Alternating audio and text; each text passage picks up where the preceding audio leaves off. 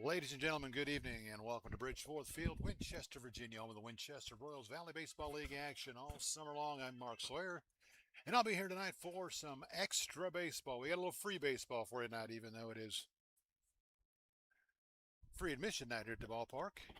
The Royals are taking on the Woodstock River Bandits. The Winchester Royals have clinched a playoff spot and are now fighting to try to clinch the Northern Division title. This Woodstock team are on the outside looking in. They're in fifth place. They trail Newmarket for that fourth and final playoff spot by a game and a half.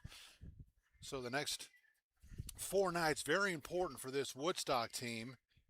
And without getting into too much detail, because I don't have a lot of details and I'll probably end up saying something that'd get me in trouble anyway, we are going to start the night off with a suspended game from the other night, Thursday the 9th at Woodstock, a game that was originally ruled a forfeit for the River Bandits has been overturned, and we will now play the last three innings of that game with the River Bandits leading 1-0 in the top of the seventh inning. The Royals will be the visiting team for this three innings.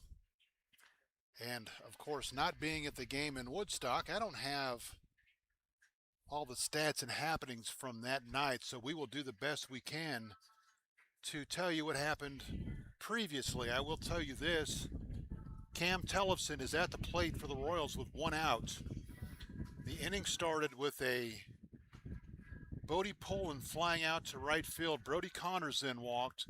Jamie Padilla then walked to put runners on first and second, and that's when all the confusion happened as the River Bandits went to the bullpen, and then all hell broke loose. And if you know, you know. Connor Claiborne is officially in the game for Woodstock. I don't know if they have made a change and he is not taking the mound, or if that's who the River Bandits are going with. We'll find that out here in a moment when they take the field. Again, Tellefson will be at the plate for the Royals. He's 1 for 3 in the game. I'll say on the night many times, even though none of it's happened tonight. For the River Bandits, through 6 innings, they have a run on 6 hits, no errors. The Royals, no runs, 3 hits. They committed 1 error, and it was a costly error as it allowed the only run to score. Well, led to the only run. The run on the board is an unearned run for the Royals. Ryan Bates, officially the pitcher of record for the Royals. He is still in the game officially, and again, once the Royals take the field defensively, we will see if he remains on the mound, but no lineup cards were brought up, so we don't have any of that information. The Bandits are on the field, so let's take a look and see who indeed that is on the mound for Woodstock.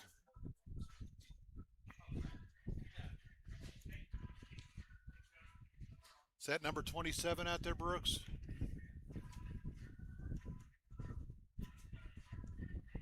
Probably not, since 27's an infielder. 17. So the River Bandits, and you may have never seen this before in the history of baseball, for the third different pitcher to face Cam Tellefson officially will step out there is now Neil Crome on the mound for the River Bandits from John Melvin Christian. And he'll be charged with getting the Royals out of this inning with no runs coming across and trying to save it for Woodstock. And again, not having been part of this down in Woodstock, I would have to look back and see who the pitcher of record might be for that game for Woodstock. And I guess I need to pull up the Woodstock side of the scores to see.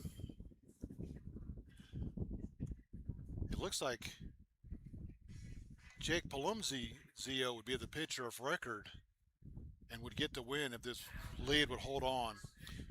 But we're ready to go now, so we will kind of walk you through and let you know what's going on and try to get you to the end of this ball game. We will play 9 after this game concludes. And again, a very important night for the River Bandits, as should Newmarket lose tonight in their game and Woodstock win both of these games, then the River Bandits are now tied for that fourth and final playoff spot. But let's get through game one before we worry about game two and the rest of the league. Cam Tellefson steps to the plate. Noah runner for our first and second, one out. First pitch to Big Cam. The runners are off of the pitch. The throw down to third is going to be not in time. So the Royals, first pitch, back in action, will double steal. Connors steals third. Padilla steals second. And now the Royals are base hit from taking the lead as that pitch was off the plate, 1-0. And so you knew the Royals have been sitting around for almost a week thinking about, well, if this game gets resumed, what are we going to do? The River Bandits will pull their infield in on the edge of the green turf. The 1-0. He squares the bunt, pops it up. It's going to get down as the runner base. The first baseman can't track it down, and I don't have a defensive chart. I didn't make a defensive chart, so I can't even tell you who their first baseman is. KJ Moon, the first baseman. I do apologize. I'm making this up as I go. KJ Moon, the first baseman for Woodstock, couldn't find it immediately, and it falls in front of the River Bandits dugout. So the Royals, you knew, were thinking double steal, thinking bunt the runner in to tie the game up, but now we'll see what they do with Tellefson. Nothing, or 1-1 the count. He shows bunt, let's go, and grounded toward the hole. It's going to be fielded by the third baseman on to first. A low throw, but in time. If he just pushes that a little bit further to the right, he gets in between the third baseman and shortstop, and the Royals have tied it up, but Connors had to hold up. Austin Ford fields and throws to first for the second out of the inning, and that'll be up to Reese Newberry to try to get that tying run in. If Tellefson could have just pushed that a little bit further toward the shortstop side, the Royals have at least tied it, if not taken the lead. First pitch to Newberry upstairs for a ball, 1-0. Newberry on the game, 0 for 3. He does have, well, it shows that he has an RBI, and I'm not sure that's possible since the Royals don't have a run. Oh, I'm sorry, it says no RBIs. Okay, the 1-1 or the 1-0. Grounded toward short, backhanded by the shortstop. Long throw across the diamond in time. So Crum comes on and retires the first two hitters of the inning, and the Royals can't get those runners in, and we'll go to the bottom of the seventh with Woodstock leading it 1-0. You're listening to the Winchester Royals, Woodstock River Bandits, and the Valley Baseball League.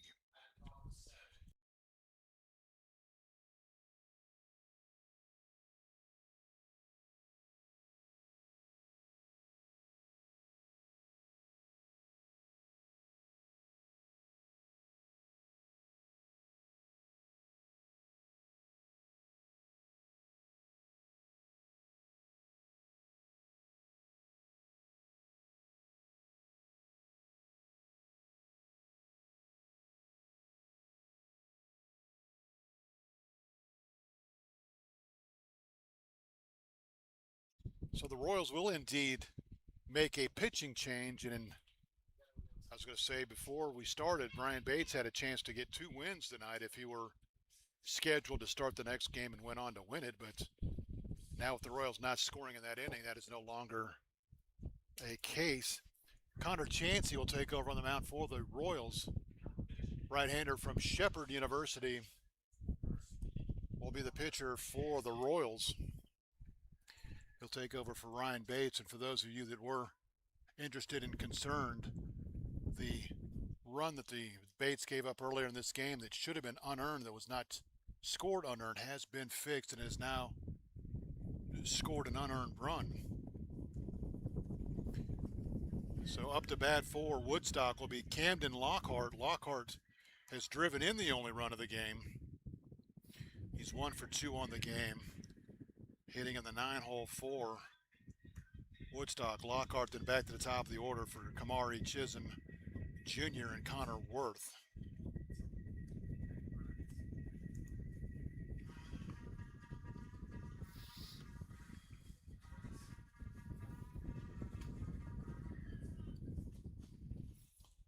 So let's see what Lockhart can do against Connor Chansey. We are now in the bottom of the 7th inning with the River Bandits leading at 1-0. Nice job by Neil Crum to get out of the inning and keep the Royals off the board Winchester had some ideas to tie this thing up, but couldn't come through. That ball ripped down the left field line. That's going to drop in for a base hit. Lockhart, who made his first at-bat as a River Bandit in this game a week ago, picked up his first hit that night, and now he's got his second, his first double as a Bandit as he smoked that right down the line, and the River Bandits have an insurance run in scoring position now for Kamari Chisholm Jr.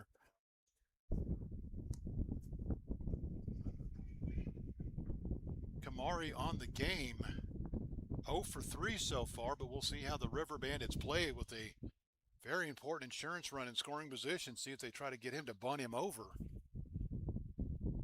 First pitch is Chisholm. He is bunting. He'll bunt it foul. 0-1 the count on Chisholm. So with this game already in the 7th inning, both teams realizing that runs are not only at a premium but very important. Trying to get those runners into scoring position.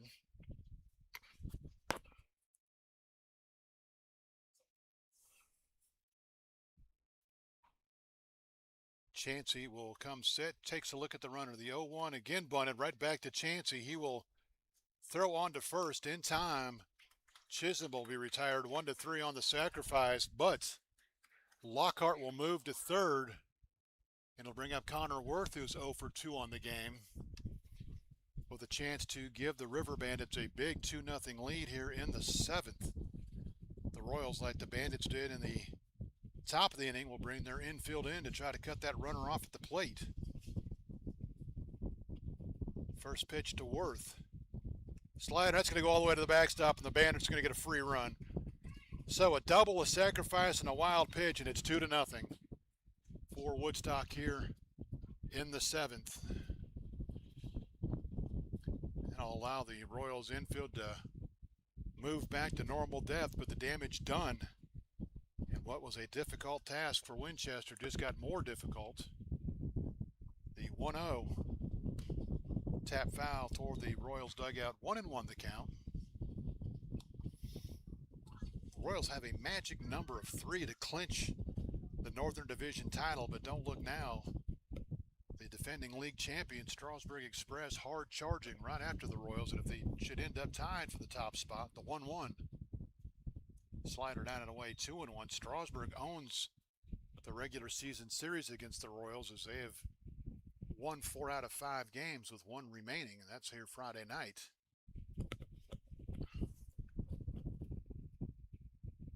The 2-1 swung on and missed, 2-2 the count.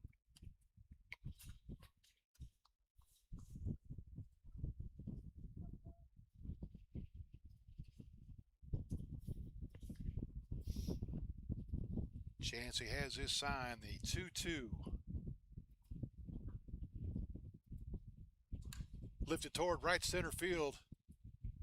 Going back on it, and he's not going to be able to get there. It's going to one-hop and jump over the fence. The Royals right fielder didn't look like he took a real great angle at it, and it got over his head and bounced over the fence for a ground rule double. Out in right field is Christian Dillard. At least he's listed as the right fielder. It's a long way to look to see, and I can't tell. It does.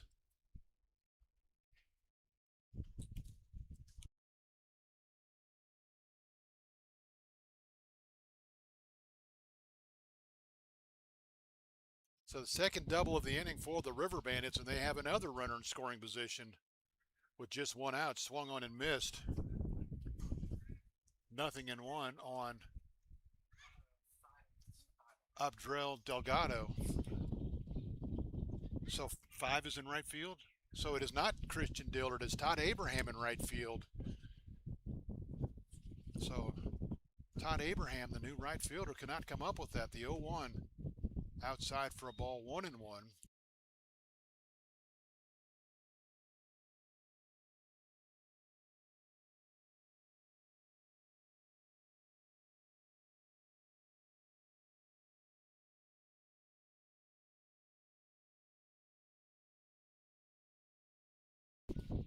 The 1-1 fouled out of play, 1-2.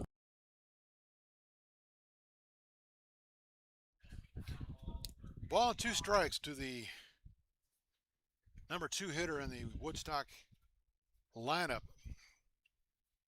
0 for 3 on the night. Trying to pick up an important insurance run for Woodstock here in the bottom of the 7th. The 1-2. Fouled out of play. Count remains 1-2.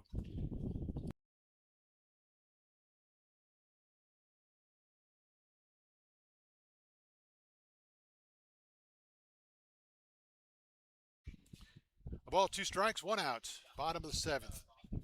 Woodstock has added to their lead. They lead it 2-0 now. In this suspended game from last Thursday night. The 1-2 swung on and missed. He pulled the string, and Delgado down on strikes for the second out here in the Woodstock 7th. I'll bring up Gio Hernandez. Hernandez 1 for 3 on the game, hitting the cleanup spot. The Woodstock left fielder. He has a chance to make it 3-0. Chancey trying to see that doesn't happen. First pitch. Tap toward third, cut off by Connors. Throw to first in time. A nice play by Brody Connors. I don't know if that ball gets to Fortman at short, if they're able to get the outs. But Connors cut it off to throw across the diamond to retire the side for the Bandits in the inning. A run, 2 hits. No errors. They'll leave a runner. Your score after 7 complete is now Woodstock 2, Winchester nothing. You're listening to the Winchester Royals and Valley Baseball League action.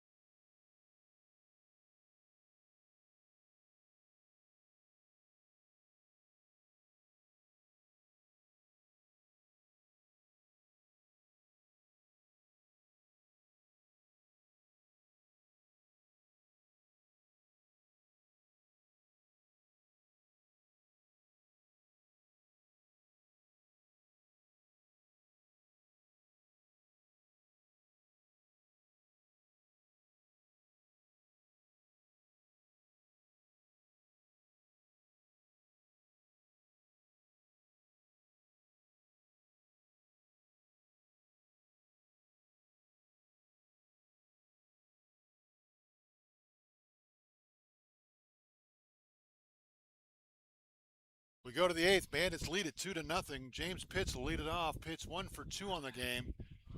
Neil Chrome trying to save it for Woodstock and get them a little bit closer to a playoff berth. First pitch, 2 Pitts. In there for a strike, 0-1.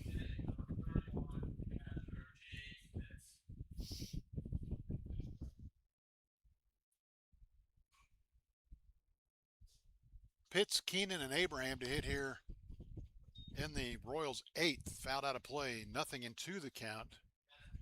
Abraham on to play right field for the Royals.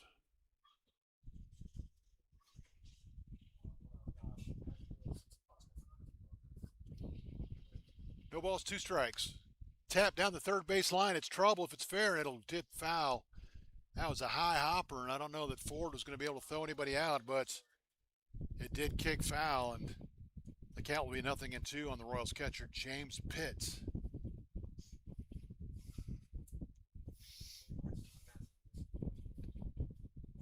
And in case anybody's curious out there listening, it is welcome to get roasted like a Thanksgiving turkey in the press box at Bridgeforth 2026, take 2. we get to do it for 12 innings tonight. Chrome sets his 0-2. Swung on and missed. He chased a breaking ball off the plate, and he is down on strikes. First out here in the 8th. That'll bring up Carl Keenan.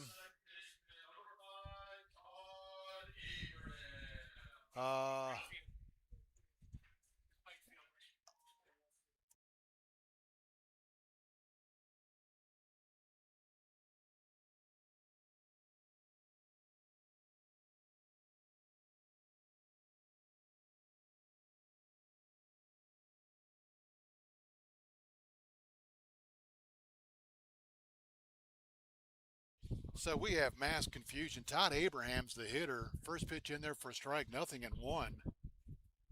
The lineup that's posted says Keenan should be up. The 0-1 that's lifted toward right field, going back on it and making the catch short of the track for out number 2.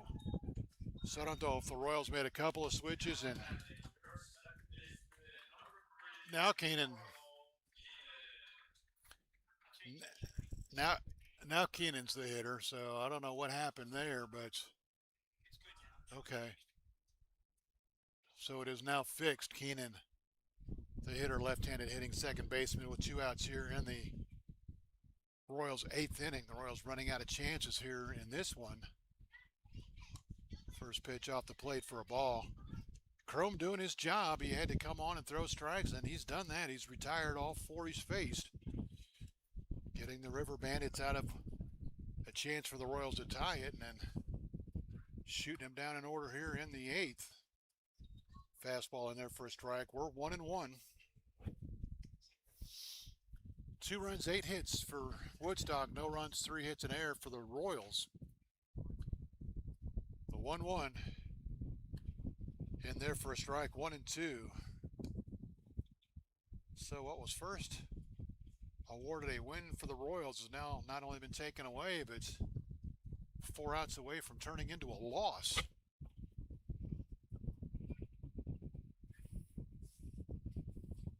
The 1-2 downstairs for a ball. 2-2.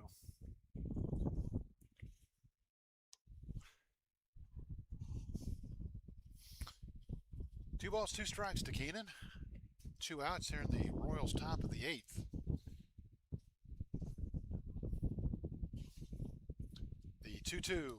Strike 3 called, and that'll do it for the Royals here in the 8th. They go in order. Keenan didn't like the call, but he is down on strikes. Keenan had something to say to the home plate umpire. Mr. Umpire has something to say back, but the Royals now 3 outs away from losing the win and getting tagged with a loss. We'll go to the bottom of the 8th. It's Woodstock 2, Winchester 0. You're listening to the Winchester Royals Valley Baseball League action.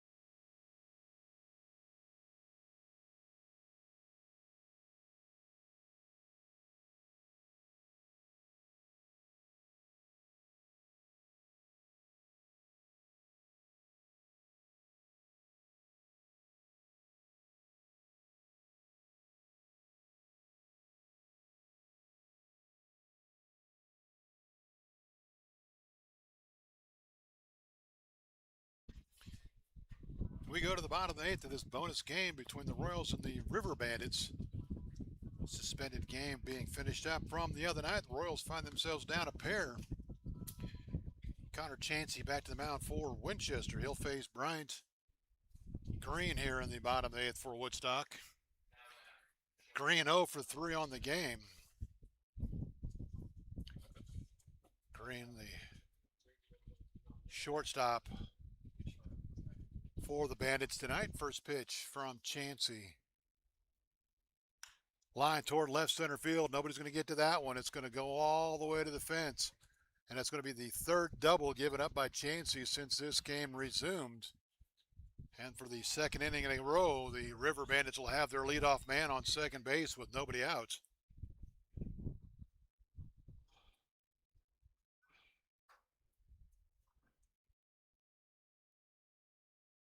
I'll bring up KJ Moon, already 2 for 3 on the game. Chance to make it 3-0. KJ, the first baseman for Woodstock.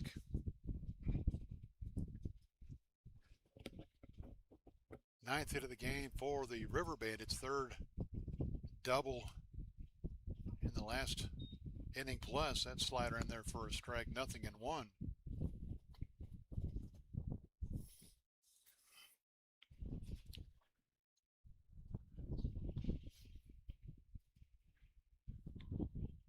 Chansey's 0-1.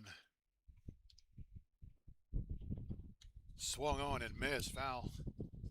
I don't think he got a piece of it. It's kicked out of Pitts' glove, but not far enough for Green to move up. 0-2 the count on KJ Moon. River Bandits have out hit the Royals 9-3. They lead it 2-0. The 0-2 to Moon. Slider will miss down and away. Tried to get him to chase, but Moon laid off of it. 1-2 the count to the Woodstock first baseman, KJ Moon.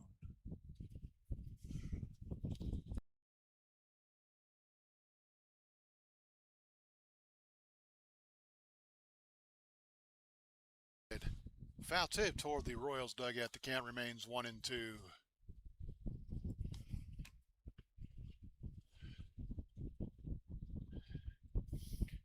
So if Woodstock can hold on to win this one, they will move to within a game of Newmarket for the final playoff spot, and then the rest of the night will determine where they are when they wake up tomorrow morning. Last time these two teams will meet in the regular season this year, the 1-2. Tapped foul to plate. We'll do it again. The Royals lead the series 4-0. It was 5-0, but that changed in the blink of an eye. The River Bandits looking to not only change what was once a loss for them, but turn it into a win and inch a little closer to the playoffs. Chansey's 1-2. Tap foul. We'll do it again. Another hard slider that Moon was able to get a piece of and fouled it off toward the Royals dugout. Nobody out. We're playing in the bottom of the 8th. Completion of the suspended game.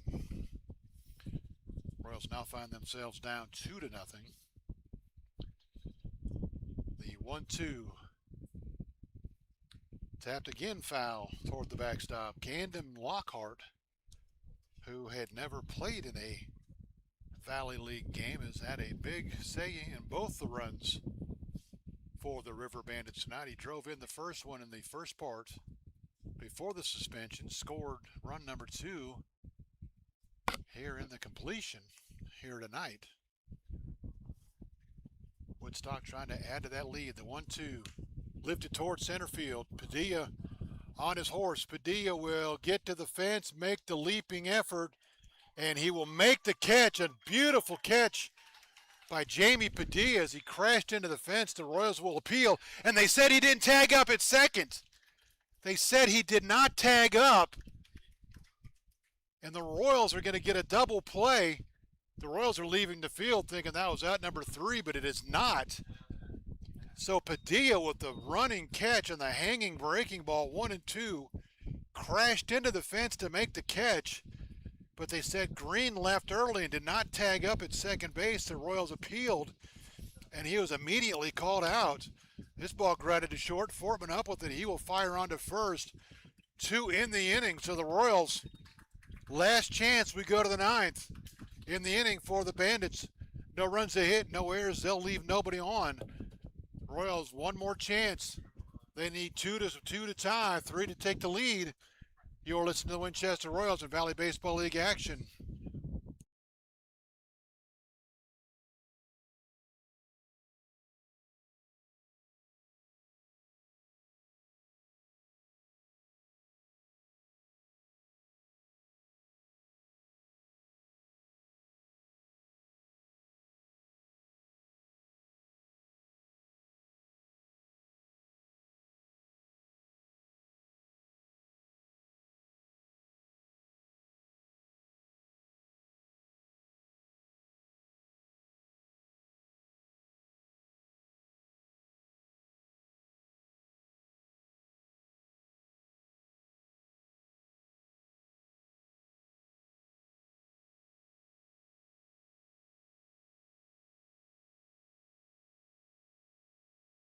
So a bizarre double play for the Royals in what has been a bizarre game all the way around.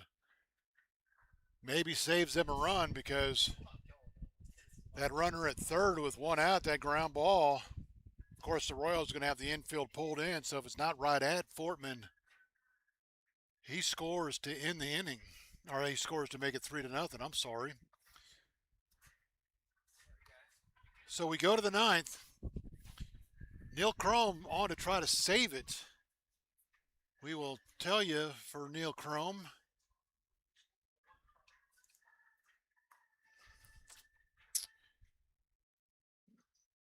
If he does get through this ninth inning, it will be his first save of the year.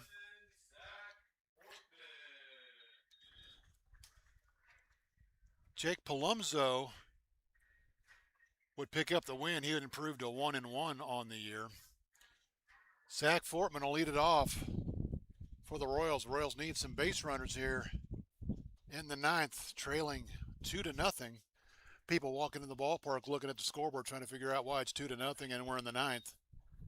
Swung on and missed, 0-1 the count on Fortman. Fortman 0 for 3 in the game. The Royals had their chance. Had runners on second and third with one out right after the game resumed, but Tellefson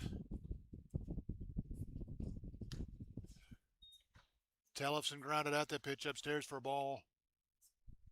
1-1. Tellefson and Newberry both grounded out to end the inning. And then the River Bandits added a run in the bottom of the seventh. The 1-1 to Fortman popped it up. The Bandits are going to give it a look, but it's going to be out of play. 1-2 the count to the Royals shortstop. Zach Fortman trying to jumpstart a ninth inning rally for the Royals here in the ninth. Again, this is the conclusion of a suspended game.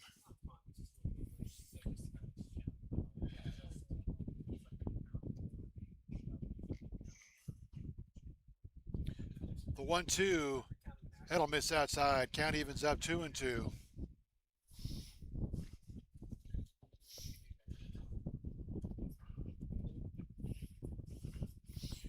Two balls, two strikes, nobody out. The Royals need to put together a little bit of a ninth inning rally. The 2-2. Credit how sharply foul toward the Royals bullpen. Count remains 2-2. Nice crowd on hand for Little League night here at the ballpark, and a lot of them probably trying to figure out why it's 7:30 and we're in the ninth inning.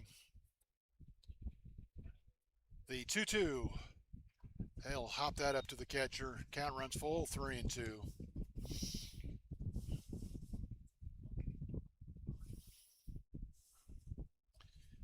You know, over the last several days, the Royals talked about it. Double steal, bunt the runner in, try to take the lead. Everything worked except for the bunt and taking the lead. Fouled out of play, 3-2.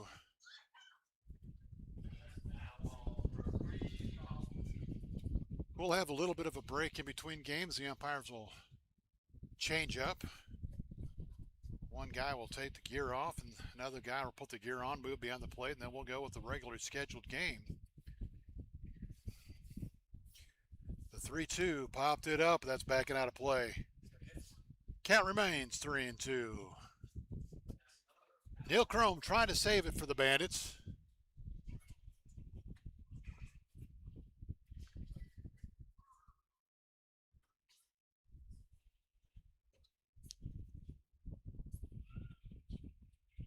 Crumb sets the payoff pitch. Swung on and missed. He might have chased ball 4. It was an off-speed breaking pitch, and Fortman down on strikes.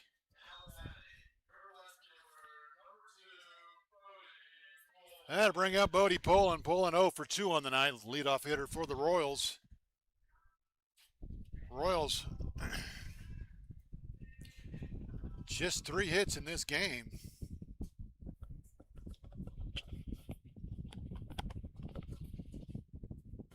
They need some ninth inning magic now. First pitch upstairs for a ball, 1-0.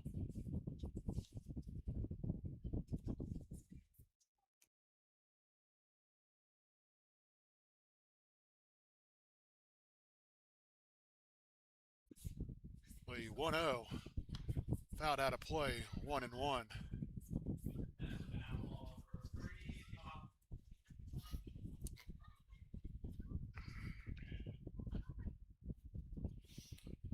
Ball to strike on the Royals left fielder, trying to get the Royals going here in the ninth. One out. The 1-1. Lifted toward right field. Should be easy for the River Bandits right fielder.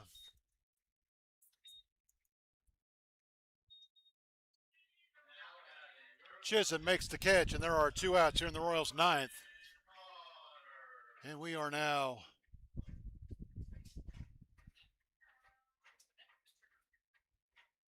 two outs. Last chance for the Royals, Brody Connors. Connors 0 for 3 on the night. And the River Bandits 1 out away from a very big win here on a game that they had originally lost by forfeits. Slider in there for a strike, 0-1.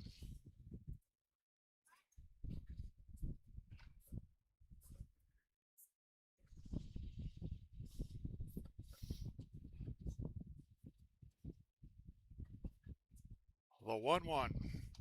That's in there for a strike, 0-2, and the Royals down to their last strike here in game number 1.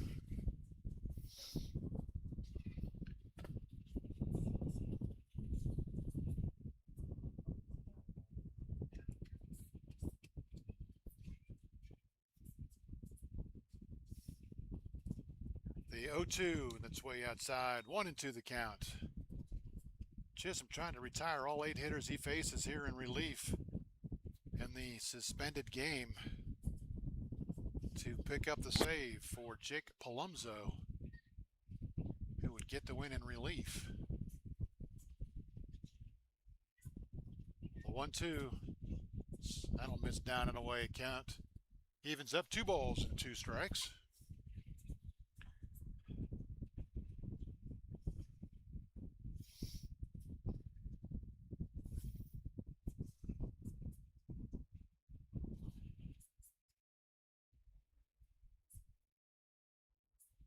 The 2-2 tapped down the third base line. High hopper forward up with it.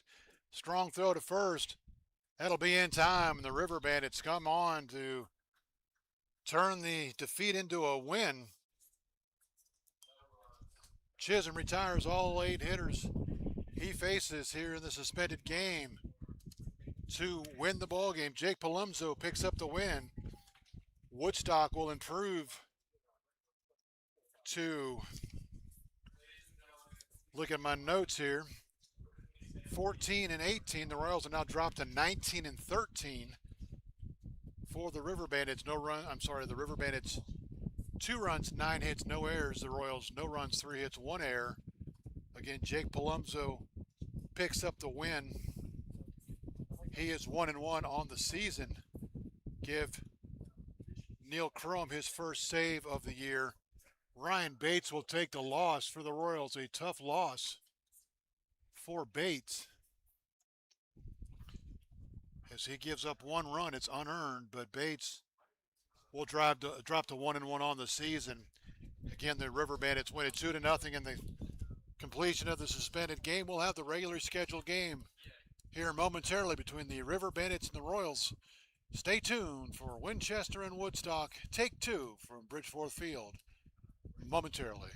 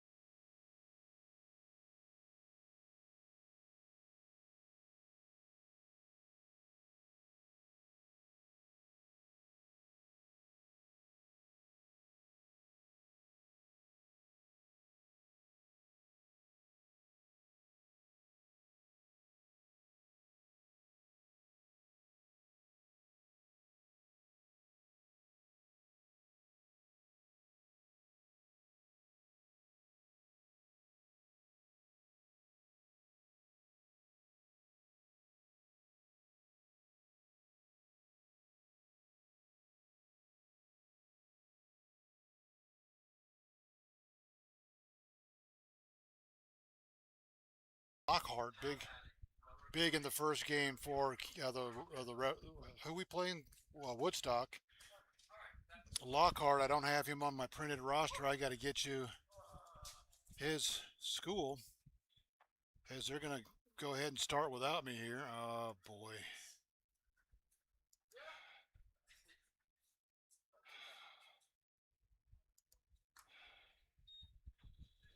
First pitch in there for a strike. Let me try to get us caught up.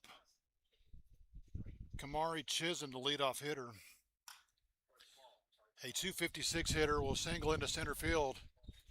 We are underway, and I'm still way behind. The River Bandits have the leadoff man on. Bryant Green from Fairmont University will be the hitter. Bryant,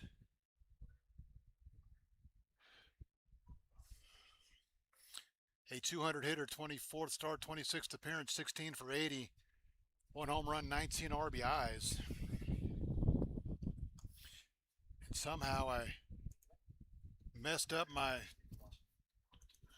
tabs here, and I've lost the River Bandits roster, so I don't have the online roster to tell me what school Camden Lockhart goes to. We're in a situation now where nothing's working.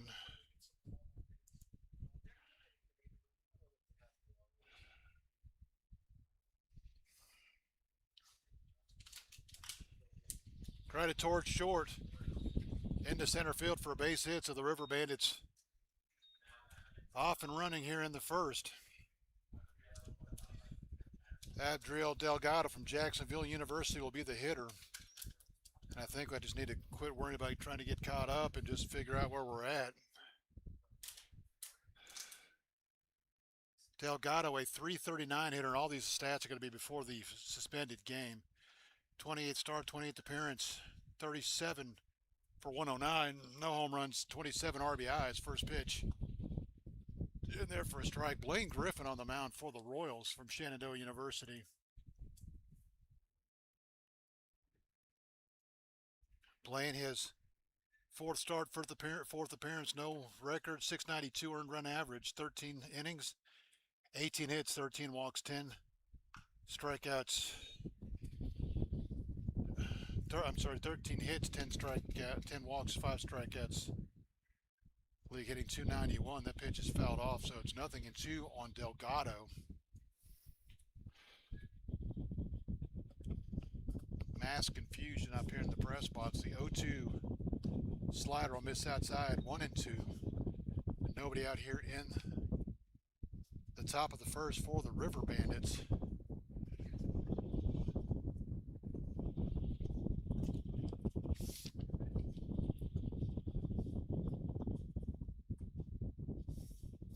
The 1-2 downstairs for a ball, 2-2.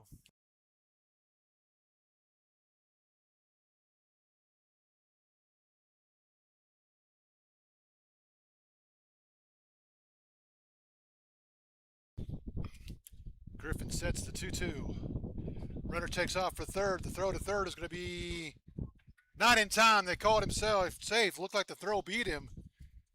Was a little high, but Chisholm will steal third. Green will steal second. And the pitch off the plate for ball 3. So the River Bandits running here in the first, trying to get on the board early.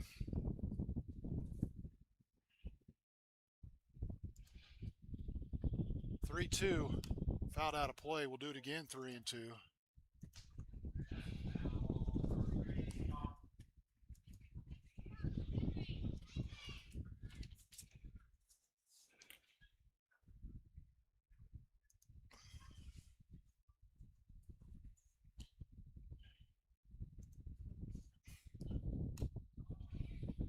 That'll miss outside, ball 4.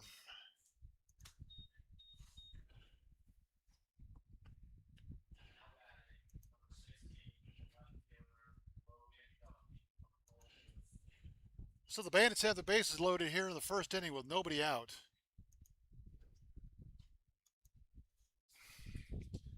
Logan Duffy will be the hitter. Duffy from Louisiana Monroe, left-handed hitter. 304 hitter, his 23rd start, 25th appearance. 24 for 79, 2 home runs, 15 RBIs.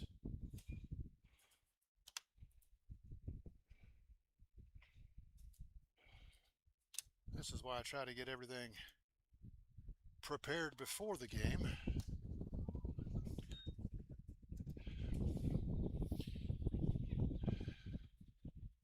Two 2-0 the count on Logan Duffy. The River Bandits have the bases loaded here in the first inning with nobody out. 2-0, that's way outside. 3-0, and Griffin in danger of walking in a run here to start the ball game.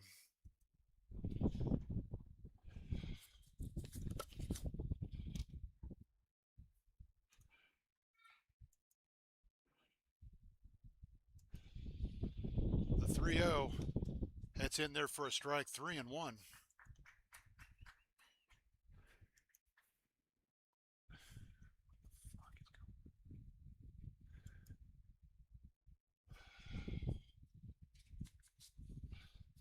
The 3-1 to Duffy. Downstairs, ball 4, and it's 1-0 Woodstock. And Griffin has retired nobody. KJ Moon will be the hitter. He's the first baseman from Augusta. A couple of hits, a couple of walks. It's 1-0 Woodstock. Still nobody out.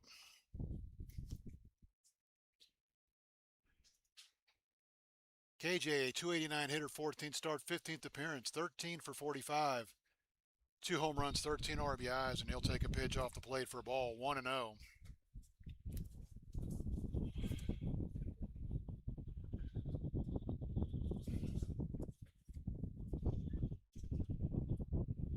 The 1-0.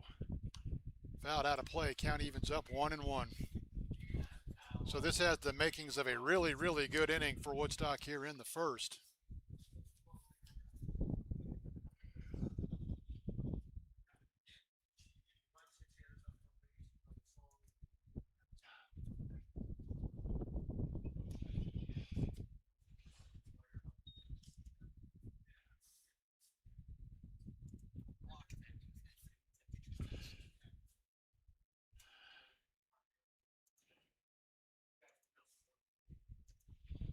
The 2-1 and misses inside. 3-1. He's in danger of walking his third consecutive and second run in.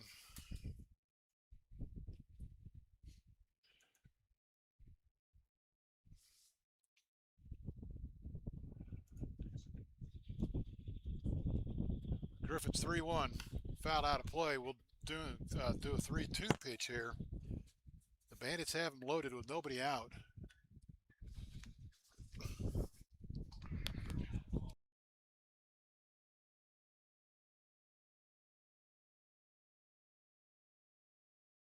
I got no water. I got to get up and get me water. Griffin peers in. He's got his sign. He'll come set to 3-2. Strike 3 called. Moon was headed to first. He thought it was ball 4.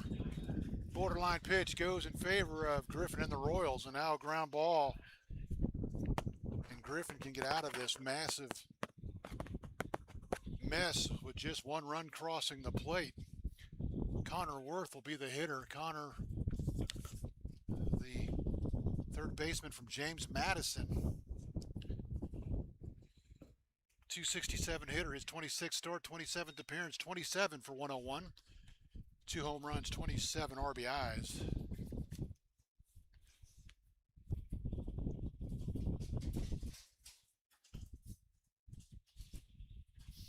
The 0-1 in there for a strike, 0-2, and Connor not sure about that pitch.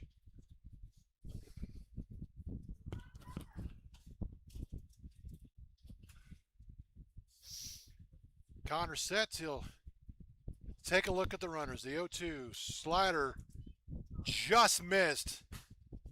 The crowd thought it was strike 3.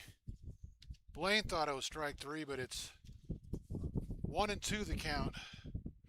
Does that help any?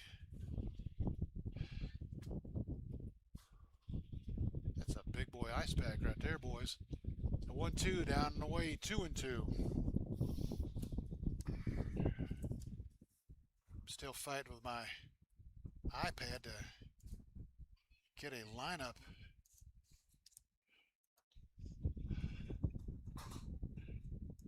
So I can tell you where poor Camden Lockhart goes to school. The 2-2.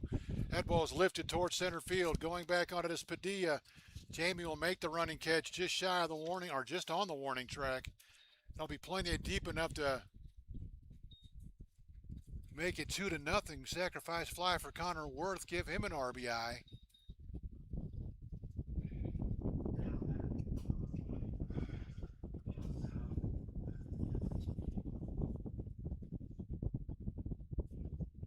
So Chisholm scored to make it 1-0. Green has scored to make it 2-0. Duffy will go to third. Moon stays at first, and now Dylan Howe from Patrick and Henry Community College will be the hitter. Howe, a 189 hitter, 14th start, 14th appearance. 7 for 37, no home runs, 5 RBIs.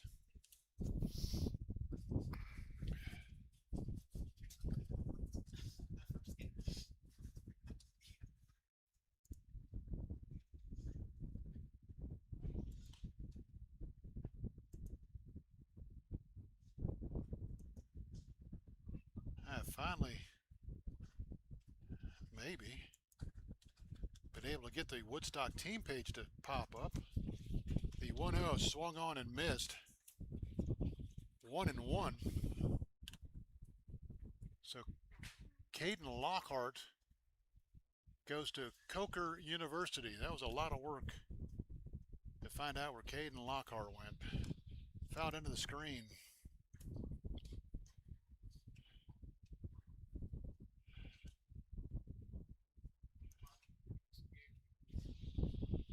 One and two, the count on Dylan Howe.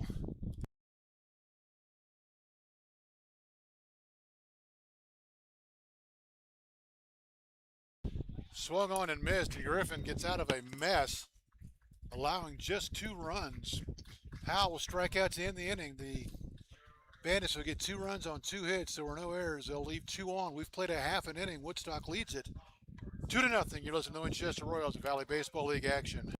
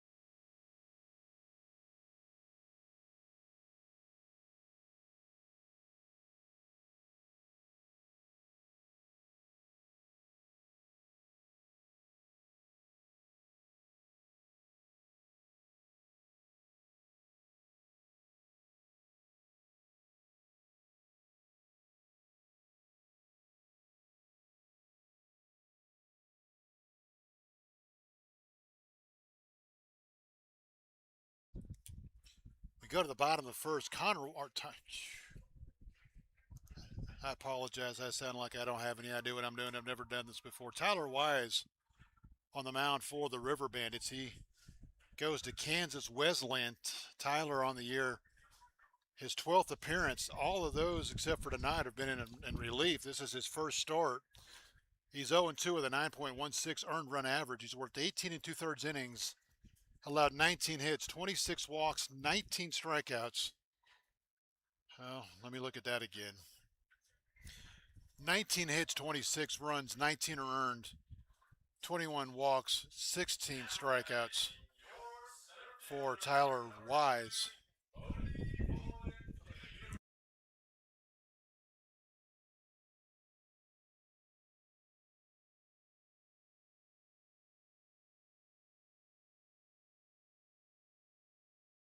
Left fielder Bodie Poland from Shepherd will be the hitter.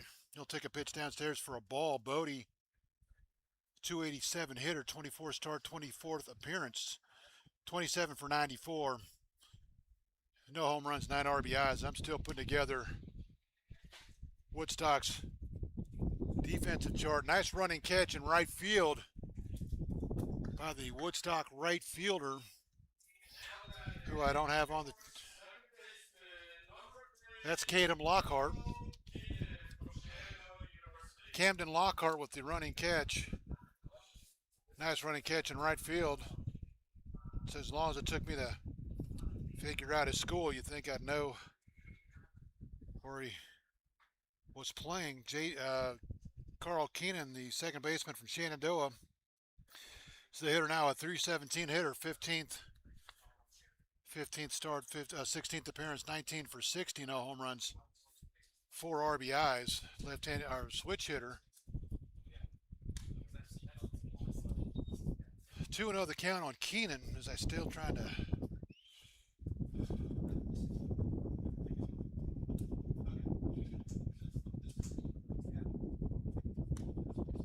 Two-0 misses upstairs. 3-0.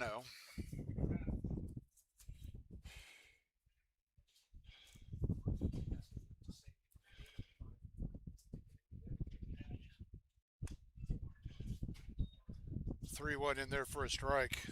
I'm sorry, the 3-0 in there for a strike. 3-1.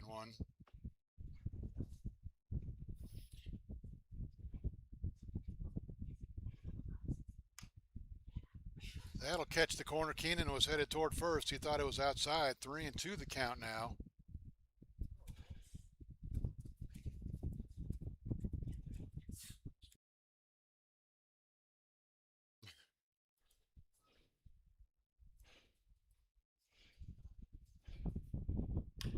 It's lined right back up the middle. It'll hit the pitcher, Tyler Wise. He'll recover and throw to first, and he is in some pain. Keenan hit that right on the button and right off of Wise's leg. He'll hobble around. Of course, they'll go out and take a look at him. Keenan will be thrown out 1-3 for the second out.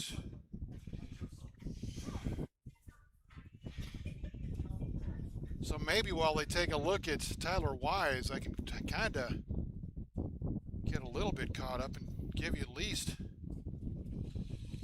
Woodstock's defensive alignment. Out in the outfield, left to right, Logan Duffy, Kamari Chisholm, Camden Lockhart. Around the infield, third to first, Connor Worth, Bryant Green, Asher Bates, KJ Moon. Dylan Howells behind the plate.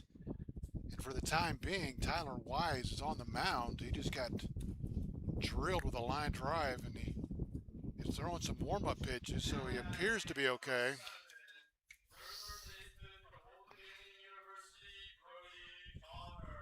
That'll bring out Brody Connors. Connors, the third baseman from Old Dominion.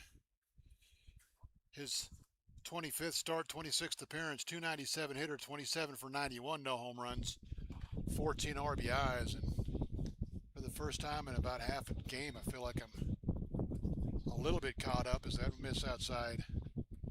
1-0.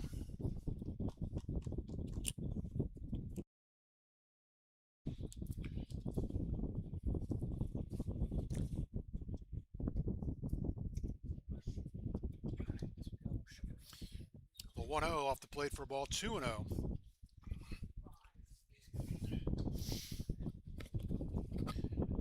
The Bandits have jumped out to a 2-0 lead here in the first inning.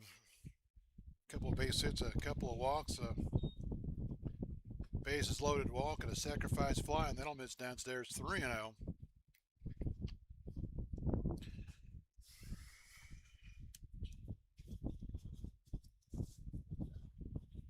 The 3-0, that'll miss down and away, and Brody will draw the 4-pitch walk.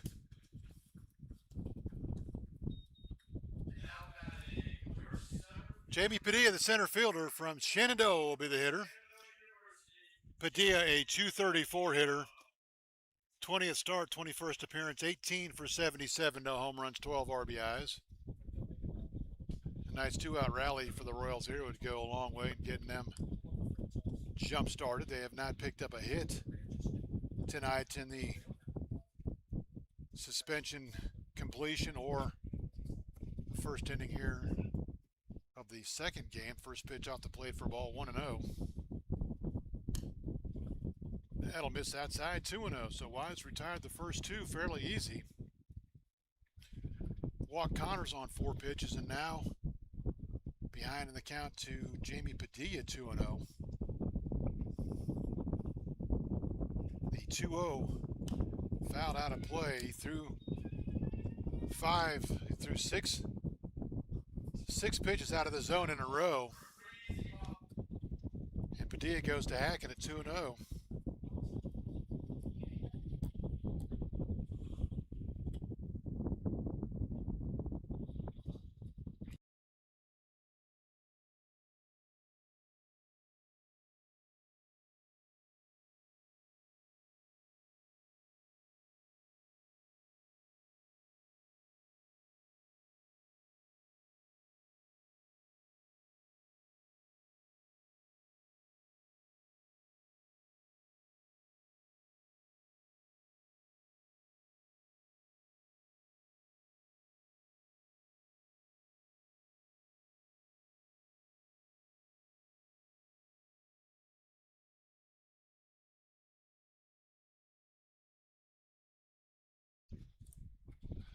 The 3-2 fouled into the backstop. That'll give Connors a head start from first base. Royals still looking for their first hit. Padilla trying to oblige. The 3-2. Strike 3 called. Padilla thought it was inside. He shakes his head, says no way, and he is down on strike. So the Royals get a 2-out base runner but can't do anything with them. No runs, no hits, no errors, a runner left. We've played an inning. It is Woodstock 2, Winchester nothing. You listen to the Winchester Royals at Valley Baseball League action.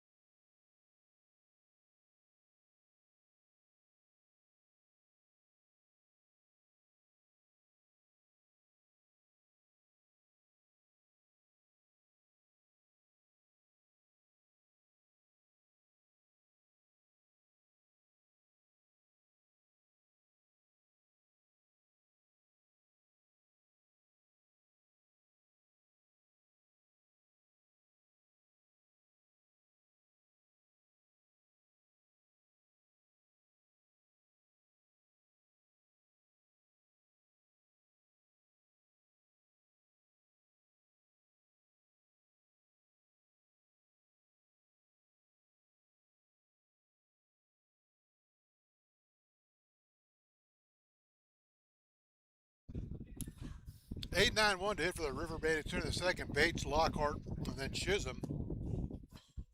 Slider in there for a strike, 0-1. Bates, the second baseman from Averett University, a 185 hitter, 22nd game, 23rd start, 15 for 81, no home runs, 12 RBIs. Right-handed hitting second baseman will lead it off. Foul tipped to the backstop, 0-2.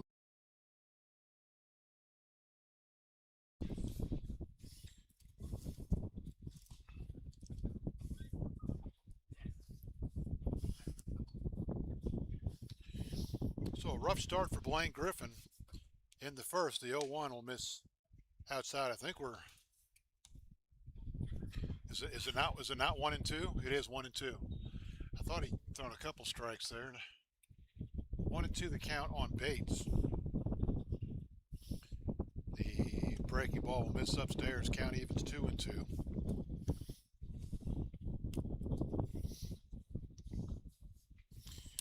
So the River Bandits have already gained a half a game on fourth place Newmarket tonight, trying to draw even for the fourth and final playoff spot. That'll miss high and tight, 3-2. First four guys all reached for Woodstock. 2 base hits, 2 walks, the 4-center run, then a sacrifice fly made it 2-0, and that's where we are here in the top of the second. Bates trying to get another rally going, and he'll swing and miss, strike out for first out here in the second.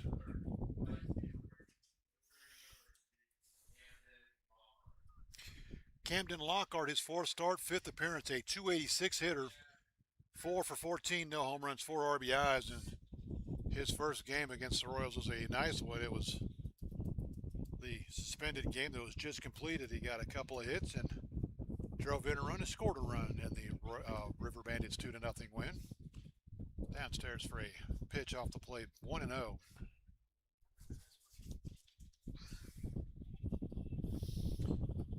That's grinded toward first, backhanded by Tellefson. He will race Lockhart to the bag and win the race. 3 unassisted, 4 out, number 2. And I think we're kind of all caught up. I don't have my lineup written down yet, but we may just go without that one tonight.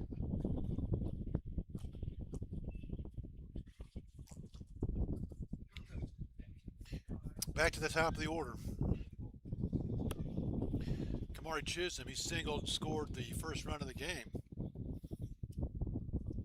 It's downstairs for a ball, 1-0. Chisholm, I don't think we told you about him when he led up the ball game. A .256 hitter, 16 start, 18th appearance, 11 for 43, 1 home run, 9 RBIs. And he's quickly had the count now, 2-0.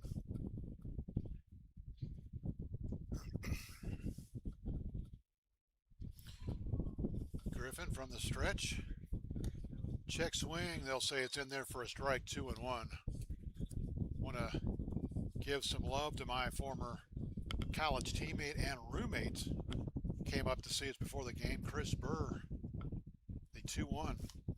That'll miss outside, 3-1. Chris, a former Winchester Royal, played here for the Kevin Anderson championship team of 1990.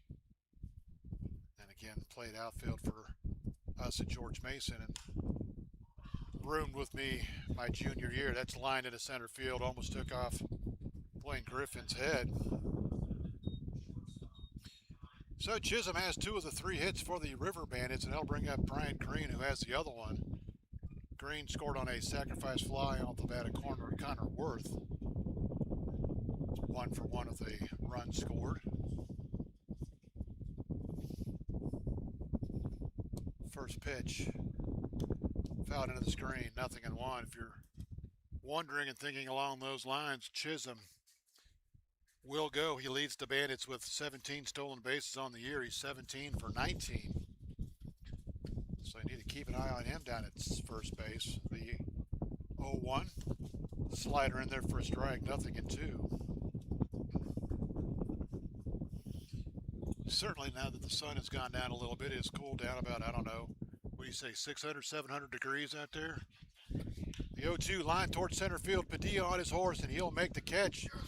An 0-2 pitch that was far too fine from Blaine Griffin, but Padilla able to bail him out and make the catch in center field to retire the side. For the Bandits here in the second, no runs a hit, no errors. They'll leave 1. We've played an inning and a half. It is Woodstock 2, Winchester 0. You're listening to the Winchester Royals and Valley Baseball League action.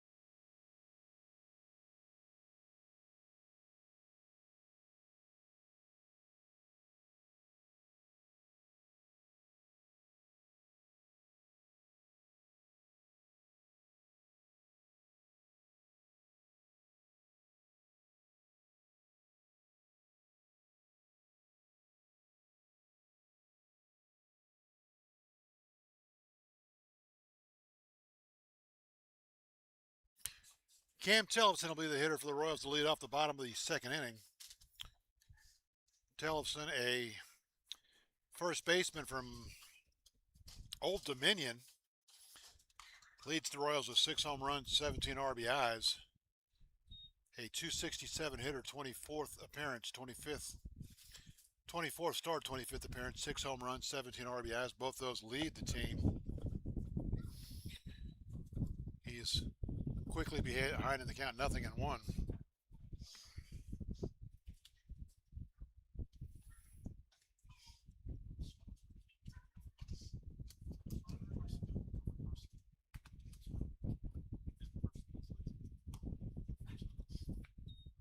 That's off the plate for a ball, 1-0. 1-1 the count. I'm being told that Percival's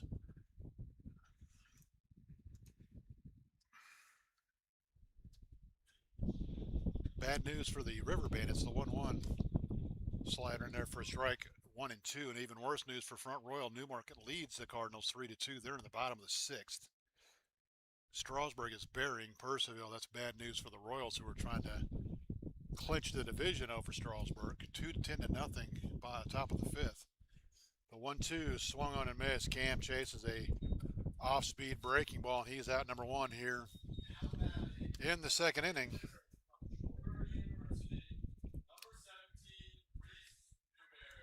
Reese Newberry, the designated hitter from Shorter, will be the hitter. Newberry, a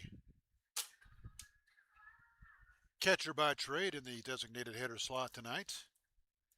A .381 hitter, his 8th appearance. 8 for 21, 2 home runs, 6 RBIs. Check swing, they said he did not go.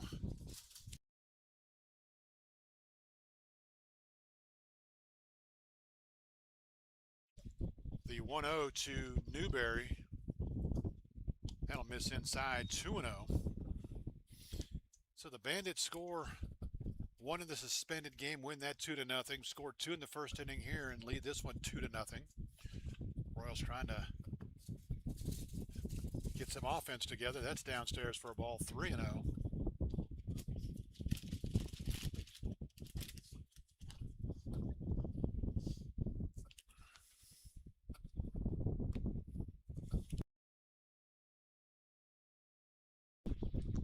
Wise is 3-0 to Newberry.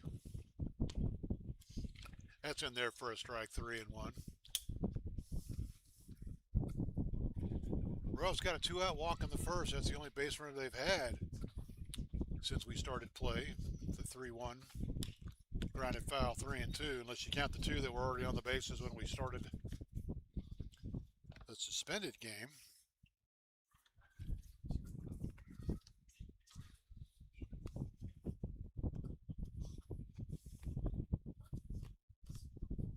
The 3-2 to Newberry. Slider down and away. They're going to ask if he went. He did not. It'll be the second walk issued by Wise.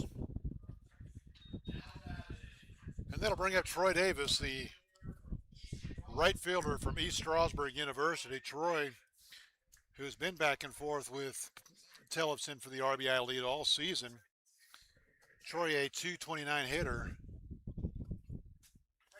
23rd hitter, or 23rd game start. 23rd game started, 25th appearance in there for a strike, 0-1. 19 for 83, 1 home run, 16 RBIs.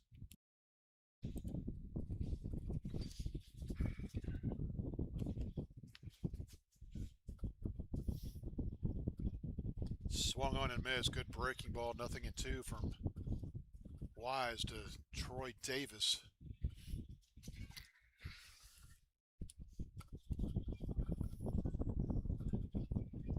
So the Royals won Sunday night in Newmarket to get it a little closer to the division title, the 0-2. And have since, after a couple of nights off, right now the offense is in neutral. You want those? 0-2 to Troy Davis. I think I'm caught up now. We'll see. The 0-2. Grounded towards short. It should be 2. Worth up with it. Throws on to first. A 6-4 double play. tailor-made for the, I'm sorry, Bryant Green at shortstop that's turned that into a 6-4 double play, tailor-made for the Bandits. For the Royals in the second, no runs, no hits, no errors. They'll leave nobody on. We've played two. It's Woodstock 2, Winchester nothing. You're listening to the Winchester Royals Valley Baseball League action.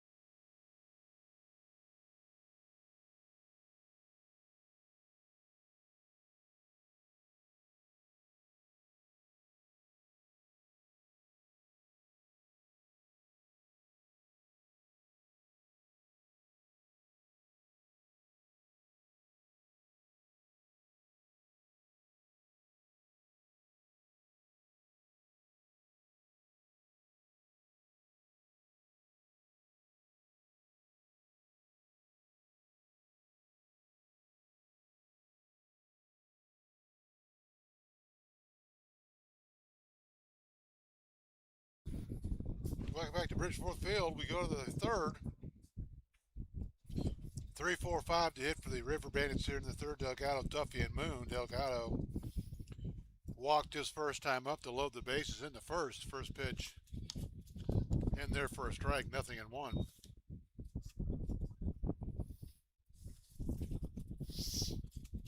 Royals on the road tomorrow night at Front Royal before coming home Friday night for the regular season home finale to take on Strasburg. That's off the plate for ball 2-0. Find out where you River Bandits fans are at tomorrow night.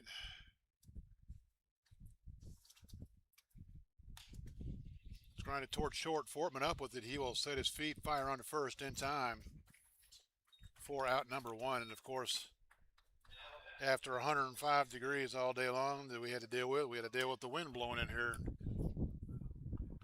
causing chaos.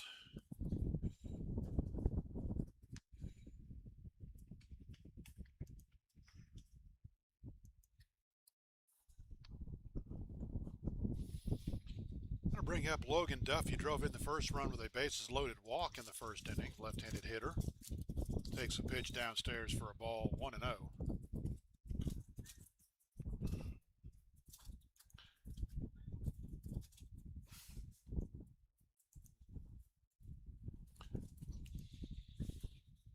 The 1-0, grounded foul. Down the first base side, and I tell you what, this league website is giving me fits tonight.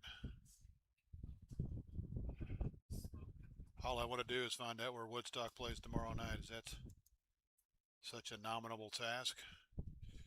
They'll play two in Culpeper tomorrow night, Covington and Culpeper, but that doesn't affect either one of these ball clubs. The 1-1, that's upstairs for ball 2-1. Woodstock returns home for a huge game for them. They're at home tomorrow night to take on the Newmarket Rebels. With those two teams fighting for the last playoff spot in the Northern Division. Could be tied when those two teams meet tomorrow night, depending on what happens tonight. Or Woodstock could be 2 games behind. Right now they lead this one 2-0.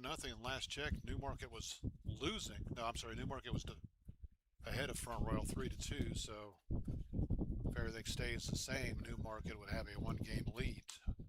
Fastball misses down and away. 3-2 the count on Logan Duffy. And of course, as always, I My good buddy Craig Orndorff down in Woodstock will have the call for you River Bandits fans. The 3-2 lifted toward left.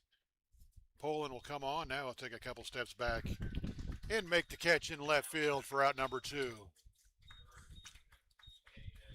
KJ Moon struck out looking his first time. He thought he had a bases loaded walk and it was going to be 2-0. But was given the old heave-ho and headed back to the dugout for out number 1 of the inning. He'll hit now with 2 outs and nobody on. Griffin settling in after a rocky first inning. Slider will miss. Inside and downstairs, 1-0.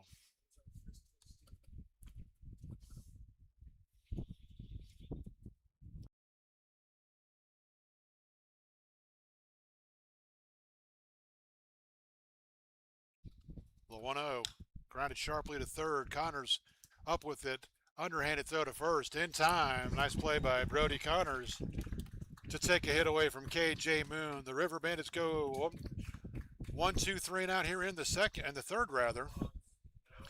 We've played 2.5. It is Woodstock 2, Winchester nothing. You're listening to the Winchester Royals and Valley Baseball League action.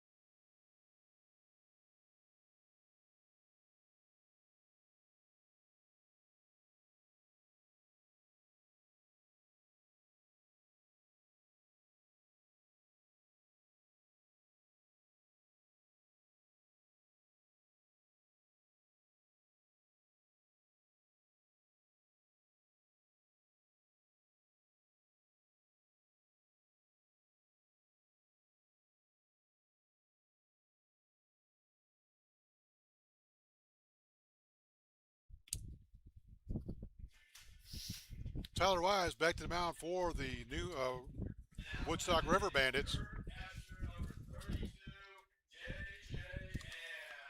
J.J. Hand will be the catcher. J.J. Hand is the catcher. He'll be the hitter.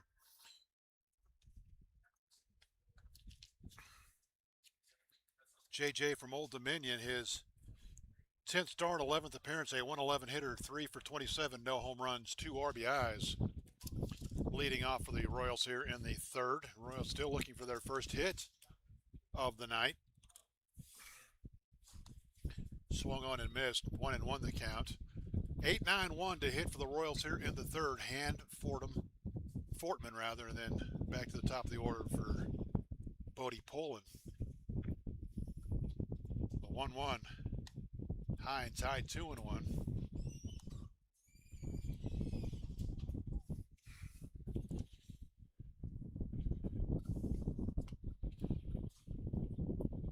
The 2-1 from Wise. That'll catch the inside corner. Count evens up 2-2. I think JJ thought that might have been a tad bit in.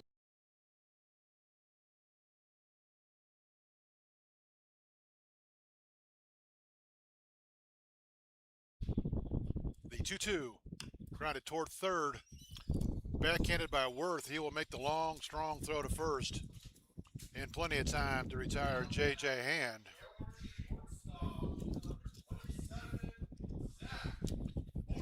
Zach Fortman from the University of South Shawnee will be the hitter. Fortman, number 9 hitter in the Royals lineup. 232 hitter, his 23rd start, 25th appearance, 19 for 82, 1 home run, 15 RBIs. Trying to get this Royals offense going here. That ball's lined into left field for a base hit. There's a base hit. So Zach Fortman, he races that 0 in the hit column for the Royals, and he'll be a 1-out base runner for Bodie Poland. Bodie made a bid for a base hit in the first inning. He flared one to right, but a nice running sliding catch by the right fielder Camden Lockhart kept him off the base paths. Bodie 0 for 1 tonight. Fortman at first for the Royals, 5 for 5 in stolen base attempts. Bodie takes a pitch in there for a strike, 0-1.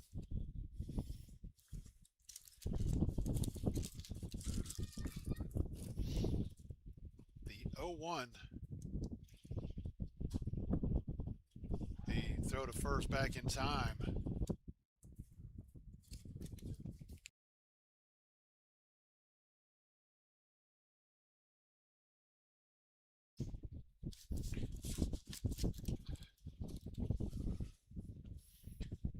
The 0-1. Downstairs for a ball. Count evens up 1-1. For you fans that are not here at the ballpark home listening, it is that time of the year for the Royals to hand out end of the season awards, and obviously one of the most popular is the Royals fan favorite, the 1-1 to Bodie. Downstairs for ball 2-1, and I know both Royals Facebook pages have a link where you can go online and vote for your favorite Royal, including, I know Bodie is one of the candidates, the 2-1. That's going to be lined into right field for a base hit. Fortman rounding second, and he is going to cruise into third. The Royals have him on the corners with one out. But to finish that thought, everybody encouraged to vote. Everybody can vote one time. And if you can't get it to work on one of the two Royals Facebook pages, I know it's on both of those, but you can also go to the Royals website and vote for your favorite Royal, as those announcements will probably be made. I don't know if they'll be made at Friday's game or game one of the playoffs, but that is upcoming, and I know the Royals always appreciate the fan favorite vote. The first pitch to Keenan in there for a strike, 1-0. Carl hit one right on the button, but right off of Tyler Wise's leg. Tyler was able to recover, find the ball, and throw Carl out at first to take a hit away from him. The 1-0. That's outside for a ball, 2-0. Poland leads the Royals in stolen bases down at first base. He is 12 for 12 on the season. You know, the Royals would like to have that tying run in scoring position and see if they can't tie it up with one swing of the bat. The 2-0 from Keenan, or the 2-0 to Keenan rather, swung on and missed. 2-1. Wise obviously still on the mound for Woodstock. Front Royal is not dead in the water yet, but a loss tonight would make their playoff hopes really, really, really slim. The 2-1. That'll miss downstairs, 3-1. Woodstock, they've been up and down, back and forth. They'll have stretches where they play really well and stretches where maybe not so well, but it looks like they're starting to play well again at the right time. That's grounded foul. Looked like maybe ball 4 that Keenan hopped it over the Woodstock dugout. Again, the last time these two teams will meet in the regular season, the Royals lead the season series 4-1. So they have won the season series, but more importantly, they're trying to shave some numbers off of that magic number to win the division. The 3-2. That'll miss downstairs, and the Royals will have them loaded. So J.J. Hand grounded out to lead off the inning, a couple of base hits and a walk.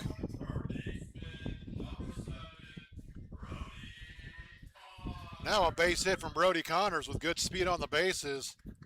Could very well tie this game. Brody walked his first time up.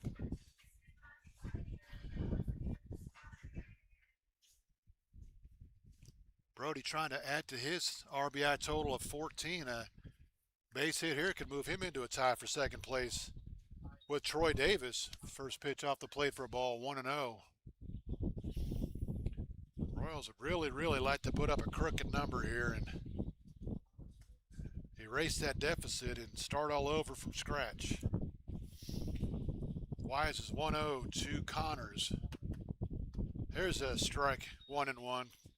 Breaking ball in there. Looked like Brody might have been taken all the way looking for a 1-0 fastball. Didn't get it. There is a right-hander up and getting loose in the Woodstock bullpen.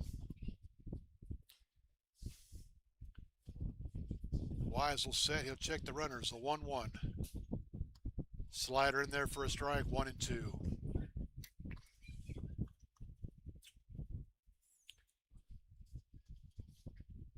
Last thing Brody can do here is a strikeout. The second and last thing is tap one toward one of their middle infielders to ground into a double play.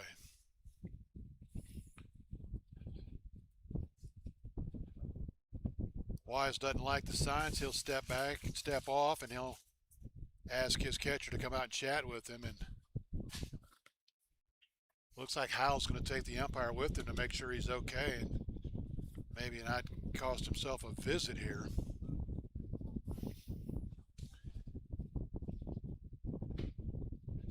So maybe Howell saw something and they're going to say that is no visit. So I guess Howell just checking on Wise to make sure he's okay. Any other trip to the mound would have been a visit charge to the River Bandits, but the umpire says no visit, so we'll continue here. 1-2 the count on Connors. That's grounded sharply down the third base line, but foul. He just missed clearing the bases down the third base line. Worth made a dive for all he was worth, but it was foul. Just out of his reach, the count remains 1-2. Oh, if Brody can run one up one of the alleys. Good speed on the bases. The 1-2. Tapped high hopper to short second base. He's going to try to play it off the high hop, and he's not going to get there. I don't understand that one. Bates came up to play the high hop and then took another step back to play another high hop. And by the time it came down, Connors beat it at first. Everybody's going to be safe. Now the Royals will have a bases loaded with a run in, and only down a run now is Fortman scores to make it 2-1. Give Connors an RBI single. And the Royals still have him loaded now with nobody, or with one out for Jamie Padilla, who struck out looking his first time up. Check swing, he did not go. 1-0.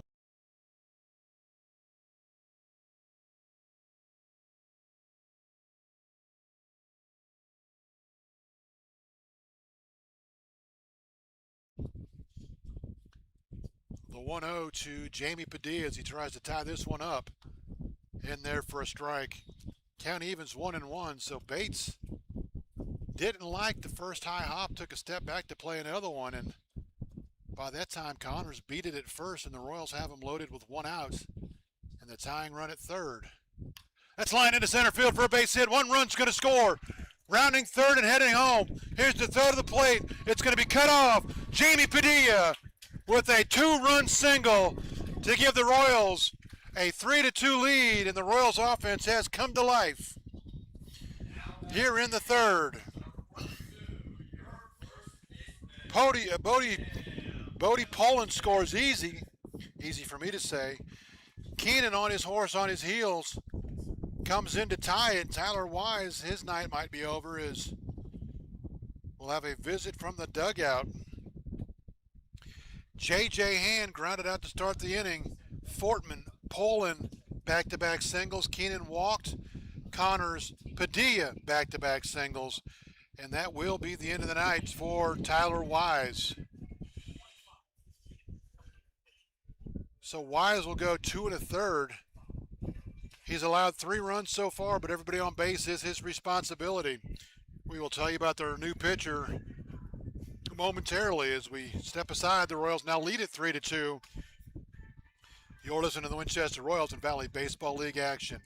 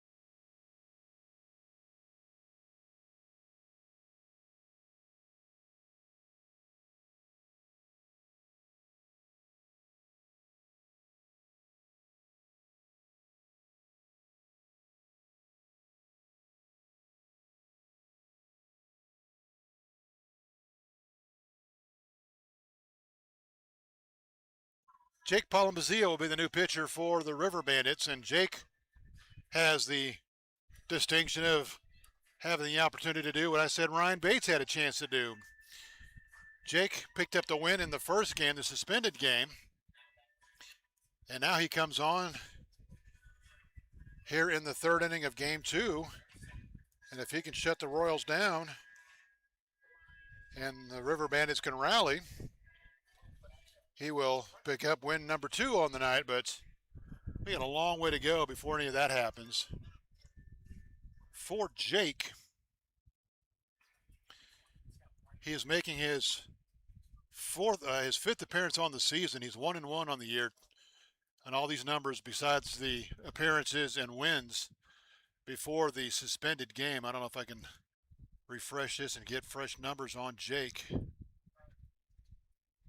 Probably shouldn't have done that because that'll screw everything up. Okay, we do have updated numbers on Jake. Jake, his fifth appearance, he's 1-1 with a 6.75 earned run average. He's worked 6 2/3 innings, allowed 7 hits, 5 runs. They're all earned. 8 walks, 6 strikeouts. He's allowed 4 extra base hits, 2 home runs, 2 doubles. The league hitting .280 against Jake Palambazio for the River Bandits. He'll face Cam Tellefson. He'll take a pitch off the plate for a ball, 1-0.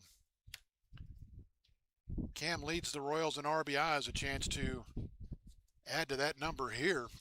The runner in scoring position at second base.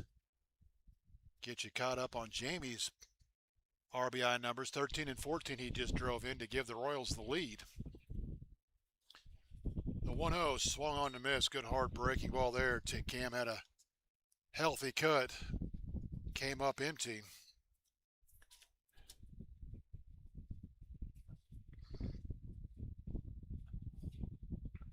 I apologize to Jake and any of his family that might be listening along the line if I'm butchering his name. The 1-0, or the 1-1 rather, fisted into the screen.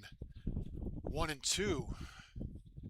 The count now on big Cam Tellefson, the Royals first baseman from Old Dominion.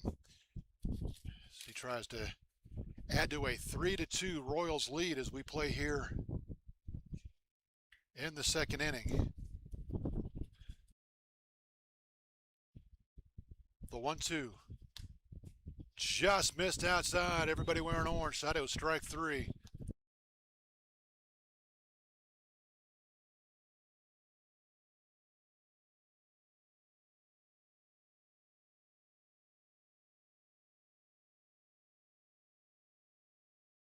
The 2-2 to Cam. Swung on and missed. He threw a fastball by him, and Tellefson down on strikes for the second out of the inning.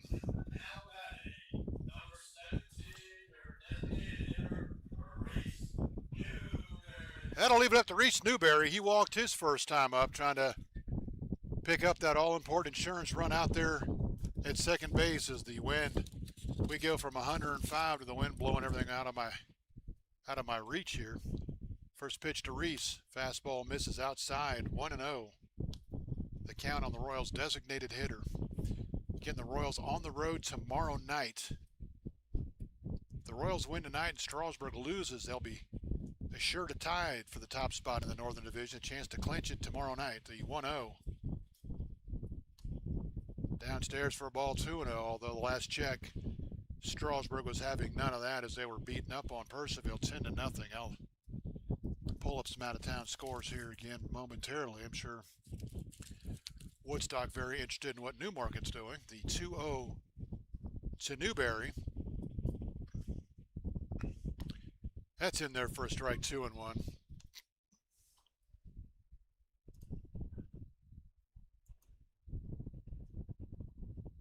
Newmarket continues to lead Front Royal 4-2. They're in the top of the 8th, so the Cardinals not doing the River Bandits any favors tonight. The 2-1 to Newberry. And will miss outside, 3-1. Covington leads Waynesboro 5-2. They're in the bottom of the 5th. Culpeper trails Charlottesville 4-2. They're in the bottom of the 8th. It is now 12-0. Strasburg leads Purcellville. They're at the top of the 6th. The 3-1. That ball hammered toward left field, but coming on and making the running, sliding. He dropped it. He dropped it. Duffy came on, made the sliding effort, had it in his glove, and it fell out on the slide. That ball off the bat sounded a whole lot harder than it was. Duffy read it well. He came on and made the sliding effort, but could not come up with it. Connors is going to score to make it 4-2, and Newberry will be credited with an RBI base hit.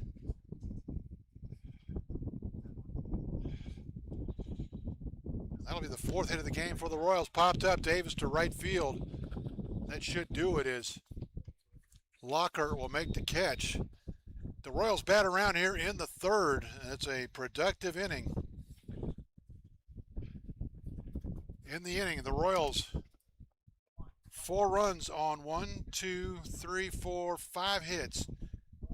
No Woodstock errors, and the Royals will leave 2 on base. Your score now after 3 complete.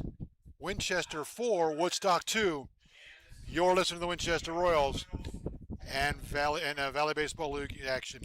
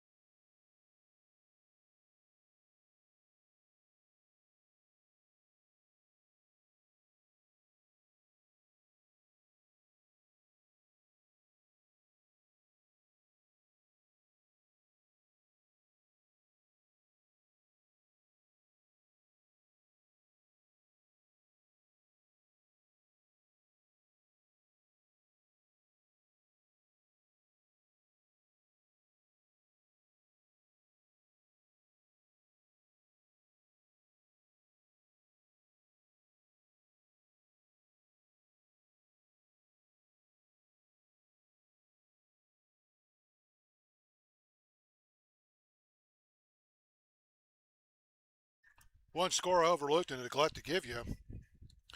Harrisonburg trying to fight their way to the playoffs. They are beating up on Stanton tonight 12-3. They're in the bottom of the 5th. We go to the 4th. Royals with the lead for the first time tonight. Blaine Griffin will take the mound with his first lead of the night. He'll face 6, 7, 8 for the Woodstock River Bandits here in the 4th. Worth, Howe, and Bates first pitch. Off the plate for a ball, 1-0. The 1-0 swung on and missed, 1-1. So after a rocky first inning for Blaine Griffin, he has settled in rather nicely, and his offense has responded with a 4-run inning to give him the lead here.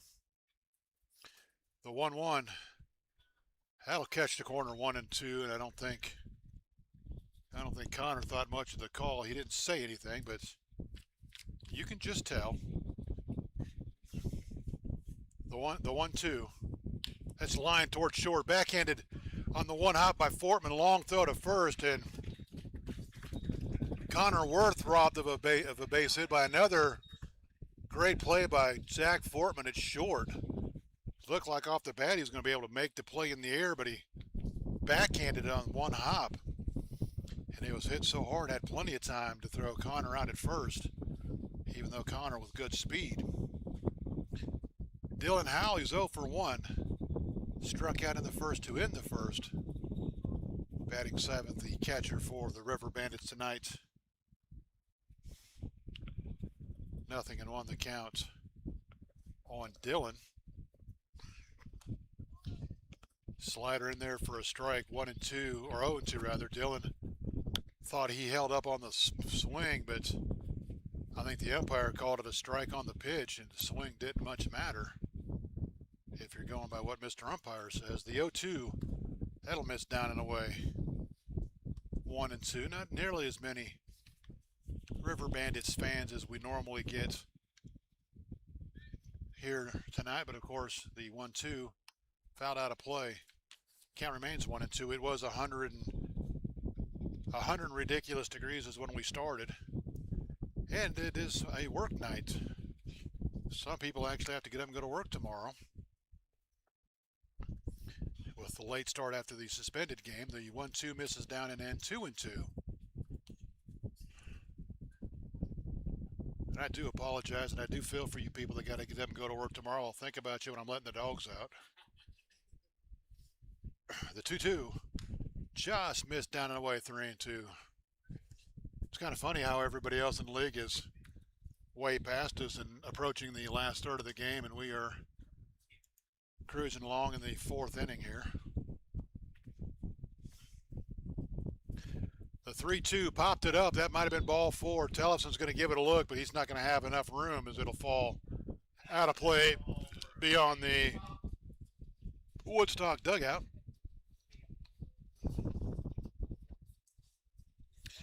So the Royals bat around in the third inning, pick up 4 runs, and now lead at 4-2.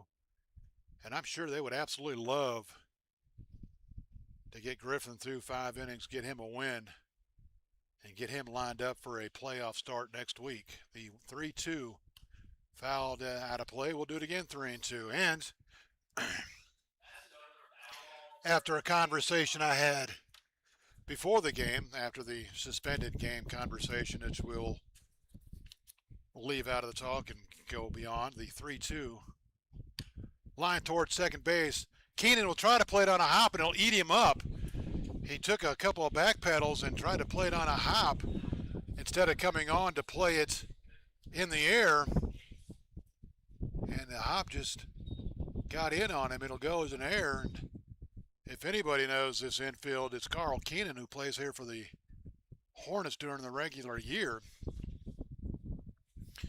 But he will pick up the air, and there'll be a runner first with 1 out. What I was getting at, the first pitch to Bates out of play.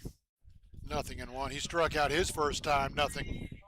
The playoffs are now scheduled to start next Tuesday, with the number 1 seed and number 2 seeds in each division hosting the 3 and 4 seeds.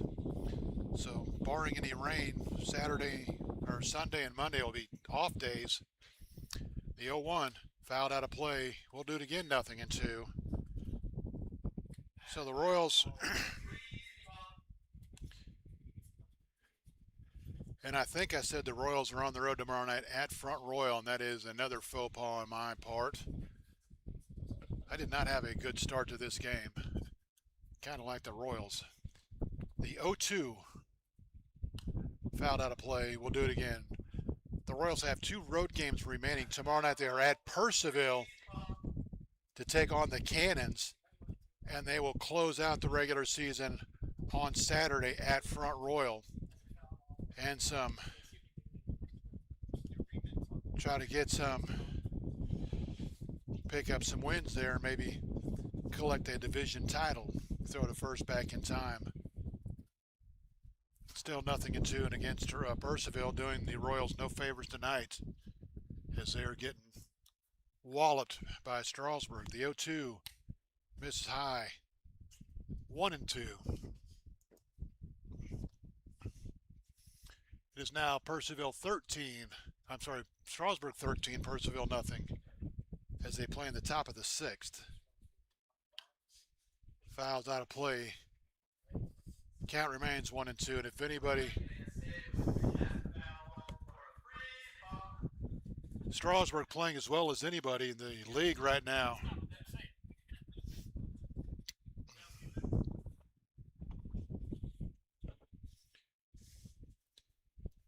The 1-2 just misses inside. Count evens up 2-2. There is 1 out here in the 4th inning.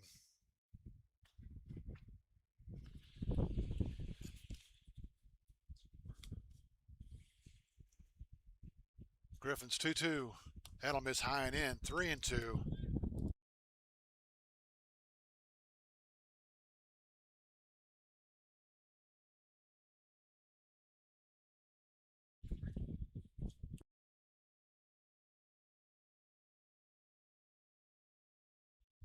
The 3-2. Slider misses down and away, and after getting ahead in the count 0-2, Griffin walks him. That'll bring up Lockhart, who, hitting in the 9-hole, does not have a whole lot of experience, but he sure has enjoyed playing Winchester.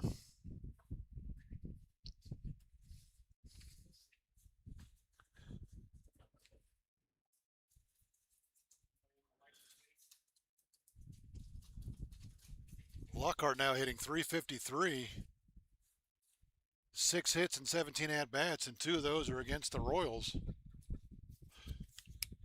Griffin and the Royals really love to get a ground ball here to get out of this.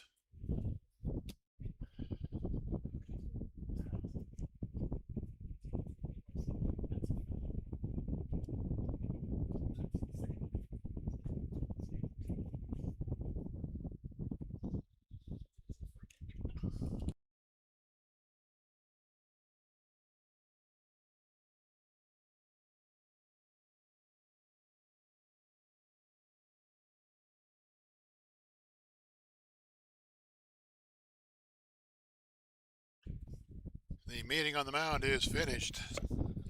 Blaine Griffin will remain on the mound for the Royals. Camden Lockhart grounded at first. His first time up, he doubled in the suspended game to help the River Bandits get to a 2-0 lead. First pitch to Lockhart. That'll miss upstairs, 1-0, and the Royals would love to get Griffin through 5, but right now he's struggling a little bit here in the 4th, so we'll see how they do it. Blaine, the 1-0. That's downstairs for ball 2-0, and I got to believe if he doesn't get Lockhart here and we go to the top of the order with 1 out and the bases loaded, we might see a new Royals pitcher.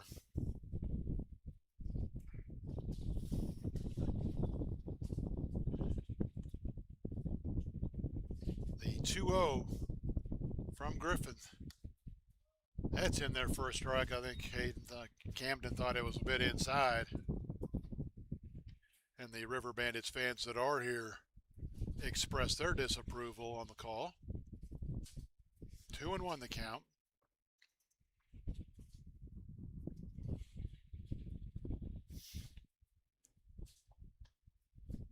That'll miss inside, and it hit him.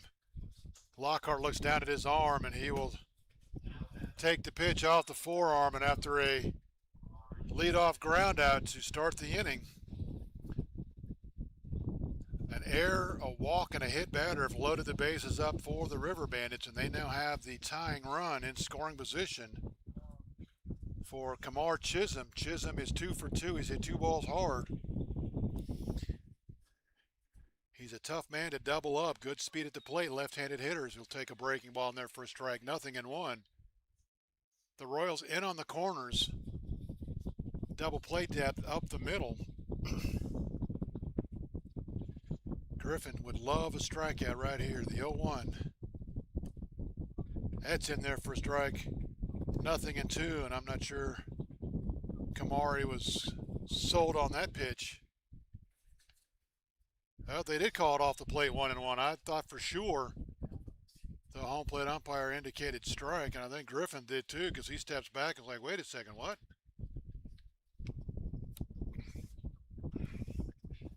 So 1-1 the count, not 0-2. A big difference. That'll miss high and away, 2-1. Looks like the air's kind of rattled Griffin a little bit. He's having troubles with the strike zone since the 1-out air started all this to 2-1. That's going to miss down and in, and now he's a pitch away from forcing in a run and sending the tying run to third base for the middle of the order.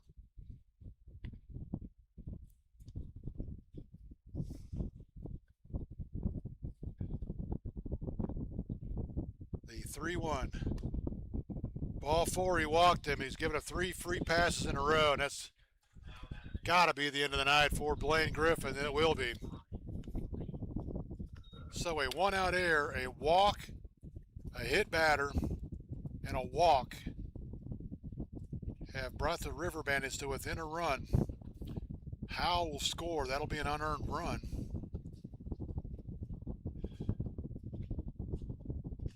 Give Chisholm an RBI, and he'll be the last hitter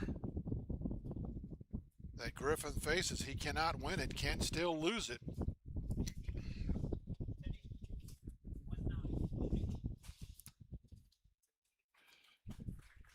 The new pitcher for the Royals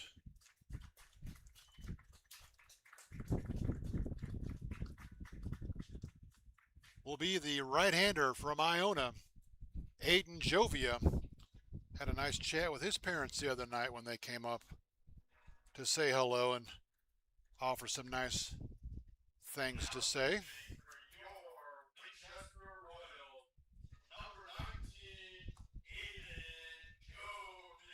So Griffin can't win it. He can lose it if the guys on base all come around to score.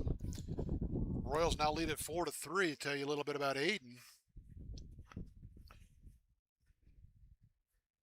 Jovia is making his 9th appearance. He does have 4 starts. He's 1-1 on the season.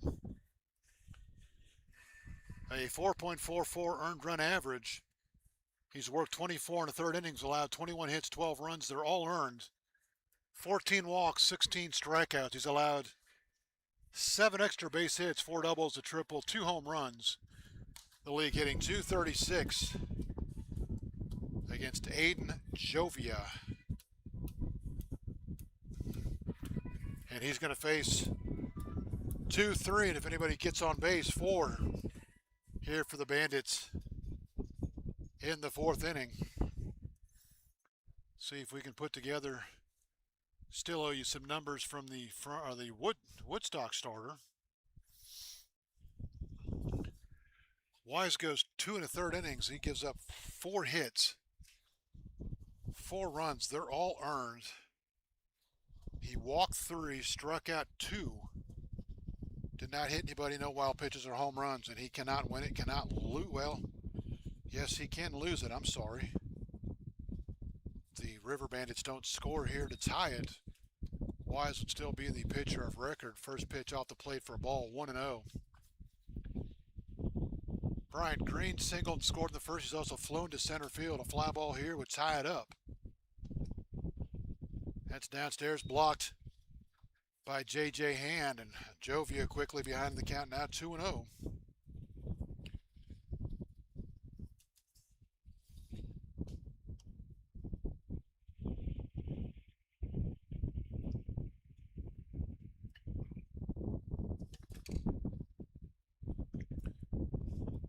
The 2-0, that'll catch the outside corner, 2-1.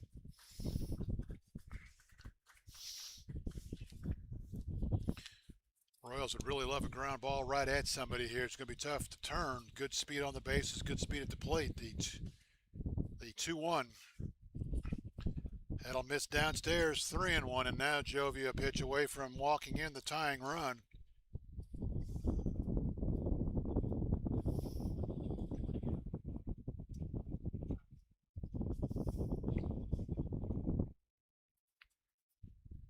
Jovia sets the 3-1. Foul tipped into the catcher's glove. Green had a home run cut, came up empty, 3-2 the count.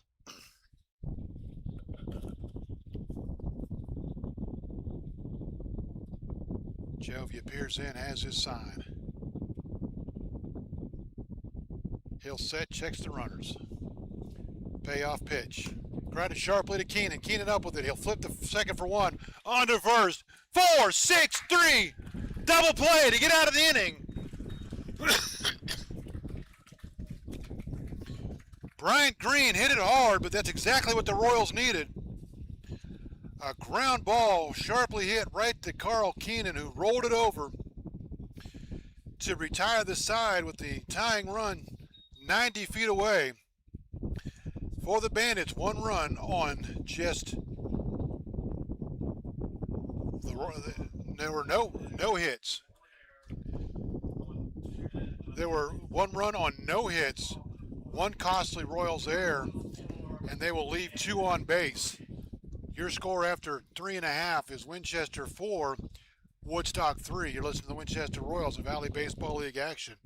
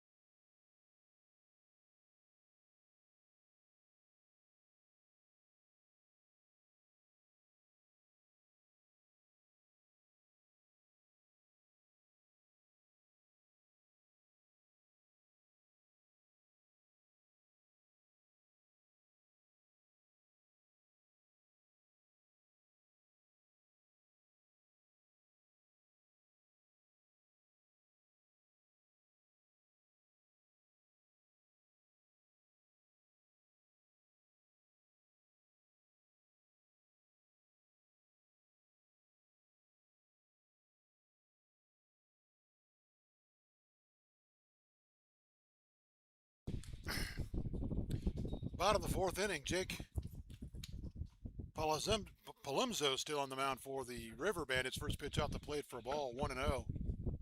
8-9-1 for the Royals here in the 4th. This is where the 4-run rally started last inning. Fastball downstairs for a ball, 1-0. JJ grounded out the 3rd. He's 0 for 1, but right after him, the next 1, 2, 3, 4, 5 guys all reached as the Royals pushed across 4 runs. The 2-0, and that'll be, he swung at a ball well up and in. He fisted it toward 3rd, and Connor Worth will throw him out by a good margin. That pitch way up and in. Definitely ball 3, and I thought he was taking it all the way, but got in on his hands. Zach Fortman, 1 for 1. He scored the Royals' first run. Royals have 5 hits. I've only got 4 marked down. I gotta find a hit somewhere. First pitch to Zach. That's upstairs and outside, 1-0. Oh, I didn't give Bodie his hit.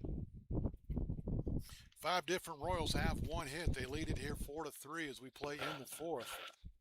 If it feels like we've been here all night, we have. The 1-0. That ball's lined toward right field, but right at Camden Lockhart. Fortman hit it hard, but Lockhart able to track it down for out number 2.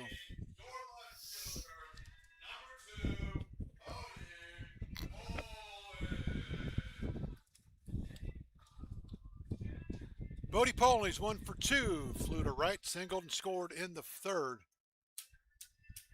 See if we can put together some numbers now for Royal starter Blaine Griffin. As Bodie hits with 2 outs and nobody on, and that's going to hit him in the back of the leg. Got him right in the middle of the calf. He turned to get out of the way, but all he did was turn and took in the middle of the leg.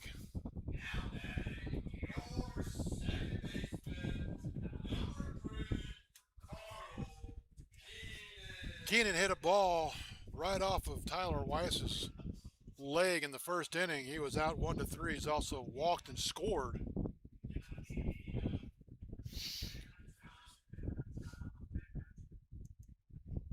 Keenan, the left-handed hitter, and I'm not sure what the...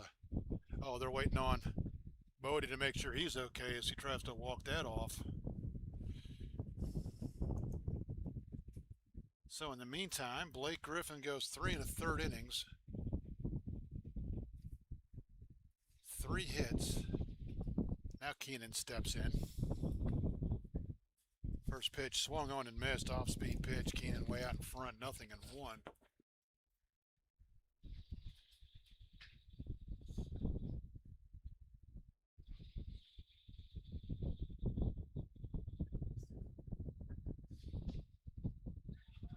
That's going to get past and go all the way to the backstop, and Bodie will cruise into second. I don't think after getting hit in the back of the leg, Bodie had any thoughts of trying to steal second, but he'll cruise into second now easily.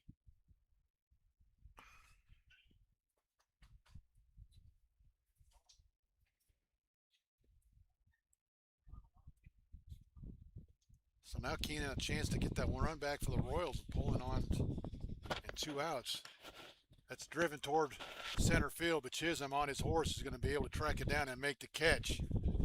To retire the side, Keenan hit it hard, but again, good speed in center field, tracks it down, and Poland will be stranded at second base. No runs, no hits, and no errors. The Royals will leave a runner on in scoring position. We've played 4. It's Winchester 4, Woodstock 3. You're listening to Winchester Royals, Valley Baseball League action.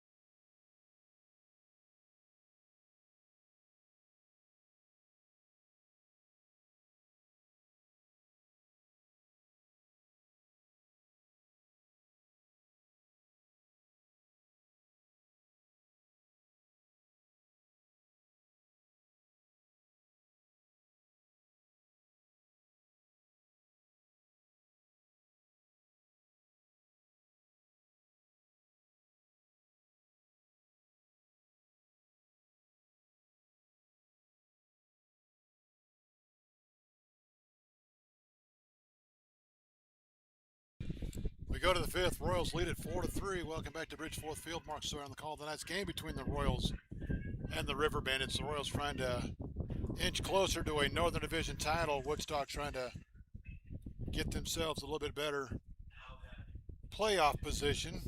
Aiden Jovia back to the mound for the Royals. He'll face the middle of the order, 3-4-5. Delgado, Duffy, Moon. Delgado 0 for 1. He walked in the first. He's also grounded out. Leading off here in the 5th for Woodstock. Fouled out of play, 0-1. Again, both these teams back in action tomorrow night. The Royals, regardless of what I said earlier, will be in Purcellville tomorrow night, not Front Royal. Our friends in Purcellville will take care of you there. And my buddy Craig Orndorff will have you River Bandits fans call tomorrow night, as they have a very important game against the Newmarket Rebels that slider down and away. 1-1 rather. So if everything stays the exact way it is right now, Woodstock will go into tomorrow night's game against Newmarket down 2 games, the 1-1. That ball's hammered down the right field, the left field line, or the right field line, but it'll be fouled. It'll hook and bounce into the corner, and I don't know what the River Bandits dugout is doing. They're hooting and howling like that was close to being a fair ball, and it one hopped the fence in front of the bullpen. So I don't know if they're giving Delgado a hard time or what that was all about, but Delgado will get his bat from on-deck batter Logan Duffy, and he'll come back to the plate. Down in the count now, 1-2.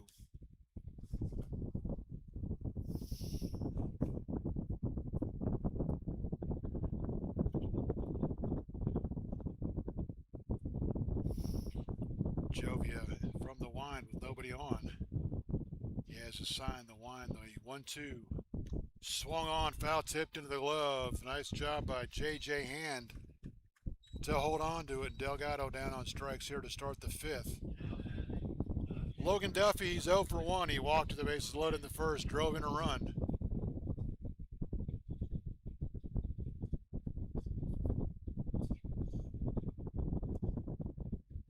Obviously the run that we gotta back up. First pitch in there for a strike.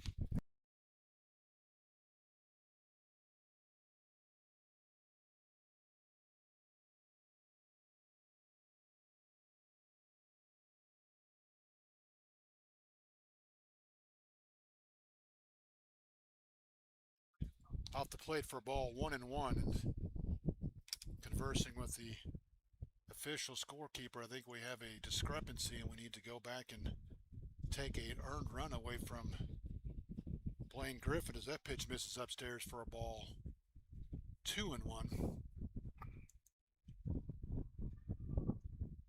Yep, you're right, Greg. I'm sorry. Two earned runs charged to Griffin. I had the hits in the wrong spot, so Griffin does only give up 2 earned runs, but cannot win it, cannot lose it here tonight as that swung on and missed. 2-2 the count on Logan Duffy. Lifted toward left field on his horses. Poland, he will make the catch just in fair territory. He almost overran that as he slammed on the brakes and made the catch right on the line, one-handed. 1 foot in foul territory, 1 foot in fair territory to retire Duffy. And Jovi has retired the 3 hitters he's faced, although he got 4 outs on those 3 hitters. KJ Moon, the hitter, he's 0 for 2. He struck out looking and grounded to third. Trying to get the Bandits going here with 2 outs in the 5th. Slider in there for a strike, 0-1. Aiden Jovia just what the doctor ordered. Came in throwing strikes, got a ground ball double play to get out of a jam and retiring the Bandits in order here in the 5th. The 0-1. That ball's ripped toward the Woodstock bullpen and over the top of the bullpen into the night, heading up Cincinnati Road that somebody can pick up on the way home after the ball game. 0-2 the count. Jovia trying to turn the Bandits away in order here in the 5th, and that's fouled into the screen. The count remains 0-2. Woodstock 2 runs in the 1st. The Royals answer with 4 runs in the 3rd. Woodstock a run in the 4th. That's where we are, 4-3 as we play here in the bottom of the 4th, or top of the 4th. I'm sorry, we're in the top of the 5th. I don't know where we are. Fouled out of play, 0-2. Woodstock scored a run last inning to make it 4-3. We are now in the 5th, still 4-3.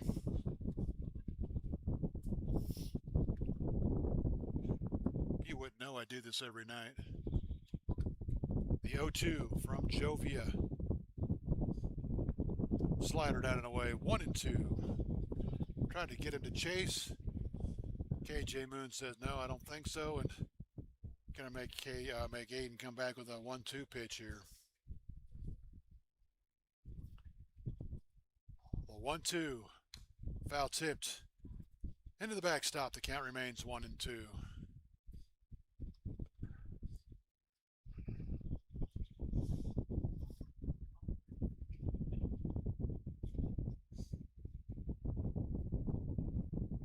Again, after tonight, the Royals just 1 more home game. The 1-2. Grounded toward third, backed up by Connors. Connors a long throw to first in time. Aiden Jovia turns in a 1-2-3 5th inning for the Royals. Bandits go in order. We've played 4.5. We are halfway home. It is Winchester 4, Woodstock 3. You're listening to the Winchester Royals in Valley Baseball League action.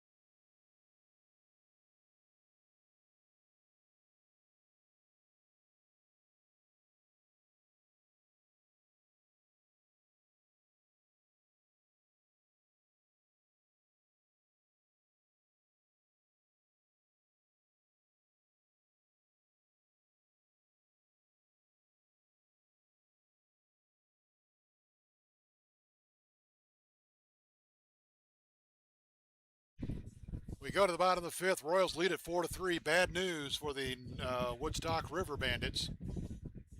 Newmarket has defeated Front Royal 4-2. So the best Woodstock could be would be one game behind going into the game tomorrow night. The worst is 2 games behind, depending on how we finish out here tonight. Charlottesville has defeated Culpeper 4-2. That is a final. Strasburg 13, Percival nothing. They're in the bottom of the 7th. That one's almost over, as the run rule will come into effect there shortly. And Harrisonburg leads 10, 12-3. They are also in the bottom of the 7th. Brody Connors lead it off. Walked in the first, RBI single in the third. He also scored a run. First pitch upstairs for a ball, 1-0. Royals lead at 4-3, but you know they'd like to get Aiden Jovi a little bit of insurance here and give him some breathing room. The 1-0 popped it up, but that's going to be out of play. Moon will give it a look, but he's going to run out of room.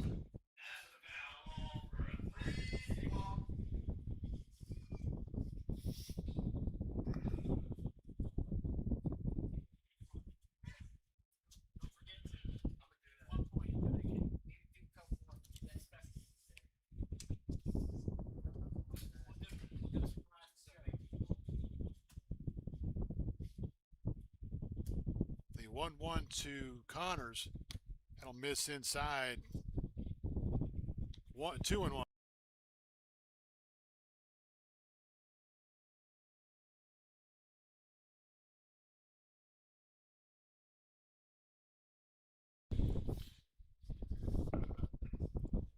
The 2-1 fouled out of play. Count 2-2. Royals 4 runs, 5 hits. They've committed 1 error. It was a big error. The Bandits 3 runs, 3 hits. They have no errors.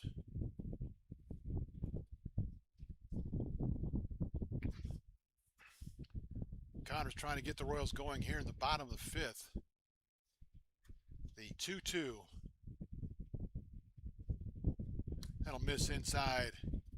Count runs full, 3-2.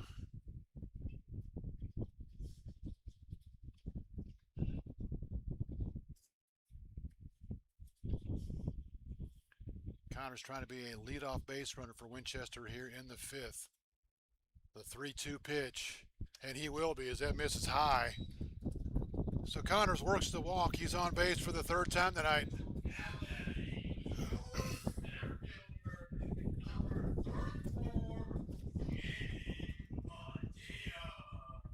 Jamie Padilla will be the hitter. His 2-run single gave the Royals the lead in the 3rd. It made it 3-2 at the time. They now lead at 4-3. He's 1 for 2.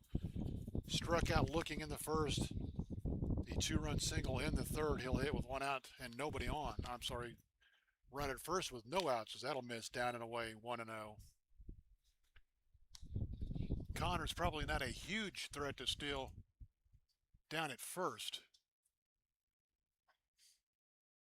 Brody 5 for 6 in stolen bases on the season. The 1-0. That ball's lifted toward left center field. Should be easy for Chisholm. He'll drift over and make the catch. Jamie got under it just a little bit, and he'll fly out to center field.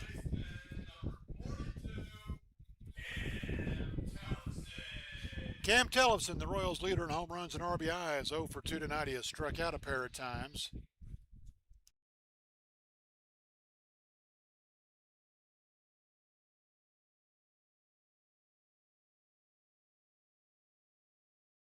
Campbell asked for timeout.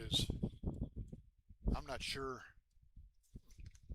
I don't know if he started to get quick pitched. He wasn't happy. He turned around and said something to the umpire, who immediately called timeout. And now he's back in ready to go. Runner at first with 1 out.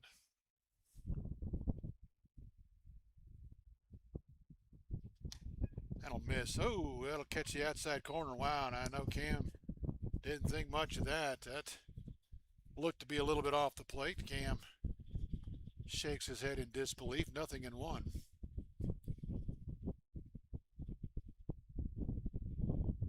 0-1. That'll miss way outside. Threatens to throw behind him at first base, but Brody dives back in safely with no throw. 1-1 the count on the big Royals first baseman Cam Tellefson.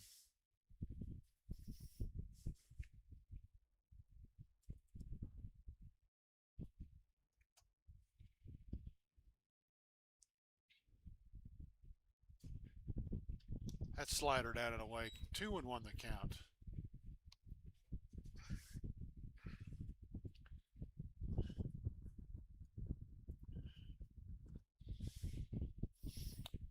Two balls a strike, one out.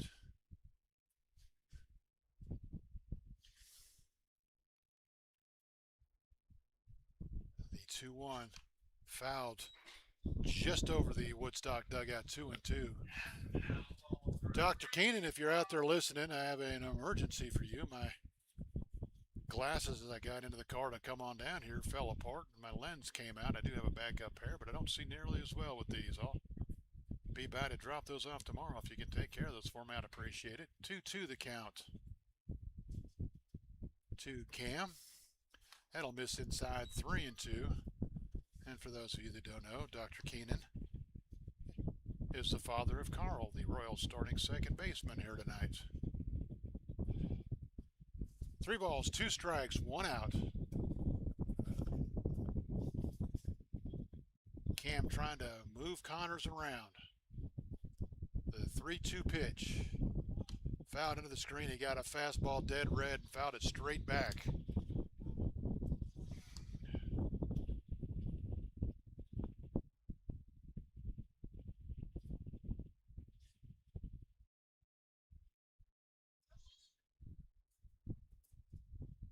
Three balls, 2 strikes. Cam trying to get the Royals going and throw it at first. Connors dives back in plenty of time.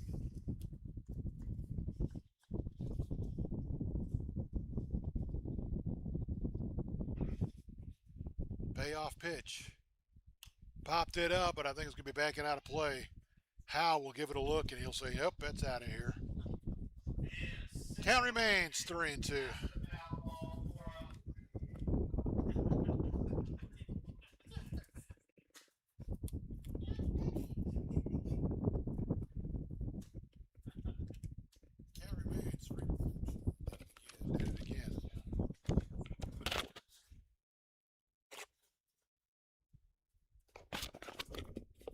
Count remains 3-2, and that'll miss outside. And Cam, a great at-bat for Cam Tellefson. He will work the walk. Battles, battles, battles. And that'll move Connors into scoring position for Reese Newberry. Reese is 1 for 1. He drove in a run in that 4-run third. He's also walked. Chance to get the Royals back to a 2-run lead here with a base hit. First pitch to Reese. Slider down and away, 1-0. There is a left-hander up getting loose in the Woodstock bullpen.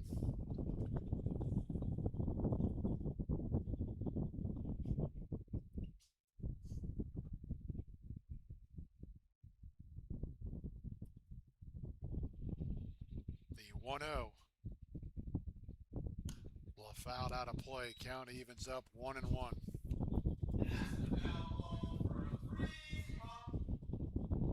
Second full inning of work for the Woodstock reliever. He came on with 2 outs in the third to get the River Bandits out of a...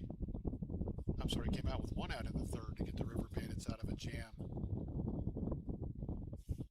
The 1-1 fouled into the screen. 1-2.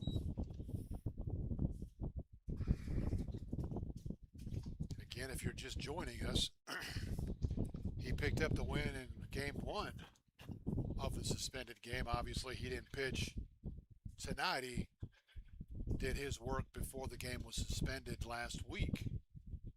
Otherwise, he would not be able to pitch here tonight. The 1-2. Grounded foul. We'll do it again, 1-2, although apparently if you violate the pitch count rules, there is no penalty, which begs the question, if there's no penalty, why is there a rule? But I promised I wouldn't go into it. 1-2 the count to the Royals' designated hitter, Reese Newberry.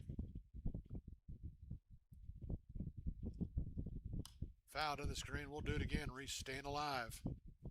Fouling off a couple of good pitches to try to get something he can handle and drive in Brody Connors from second base with what looms to be a very important fifth run here for the Royals in the bottom of the fifth.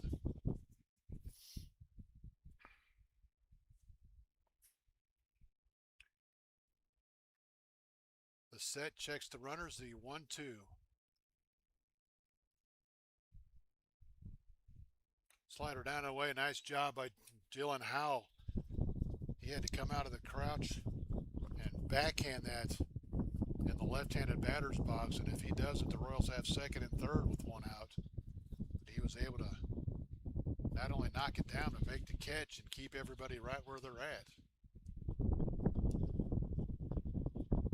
Checking the runners. The set, the 2-2. Tap foul toward the Royals dugout. We'll do it again, 2-2.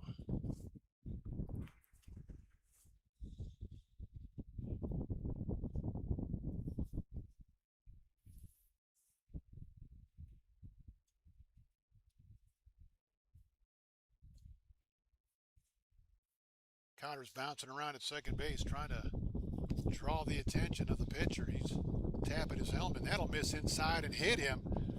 So Connors was tapping his helmet like he was trying to give some kind of sign.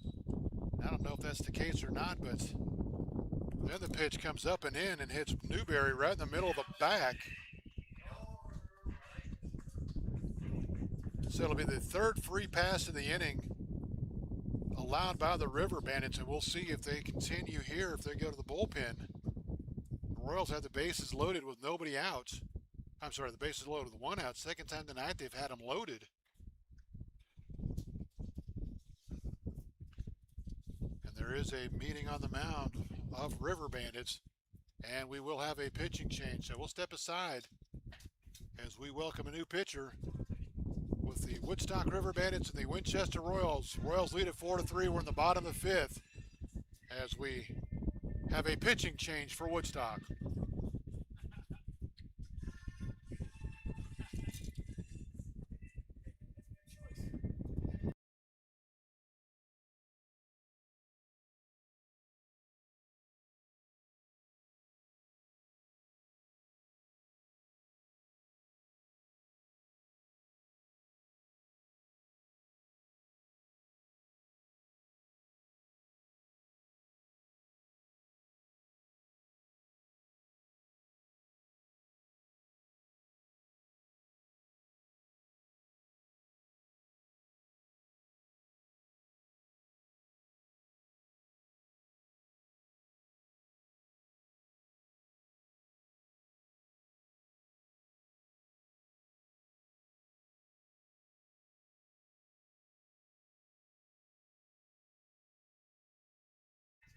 New pitcher for the Woodstock River Bandits, the left-hander from Wayland Baptist University, Alex Pazos.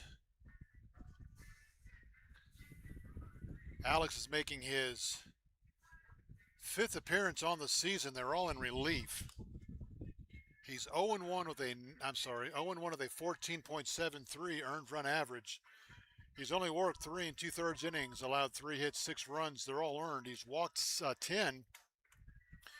Struck out 1, the league hitting .231 against him. So Pazos will walk you if you're patient. 10 walks in just under 4 innings of work. And he will face Troy Davis and J.J. Hand, barring a double play. And if anybody reaches, Zach Fortman. Davis 0 for 2. He's grounded into a double play. He's also flown to right, with a chance to give the Royals a little bit of breathing room here with 1 out in the fifth. And the base is full of Royals. First pitch to Troy. Way outside for a ball, 1-0. Troy with a base hit here can retake the lead for the Royals in the team RBI lead. He trails Cam Tellefson by 1. And ironically enough, it's Cam that's at second base that would score that lead RBI. The 1-0. That's in there for a strike. 1-1. Look like Troy familiar with Pazzo's pitching numbers. It was taken all the way to see if he'd throw him a strike. Now we'll see what he does. 1-1.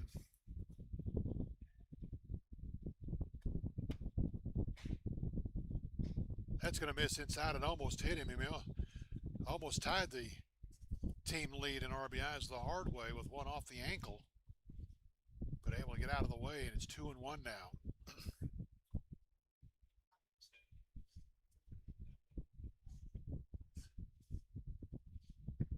Pazzo's 2-1 to Davis. That'll miss outside. The River Bandits wanted it, but when you're not throwing strikes, you don't get those borderline calls, and he didn't. And now he's a pitch away from forcing in a run.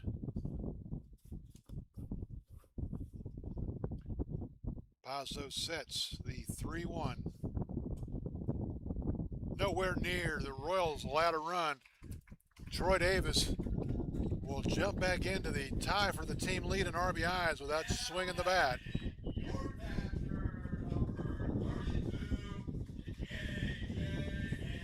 Connors will score to make it 5-3. J.J. Hand will now hit, and he's got a chance to drive in some runs for the Royals.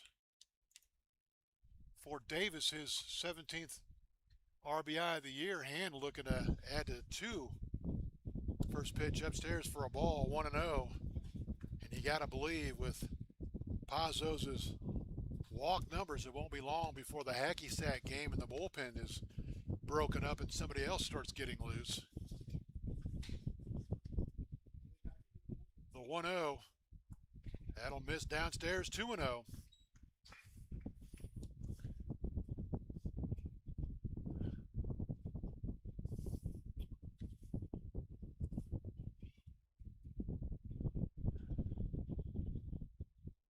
J.J. Hand a chance to sit on a pitch here, something he can drive. He didn't get it, and he takes a slider down and in. It bounces away from Howell, but nowhere near, and Hand trying to tell him that he got hit, which worked for Lockhart in the top of the inning, but not for Hand here. So he will go back, retrieve his bat, and he will look at a 3-0 pitch here. And I say look at it. I would be very shocked if they turn him loose here and let him swing it, with Pazzo's having some control problems. The 3-0. That'll miss outside. He's walked 2 in a row, and the Royals will get another run. Give J.J. Hand his 3rd RBI of the year. And the Royals have taken a 6-3 lead and have yet to swing the bat this inning other than a fly ball from Padilla to center field. Zach Fortman, the hitter.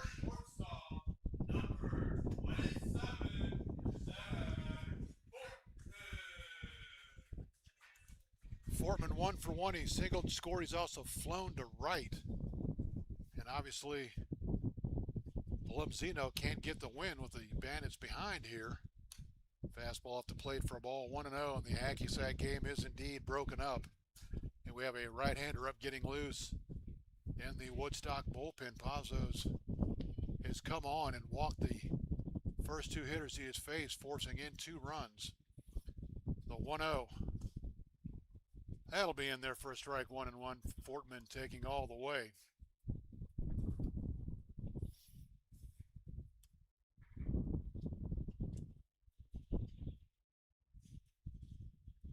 Pazzo's has his sign. He'll come sit. He'll take a look at the runners all around the bases. The 1-1 to Fortman. Way outside, 2-1.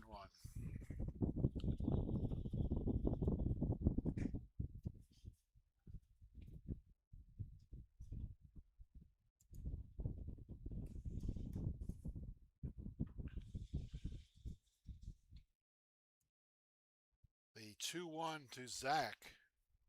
Downstairs, ball 3, and he's a pitch away from walking in his 3rd consecutive run.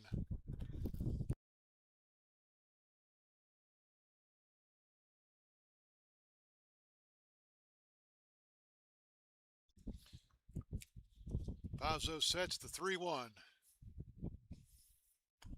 That's in there for a strike 3-2. Fortman obviously taking all the way. Davis at third, hand at Davis at third, hand at second. Let's try that again. Newberry's at third, Davis at second, hand at first. The 3-2 found on the screen. We'll do it again, 3-2.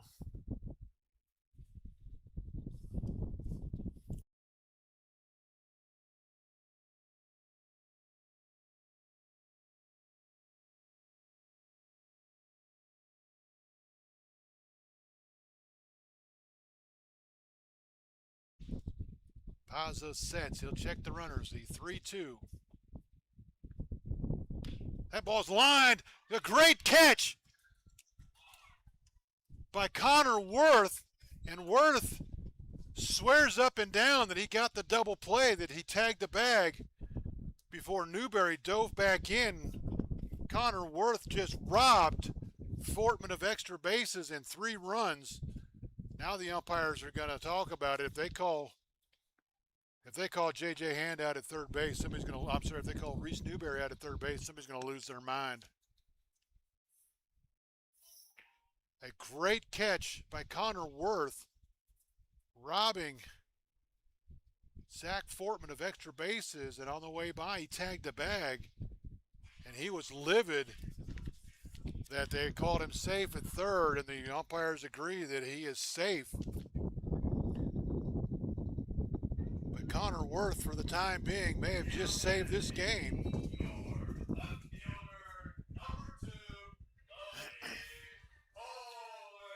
Bodie Poland will be the hitter. He's 1 for 2. He's singled, scored. He's also been hit by a pitch and flown to right. Chance to give the Royals some more breathing room here. First pitch from Pazos. In there for a strike, 0-1. Worth was adamant that he tagged the bag before Newberry was able to dive back in, but after a discussion, the umpire said no, he got back in time, and the Royals still hit here in the bottom of the 5th, trying to add to a 6-3 lead. The 0-1. That'll miss outside, 1-1.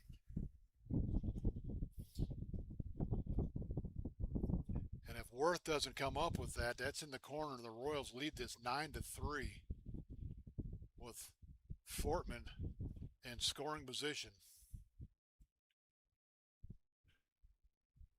The 1-1, that's going to miss down and away, 2-1. Fortman hit it a ton.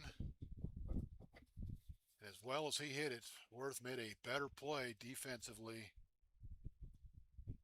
to rob him and rob the Royals for the time being.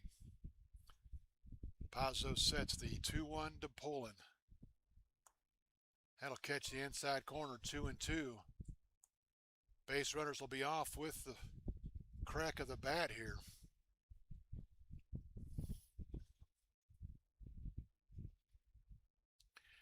As we always used to say, if he's swinging, you're going. The 2-2.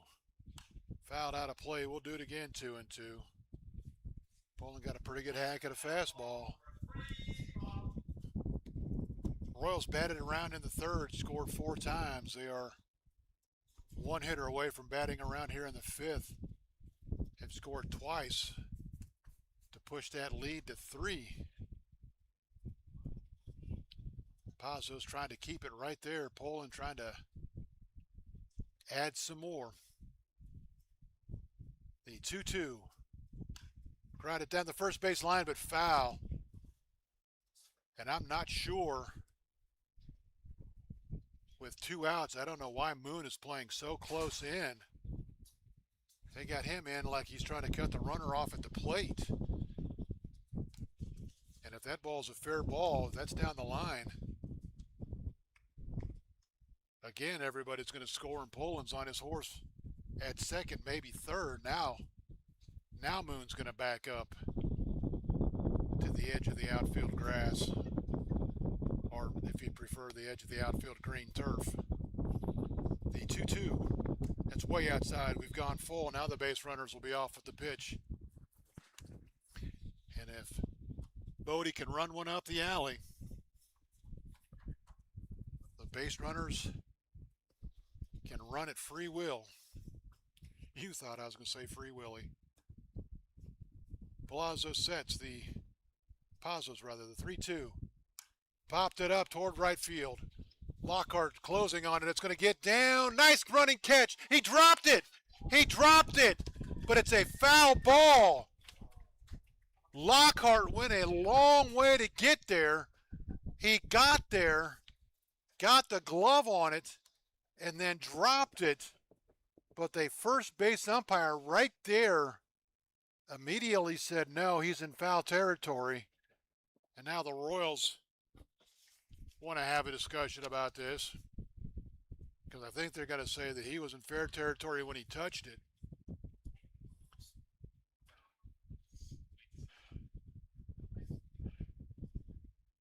And again, in 50-some years of doing baseball, I've never seen an umpire say, yep, you're right, we'll change the call. So it'll go as a foul ball. Bodie will come back to hit 3-2.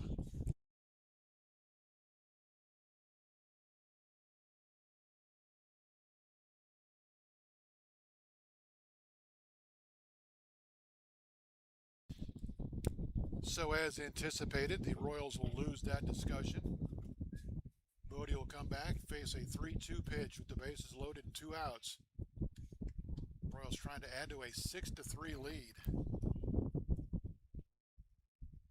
Once again, the Royals no hits in this inning as they've added on, swung on and missed. Pazos throws a fastball by him to end the inning. So Bodie Pullen will strike out. But the Royals will score 2 runs on no hits. There were no Woodstock errors, and the Royals will leave them loaded. Your score after 5 complete is now Winchester 6, Woodstock 3. I don't even know what the score is. 6-3. We go to the 6th. The Royals lead it. You're listening to the Winchester Royals at Valley Baseball League action.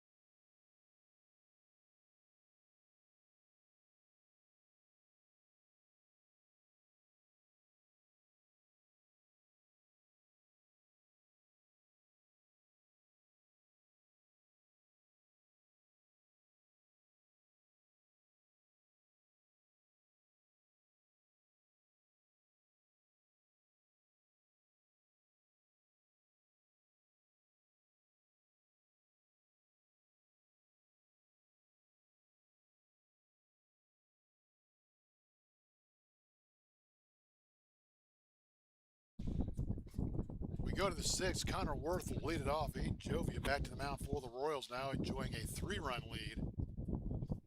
Worth on the night swings and misses. Good live pitch there from Jovia, a breaker of some kind. Worth is 0 for 1. Sacrifice fly RBI in the first. He's also grounded to short. Royals pitching has shut the Bandits down on just 3 hits, but they do have 3 runs. Fouled out of play. 0-2. The top 2 guys in their lineup have all the hits. Kamari Chisholm with 2 and Bryant Green with 1. And that has been the River Bandits offense. They did push across an unearned run in the fourth, thanks to an error and a bunch of bases, a bunch of free passes.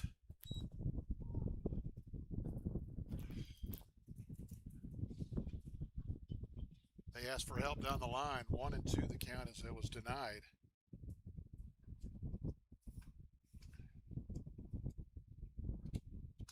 The 1-2 swung on, foul tip, but J.J. Hand can't hang on to it, so we'll do it again, 1-2.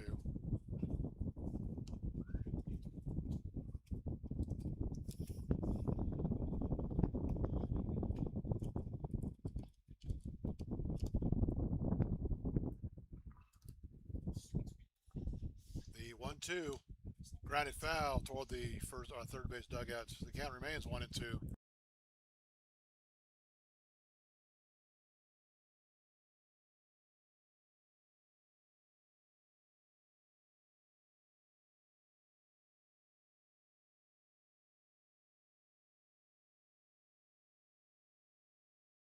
The 1-2, that'll miss outside. 2-2 the count.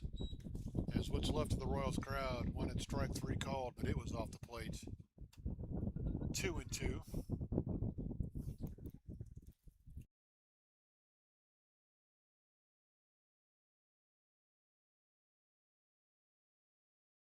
Grounded toward short, up with it, Fortman. A long throw to first. Another nice play by Zach Fortman to retire Connor Worth. First out here in the sixth.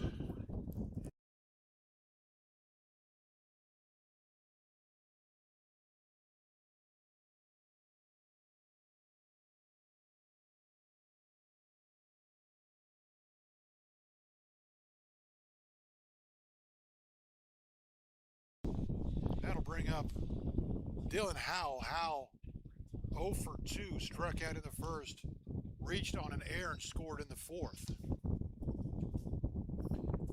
Hayden Jovia doing exactly what the Royals need from him, throwing strikes, getting guys out. As they try to take one step closer to a Northern Division title. That's in there for a strike. 1-1 the count. Got a right-hander up getting loose for Woodstock, so we may see a new pitcher when the River Bandits take the field, and that'll be cued down the right field side. Over to pick it up is Troy Davis, and a one-out single off the bat of Dylan Powell. Fourth into the 9 for Woodstock, and he'll be first now with one out rather. For Asher Bates. Bates 0 for 1, struck out, walked.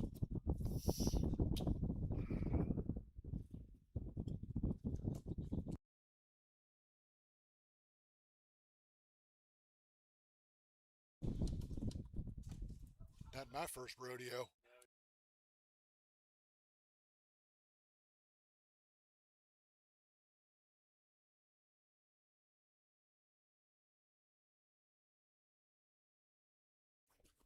The 0-1 to Bates. That'll miss all the way off of the hand, off of the glove of hand, and go all the way to the backstop.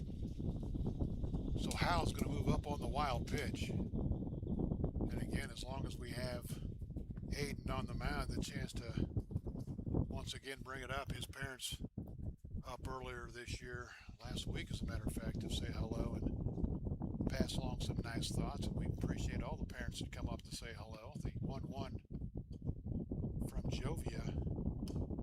That's in there for a strike. 1-2. James Pitts' parents came up to say hello. Todd Abraham's dad. And I've heard some wonderful things that Cam Tellefson's dad has said, but they were passed along through another source. I did not actually get to meet Mr. Tellefson. The 1-2 from Hayden. Slider in there. Oh, wow! I thought for sure he was coming up to shoot the gun, but he called it downstairs. That looked like strike three to me. 2-2 the count to Asher Bates.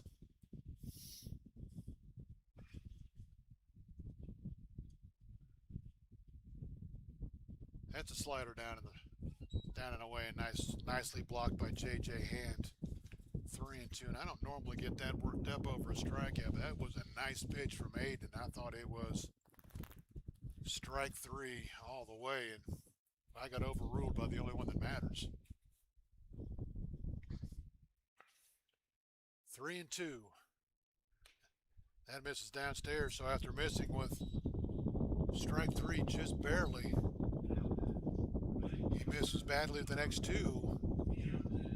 And now Camden Lockhart, he's 0 for 1. He's grounded to first and been hit by a pitch. Jovia and the Royals would love a double play. And as we come to the conclusion of the regular season to start heading into the playoffs, and the other Royals parents and family and sisters and brothers and grandparents that come up to the ballpark, come on up and say hello. Tell us how your summer's going and what you think. We always enjoy hearing from the families of the Royals. And if you don't have a Royal, come on up and say hello. The 1-0 to Lockhart. That's nowhere near, so after just missing with strike three, he's kind of lost the strike zone a little bit. And now Jovia in danger of putting the tying run on base with just one out here in the Royals' sixth. Or I'm sorry, in the Woodstock sixth.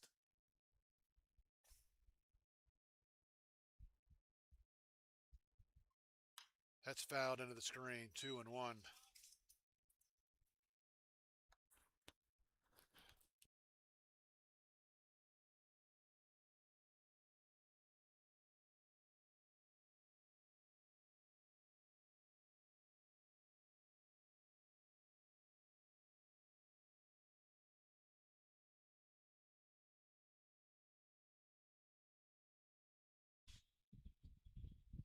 The 2-1 from Jovia.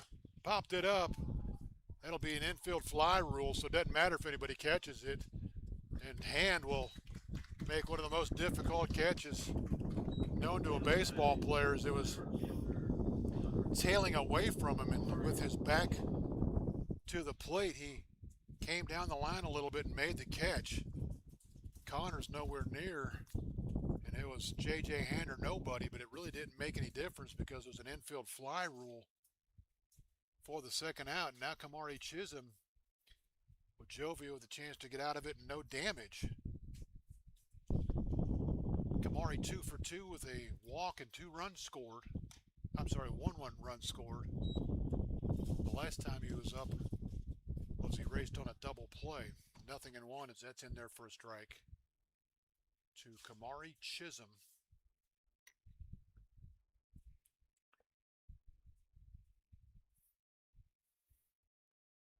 The 0-1. He squares to Bunny, popped it up. Hand's not going to be able to find it. It's going to come all the way back and hit the backstop. Chisholm tried to catch the Royals napping, and he popped it up, and JJ couldn't find it. And even if he did, he was going to need to be really, really quick to get to that one.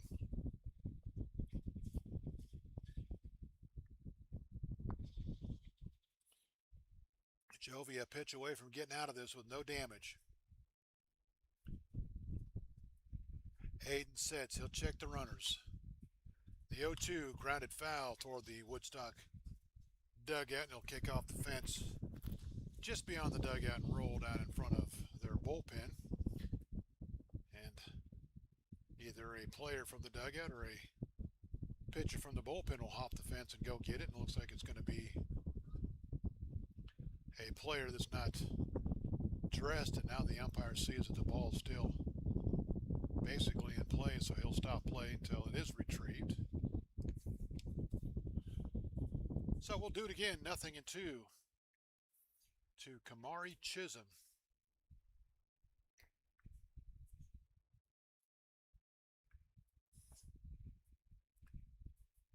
Jovia's 0-2. Off the plate for a ball. 1-2.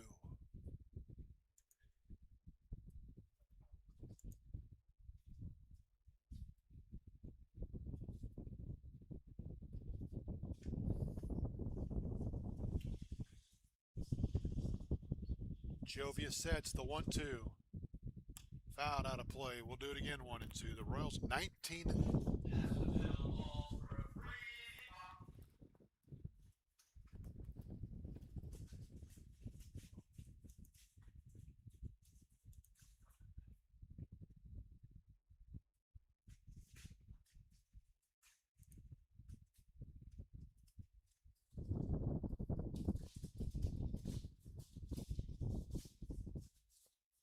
Again, the 1-2. Slider, strike 3 called. Kamari thought it was outside. He just laughs. He doesn't say anything. He just get that big grin and said, okay. Kamari will head back to the dugout, and Aiden Jovia will work around a couple of base runners. For the Bandits here in the 6th, no runs a hit. There were no errors. They'll leave 2 on base. We've played 5.5. It is Winchester 6, Woodstock 3. You're listening to the Winchester Royals Valley Baseball League action.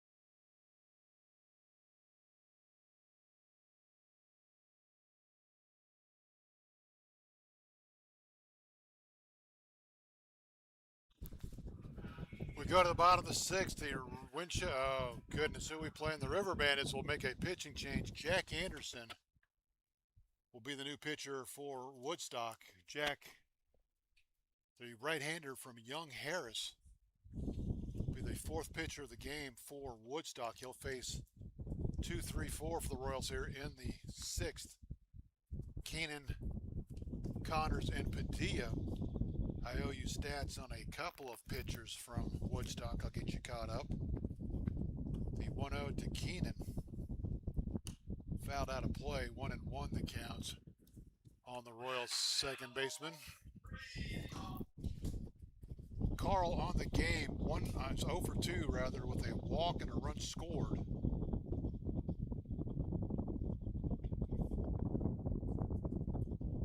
Gotta total up my numbers and make sure we're equal across the board. The 1-1 grounded up the middle into center field for a base hit. They had him played way around, and Bates had no chance to get to that ground ball up the middle. It'll be Keenan's first hit of the game. It'll be the 6th hit of the game for the Royals.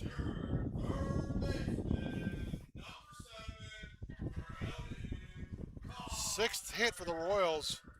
6 different guys have them. Brody Connors will stand in now. He is 1 for 1 with an RBI single. He's scored twice. He's walked twice. First pitch to Brody. Fastball in there for a strike, 0-1. Keenan, good speed at first. See if the Royals have thoughts about trying to move him around into scoring position to tack on some insurance. The 0-1, that's in there for a strike, 0-2. We talk about the parents that have come up to say hello. Can't go without saying what a great guy Carl's dad is, Dr. Bruce Keenan. Without him, I wouldn't be able to see. Boy, is that a stretch if the imagination. One, this is way outside. 1 and 2 is my eye doctor, and if you're in Winchester and you need an eye doctor, he's the guy you need to go to. And I'll go see him tomorrow because my glasses broke. The 1-2 to Brody Connors. Lifted toward right center field on his horse's Lockhart. He's going to get there and make the catch. Brody got under it just a little bit off the bat. It sure did sound a whole lot harder than that. Lockhart has the only chance to get there as Chisholm was swung around toward left.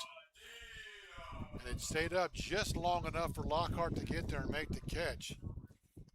Jamie Padilla is 1 for 3. He steps in. He had a big 2-run single in the third that gave the Royals a 3-2 lead. He's also struck out and flown to center field. Helmet's down and away. 1-0 the count to the Royals center fielder hitting in the cleanup spot tonight. Jamie Padilla.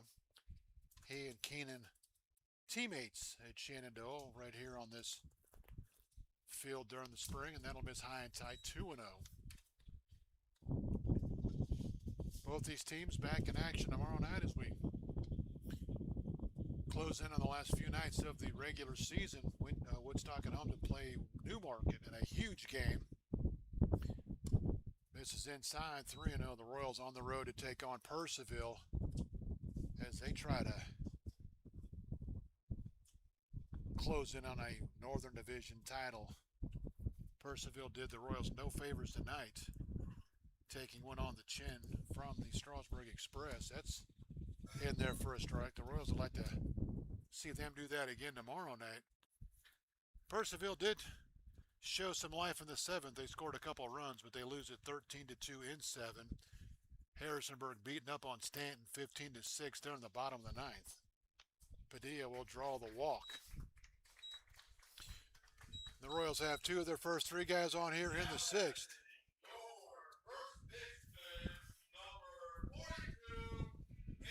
Only other game still in progress. Covington leads Waynesboro 7-5.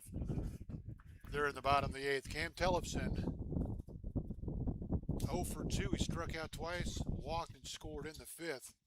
He'd like to reclaim that RBI lead here with a big knock, and that'll miss downstairs, and a nice job by Howell. They called him out at second base. Howell made a great play to backhand it and keep it from going to the backstop, and Keenan thought it was going to get by him. He took off for third, but tried to scramble back to the bag and is called out on a bang play, so he's out 2-4.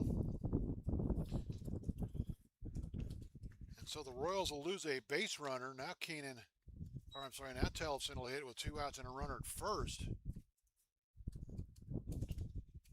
The throw definitely beat him. I don't know if the tag got down on him, but you almost had the feeling he was going to get called out. The 2-0 to Cam. Runner takes off. The throw down to second is going to be nowhere near in time, and Padilla will steal it.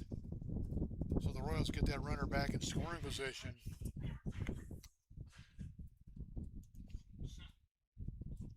For Padilla, his 11th stolen base in 13 attempts on the season. And now he is in scoring position for Tellefson. The 2-1 swung on and missed. He had a home run hat, came up empty, 2-2. A big swing from Big Cam, but a big swing and a miss. And it's 2-2.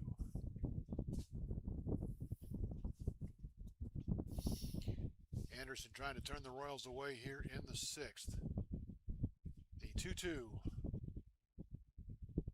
Slider down and away. Tellefson lays off of it. The count runs full, 3-2.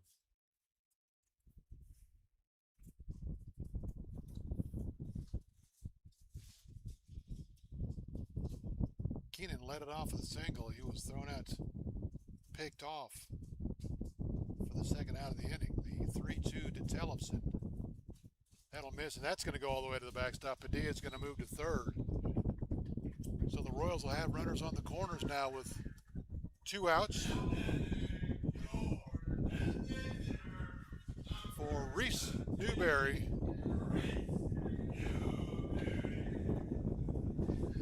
Newberry's been on base all 3 times tonight. He's walked, been hit by a pitch. He also has an RBI single, 1-for-1. Trying to drive in a run here to get the Royals back on the board and increase that 3-run lead. Bopped it up, but that's going to be backing out of play. Royals will close out the home portion of their schedule Friday night when the Strasburg Express come to town, and depending on what happens tomorrow night, a Royals win on Friday night would clinch the Northern Division title, so a good game to come out to. The 0-1. That'll catch the corner 0-2. Now, if the Royals were to beat Purcellville and Strasburg were to lose their game tomorrow, that would clinch the Royals Northern Division title, but the way Strasburg's been playing of late, probably not very likely. The 0-2 slider down and away, 1-2. And if you question that at all you got to do is look at what they did to Purcellville tonight. They had a 12-0 lead before winning that one 12-2, 13-2, I'm sorry. The 1-2 lifted toward deep center field. Going back on it is Lockhart. Lockhart turned around a couple of different ways. Did he make the catch? He did make the catch. Lockhart got turned around 2 or 3 different times, and as he falls to the ground, just shy of the warning track, makes the catch to rob Newberry of extra bases and keep the Royals from scoring 2 more huge runs. In the inning, the Royals, no runs ahead, no errors. They will leave 2 on. We go to the 7th. It is Winchester 6, Woodstock 0. I'm sorry, Woodstock 3. Good Lord. 6-3, the Royals win it, lead it. They haven't won it yet. Hayden Jovia back to the mound for the Royals. Well, check that. That is not Hayden Jovia. The Royals will make a pitching change. We'll tell you about it when we come back. You're listening to the Winchester Royals in Valley Baseball League action.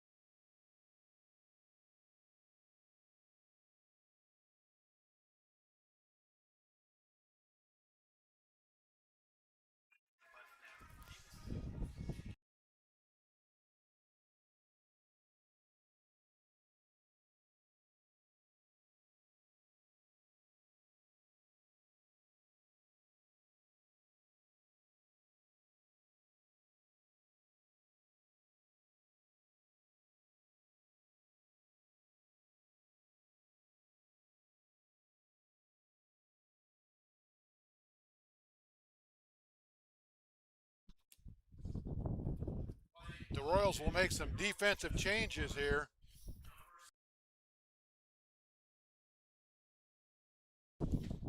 Ian Kaiser will take over in right field for the Royals from Binghamton University. Troy Davis will move from right to left. Bodie Pullen will come out, and the new pitcher, left-hander A.J. Delaney.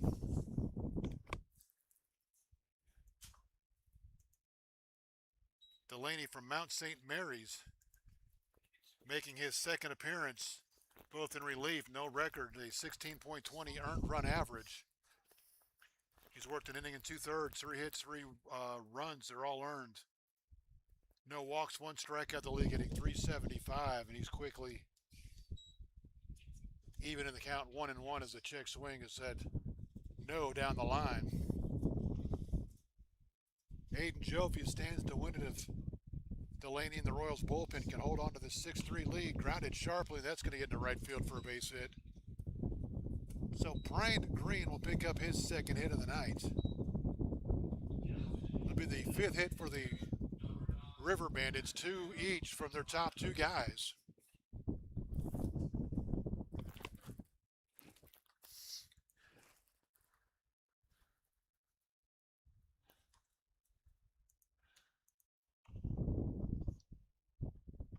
Abdriel Delgado will be the hitter. He's 0 for 2. He walked. He's also grounded out and struck out. The Royals would really like to see him hit that ground ball to Zach Fortman again.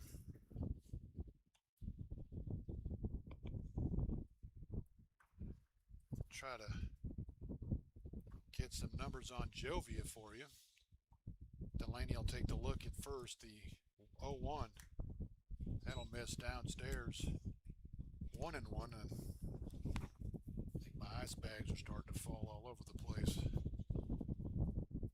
have to correct that, but I got to get some numbers for Jovia before we worry about where the ice bags have gone. The 1-1 from Delaney. It's in there for a strike. Big, long, lanky left-hander for the Royals. Jovia goes 2 2/3.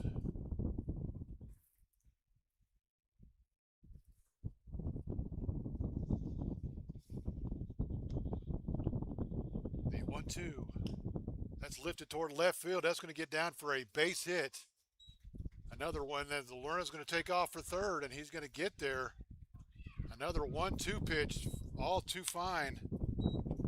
And Delgado just serves it into left. And the River Bandits now bring the tying run to the plate in the form of Logan Duffy.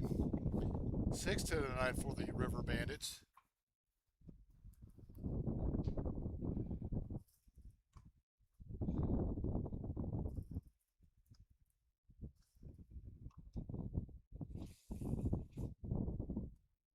Close the book on Aiden Jovia, who stands to be the winner if the Royals can hold on to this lead. It's served into center field, and Padilla can't make the catch. It's going to drop in for a base hit, so 3 straight hits off the Royals reliever, A.J. Delaney. And the River Bandits have the tying run on base.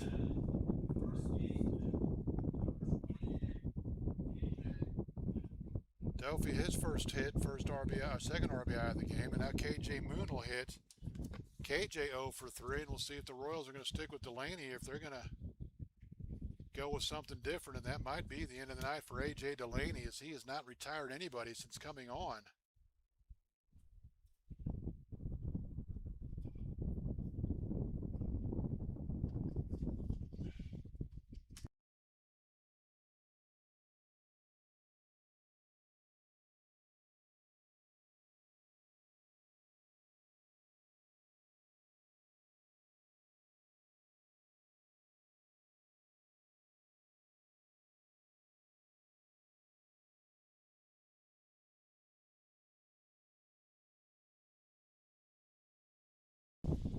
A.J. Delaney will stay in the ball game. He's given up 3 straight hits, 1 run to start the River Bandits' 7th inning. Delgado's at second, Duffy's at first. They've already scored 1. KJ Moon will hit with a tying run now on first. In a 6-4 game, the River Bandits have now out-hit the Royals 7-6.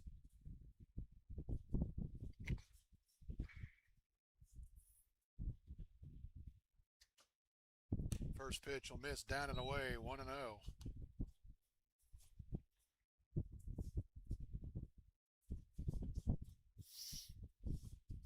So the River Bandits looking to make some noise and rally here in the 7th. The 1-0, that's nowhere near. Downstairs, 2-0.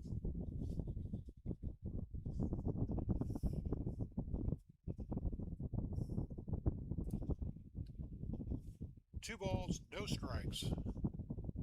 Nobody out, top of the 7th. First 3 guys have reached for Woodstock. The 2-0. That fastball's in there for a strike, 2-1. He threw that one like he was a little upset.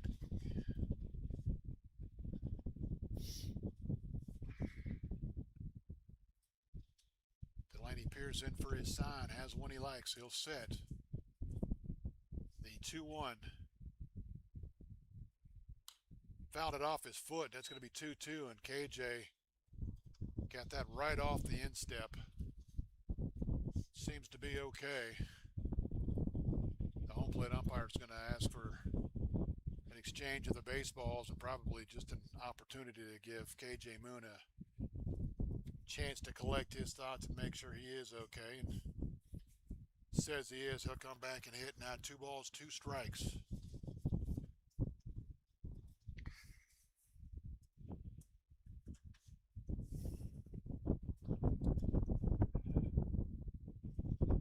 The 2-2.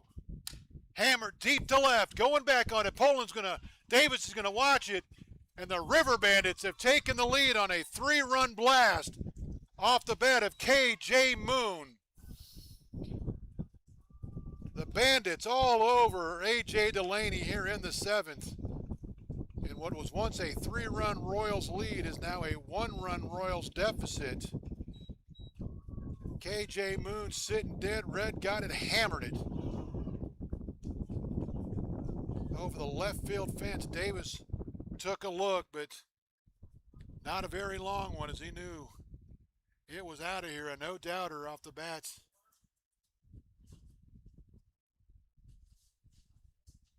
Of KJ Moon. For KJ, his 3rd home run of the season.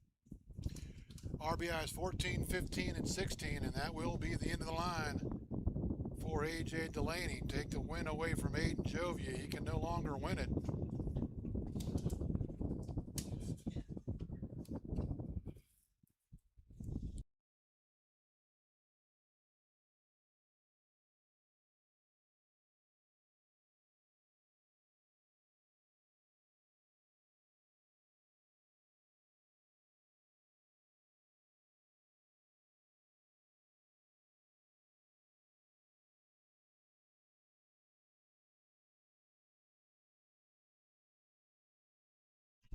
So KJ Moon's blast has given the River Bandits the lead.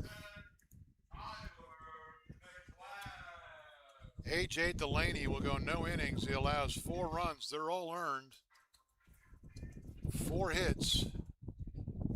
No walks, strikeouts, hit batters. He did give up the big 3-run home run. And now stands to be the losing pitcher if the Royals cannot rally. Tyler McLeod will be the new pitcher for the Royals. Right-hander from Felician.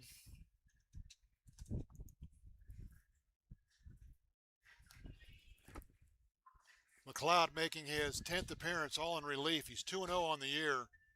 A .331 earned run average. He's worked 16 1/3 innings, allowed 14 hits. 7 runs, 6 are earned. He's walked 9, struck out 20. He's allowed 5 extra base hits. They're all doubles. The league hitting .233 against the new Royals pitcher, Tyler McLeod.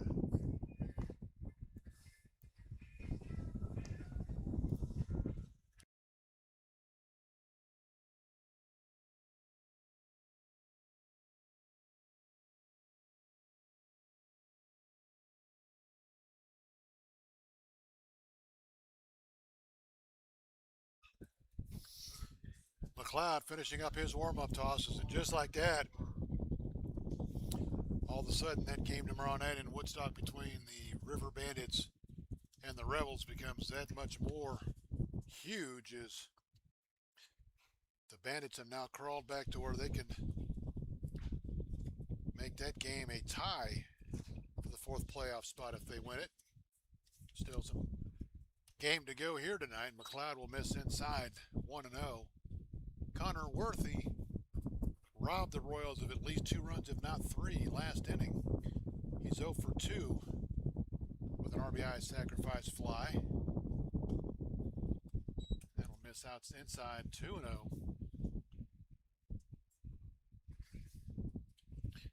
KJ Moon got a fat pitch, didn't miss it. He hammered over the left field fence, and the Bandits lead it. The 2-0 in there for a strike, 2-1.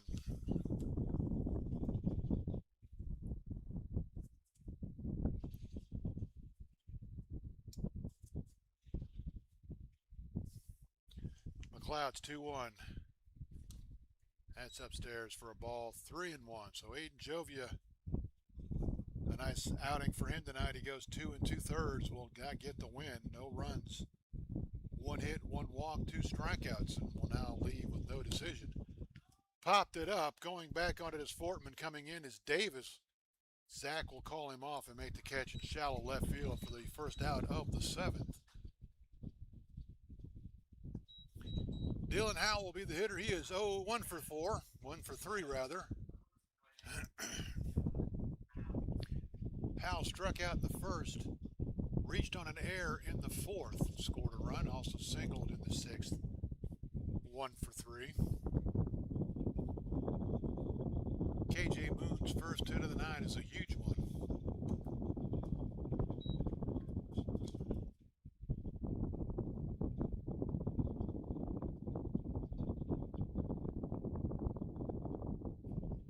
The 0-1. That'll hit him in the helmet. Let's see if he's okay. Howell is down. He'll get to his crouches. Now he's going to turn over and sit. They got him right in the helmet.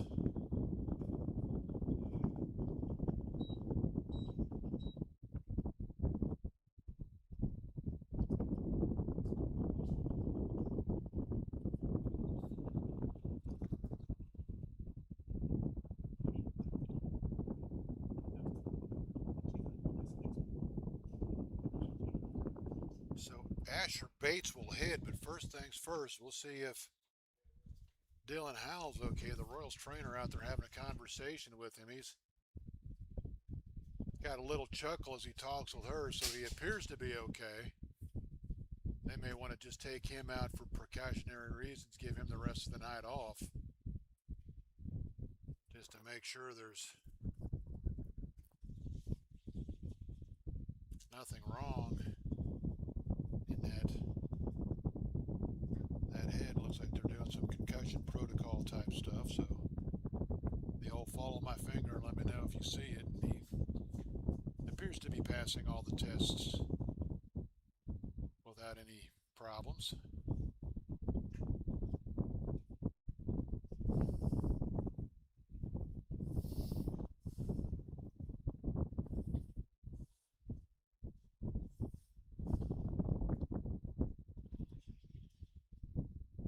Howell has a seat having a conversation with the Royals trainer. The River Bandits have scored 4 times here in the 7th inning to reclaim the lead, and he appears to be okay, and looks like he's going to head down to first to stay in the ball game. So Dylan Howell will be a 1-out base runner for Asher Bates. Bates is 0 for 1. He's walked twice. And now Howell having a conversation with his coach. And he will head down to first. So Howell will probably have a headache on the bus ride home, but appears to be okay now. And will be the base runner at first with 1 out. For Asher Bates.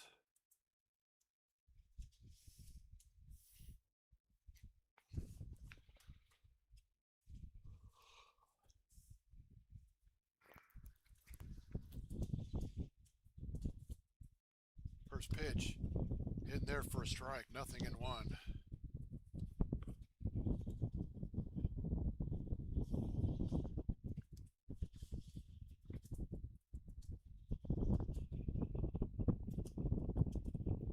The 0-1, that'll catch the corner, 0-2.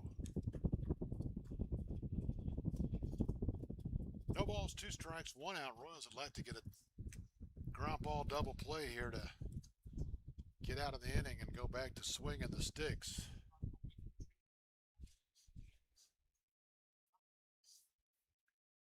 The 0-2. Grounded right toward Tellefson. He'll throw to second for one. The return throw to first. A 3-6-3 double play. Bates hit it hard, but a nice play by Tellefson at first to turn it into a double play and get the Royals out of the inning. Second double play they'll turn tonight, but the Bandits strike for four. 4 runs on 1, 2, 3. 3 hits, a big shot, the 3-run home run off of KJ Moon's bat. No Royals errors. The Bandits will leave 1. We've played 6.5. It's now Woodstock 7, Winchester 6. You're listening to the Winchester Royals at Valley Baseball League action.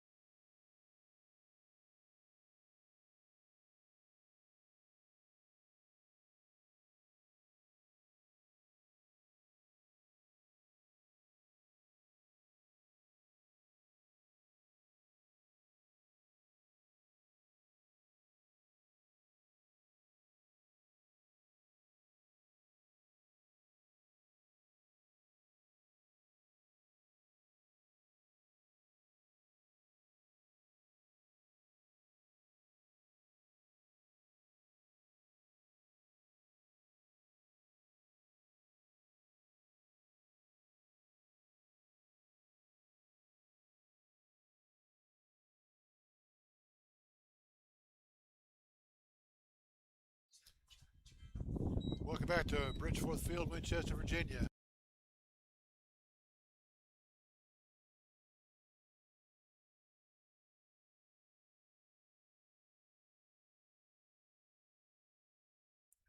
Jack Turner will be the new pitcher for the River Bandits. Turner, right-hander from Averett University, will be the 5th pitcher of the night for Woodstock.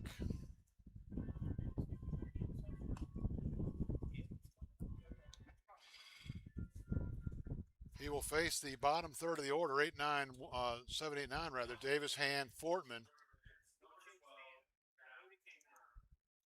Turner's numbers on the year.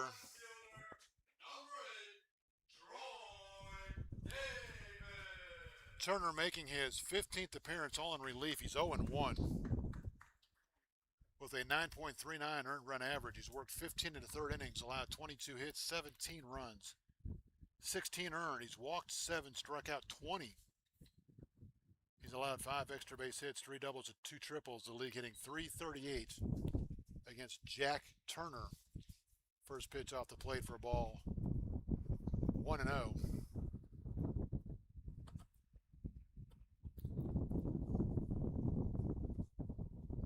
Royals find themselves down a run now as that pitch downstairs for a ball. 2-0. Turner doesn't walk a lot of guys. Troy Davis, 0 for 2. He's grounded into a double play. He's flown to right. He's also drawn a bases loaded walk that forced in a run. That'll catch the outside corner. 2-1 the count on the Royals. Now left fielder Troy Davis.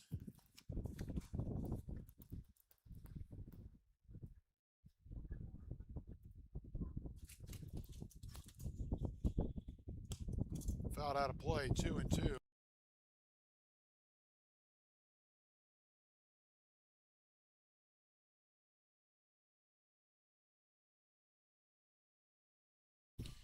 Two balls, 2 strikes. The Royals need a base runner. As we play here in the 7th, 4-run 7th inning for the River Bandits. Have them in the lead. Foul tipped to the backstop. The count remains 2-2.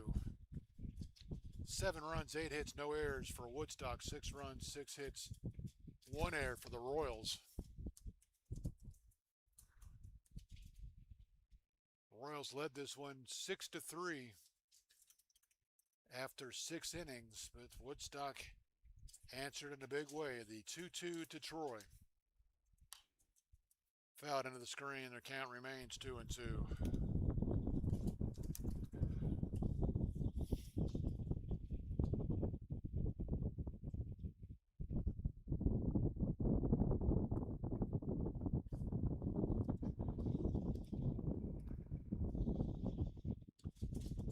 2-2. Swung on and missed. Off-speed breaking ball, and Davis swung through it. He's down on strikes. J.J. Hand, the catcher, he's 0 for 2.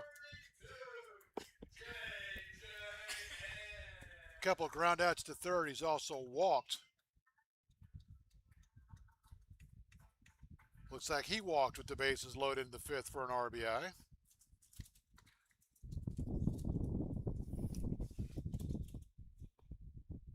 First pitch to JJ. Off the plate for a ball, 1-0.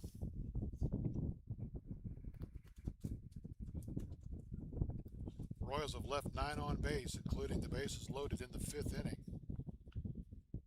So certainly had their chances to extend the lead, the 1-0. Downstairs for a ball, 2-0. Now they find themselves down a run as we enter the back third of the ball game.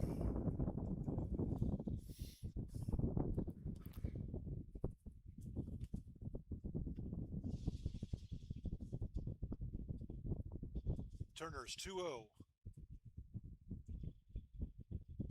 Fouled into the screen, 2-1.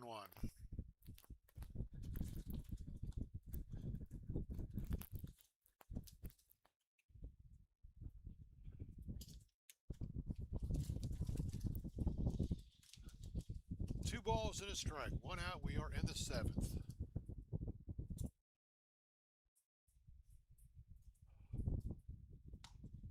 Slider in there for a strike. 2-2.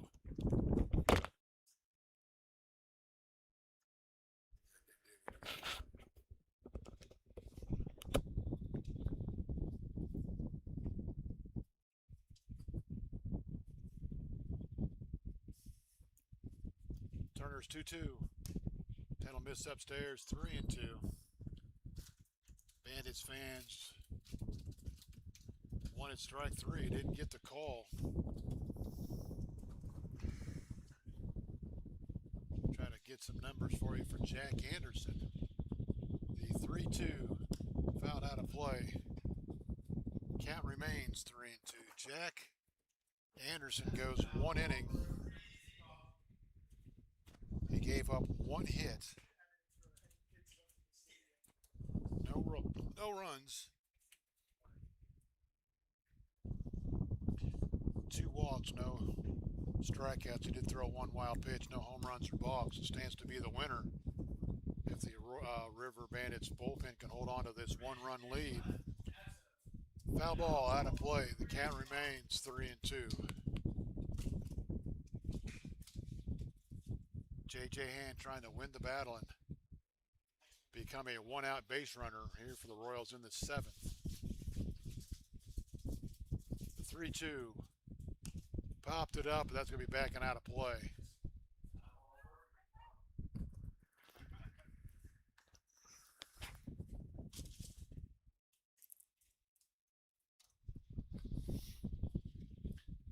Three balls, 2 strikes, 1 out. Royals down a run. Play here in the bottom of the 7th.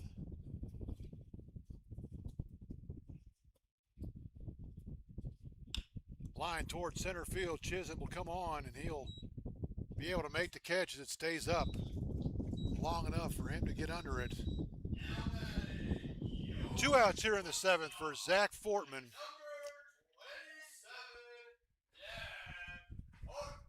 Fortman 1 for 3, singled and scored in the 3rd. Just missed a bases clearing double in the 5th as Connor Worth made what now is the game-saving play for the River Bandits. Would have made it 9-3 at the time.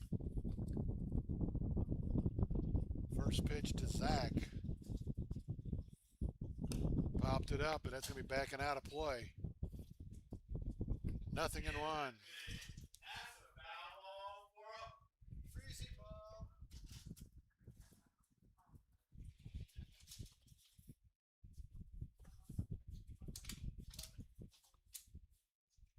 Turner's 0-1 to Fortman. He'll miss inside, 1-1 the count.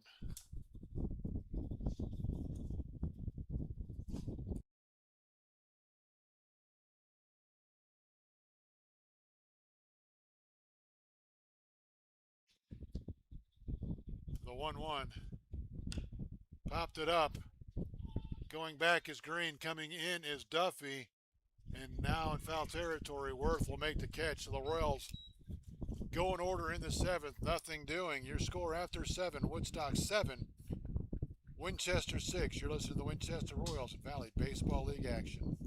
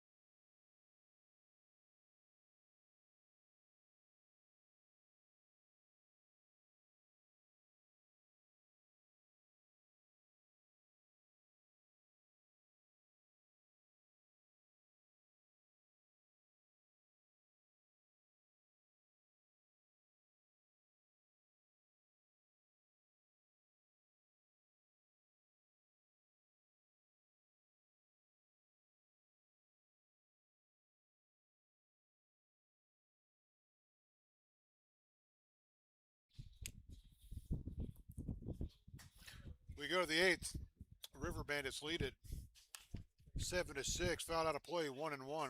Cannon Lockhart leads it off. He's 0 for 2. Is hit by a pitch, grounded out, and popped to the catcher.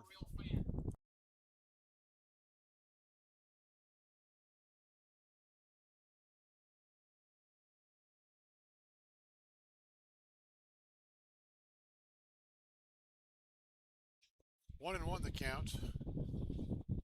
Tyler McLeod back to the mound for the Royals.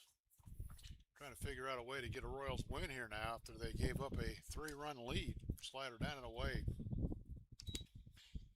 2-1.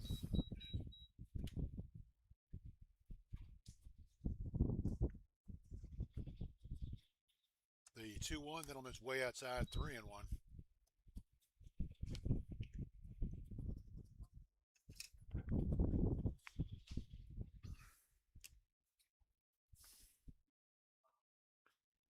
We're in the 8th. The River Bandits have rallied to take the lead. That's in there for a strike. 3-2 the count now.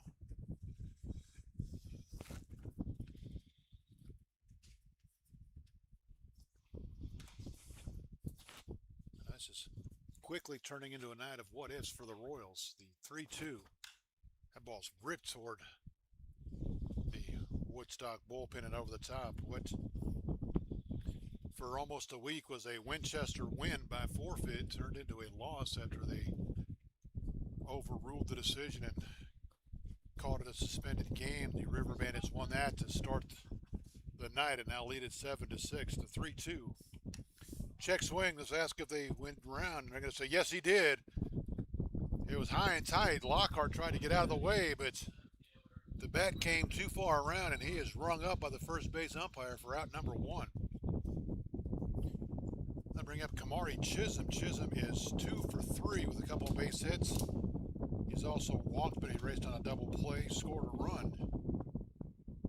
Has an RBI in there somewhere.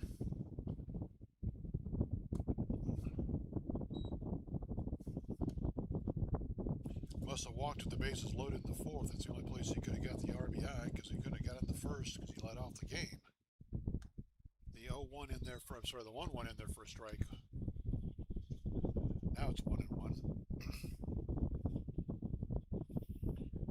McLeod's 1-1. Check swing. They're going to ask for help, and he went too far too, so 1-2 the count. Had a bad angle for the swing, but it certainly looked like he went too far from here. As I said, right behind him. McLeod winds the 1-2. Swung on and missed. Chisholm with kind of a half-hearted swing. I think he got something different than what he was looking for. Tried to swing and hold up all in one motion. And he is down on strikes for out number 2, and that'll bring up Bryant Green. Green is 2 for 4 with a couple of runs scored tonight. Single the first, single the 7th, scored both times. That's fouled into the screen, 0-1.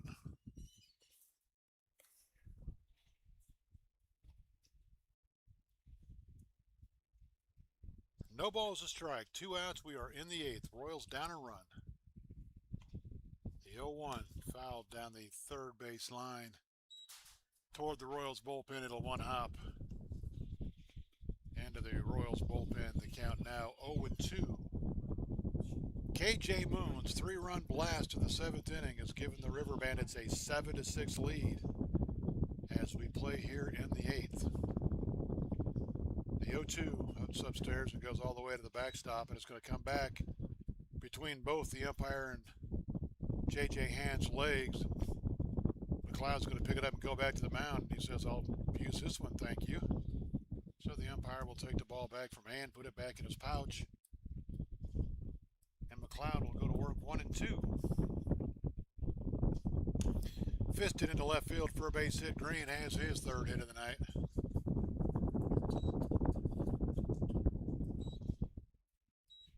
That is the 9th hit for the River Bandits. 5 of them coming from their top 2 hitters. Adriel Delgado will be the hitter. He is 1 for 3, singled and scored in the 7th. He's also walked, grounded out, and struck out.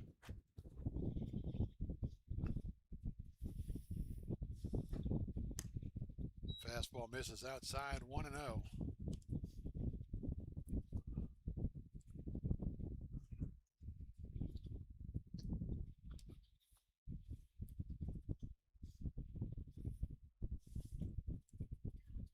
The 1-0 swung on and missed. He had a home run hack, came up empty. Count evens up 1-1.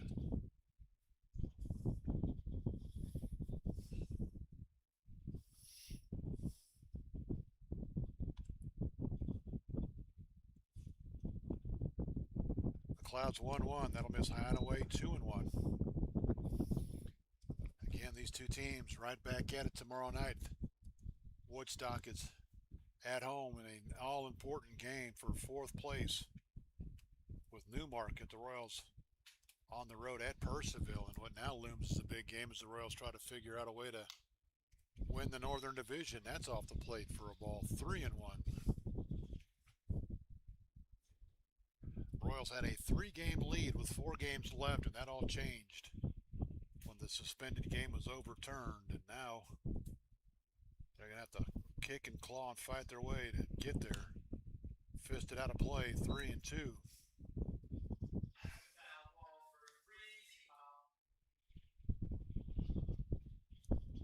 Royals have a winning record against everybody in the Northern Division except for Strasburg. They are 1-4 against the Express.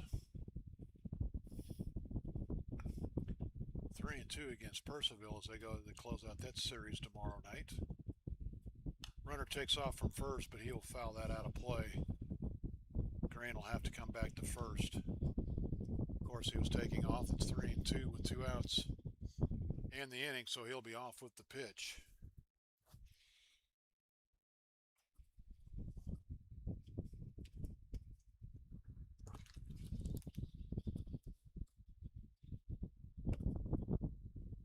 The 3-2 again fouled down the third base side toward the Royals bullpen. The count remains 3-2.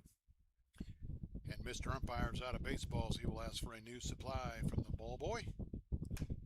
Mr. Ballboy obliges, and we will go back to work. 3-2, 2 outs here in the 8th. McLeod trying to work a not a 1-2-3 inning. We got a runner at first. That ball's hammered down the right field line. That's going to score a run. That's in the corner. Green's going to score easily from first as he was on the move, and he hammered that into the corner. So a big insurance run for the River Bandits. A 2-out single. And Delgado rips one down the line for a 2-out double. That'll go as his second hit of the night, first RBI, and now McLeod may be on the verge of coming out of this ball game after giving up a 2-out run here.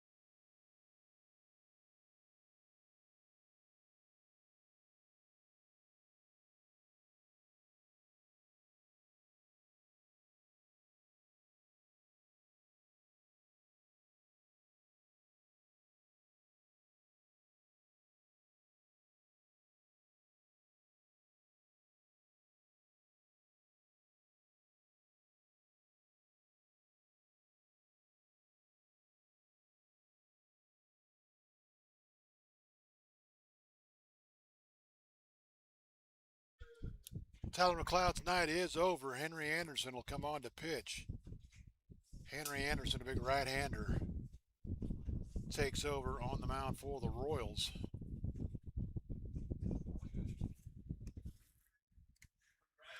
For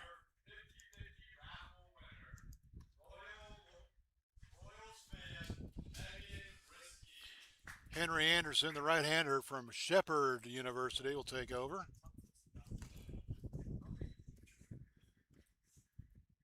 Anderson, his 5th appearance on the season, all in relief. He has no record, a 1.50 earned run average. He's worked 6 innings, allowed 2 hits, 2 runs, 1 earned. He's walked 6, struck out 3. 1 extra base hit, it's a double. The Royals' new relief pitcher, Henry Anderson, the league hitting .095 against him.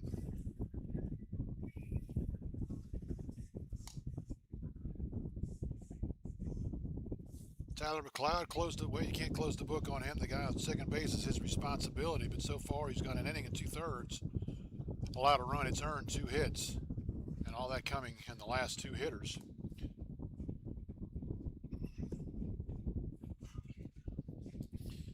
As Henry Anderson gets loose, everybody else in the league, with the exception of us and Waynesboro, still, or they are finished rather. So while Henry warms up, let's get you.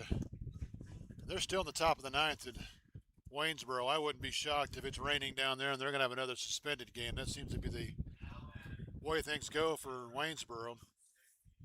7-5. Covington leads that one, top of the 9th. Charlottesville 4-2 winners over Culpeper. Newmarket 4-2 winners over Front Royal. Strasburg 13-2 in 7 innings over Percival. Harrisonburg 15-6 over Stanton. Henry Anderson's first pitch swung on, foul tipped into the catcher's glove, 0-1 on Logan Duffy. Duffy, a bases loaded walk in the first for an RBI, a couple flyouts to left, and a single and an RBI in the seventh. 1 for 3 of the run score and a couple of RBIs. Anderson will step back. And now he's going to ask his catcher to come out and have a talk with him to make sure they're on the same page with the runner at second base and 2 outs. The Royals led this 6-3, looked in good shape, but a 4-run 7th and so far a 1-run 8th have given the River Bandits the lead and kept their playoff hopes very much alive. Trying to keep pace with Newmarket, who already won tonight.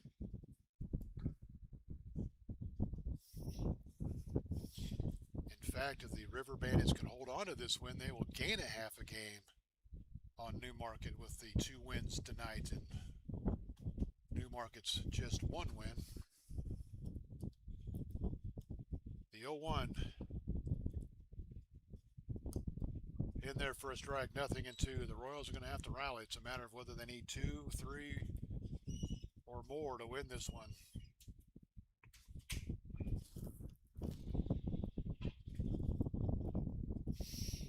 Anderson trying to shut the door here on Woodstock in the 8th. The 0-2.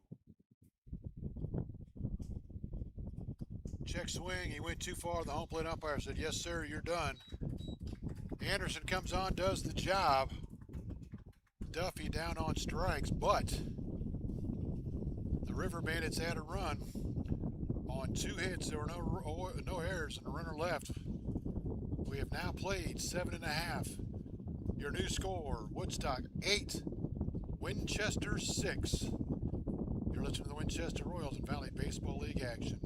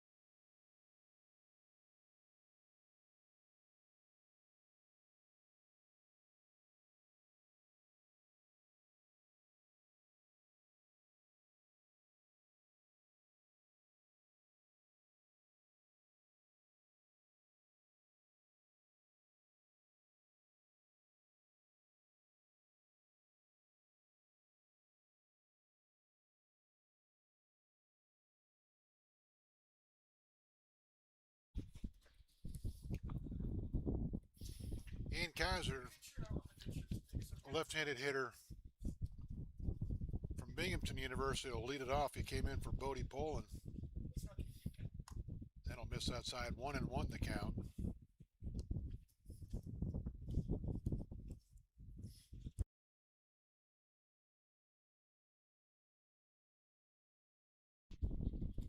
The 1-1.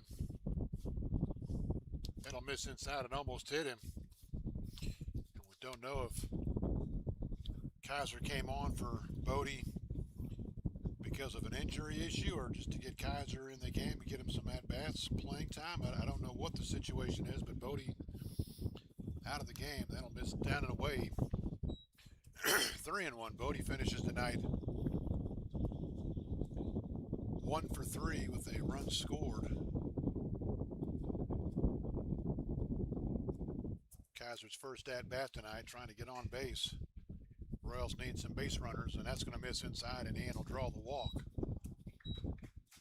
So a good start for the Royals' 8th here.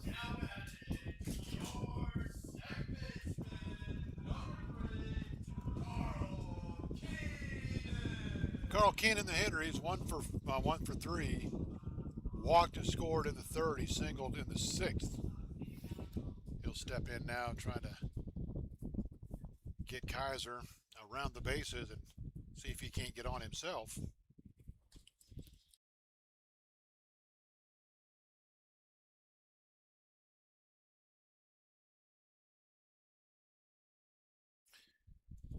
Fastball catches the outside corner. 0-1 the count on the Royals' second baseman, Carl Keenan.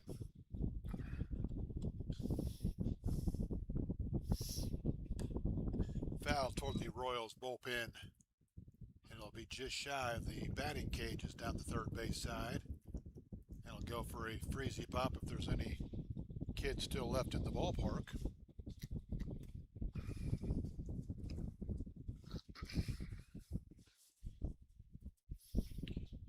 The 0-2 to Carl Keenan.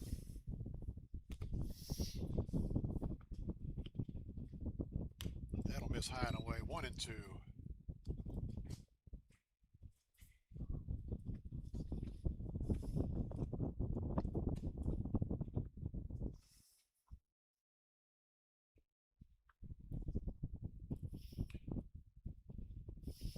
Turner sets the 1-2.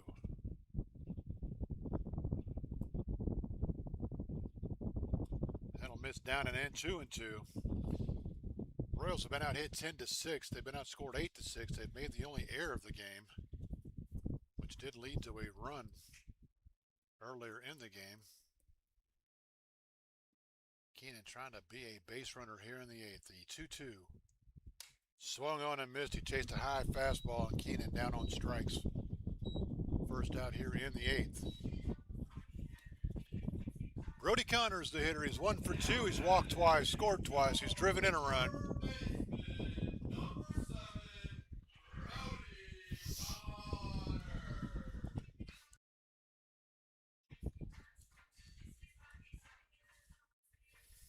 So, runner at first with 1 out for Connors. Brody hitting 3-hole for Winchester here tonight. Third baseman from Old Dominion. The first pitch from Turner. Slider down and away, 1-0.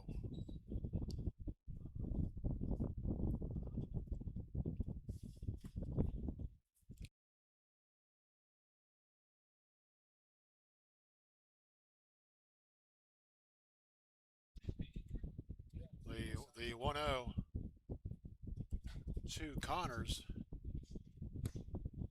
That'll miss inside. 2-0.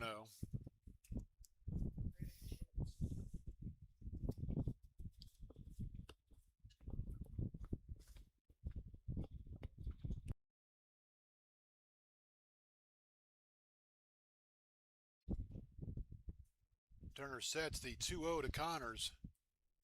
That ball's driven to center field, but it's going to be right at Chisholm, and he'll make the sliding, diving catch. In center field, Kamari Chisholm robs Brody Connors of a base hit. Brody hit it hard, but Chisholm read it well off the bat and came on and made the catch on the line.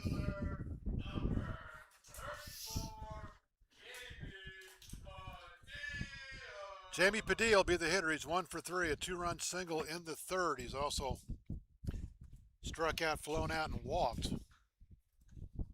Connors made a bid for another hit, but Chisholm said, no, sir, not here. Now it's up to Padilla with 2 outs here in the eighth. He'll miss off the plate, 1-0.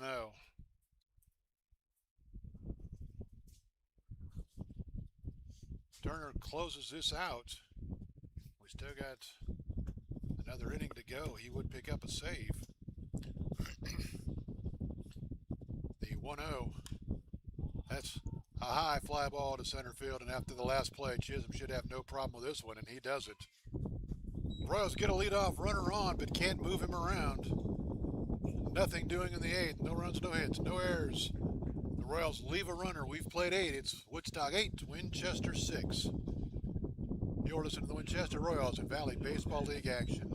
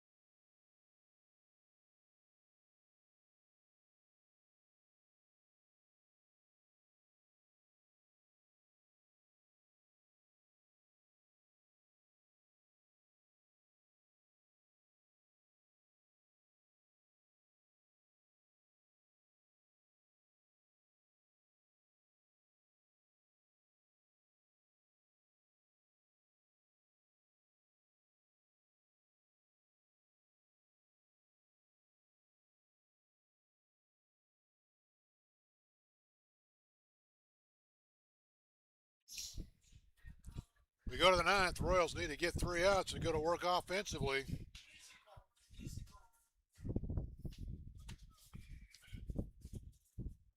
Henry Anderson back to the mound for the Royals. He'll face 5'6'7" KJ Moon, Connor Worth, Dylan Howe. It's KJ Moon's moonshot that's had the River Bandits in front here.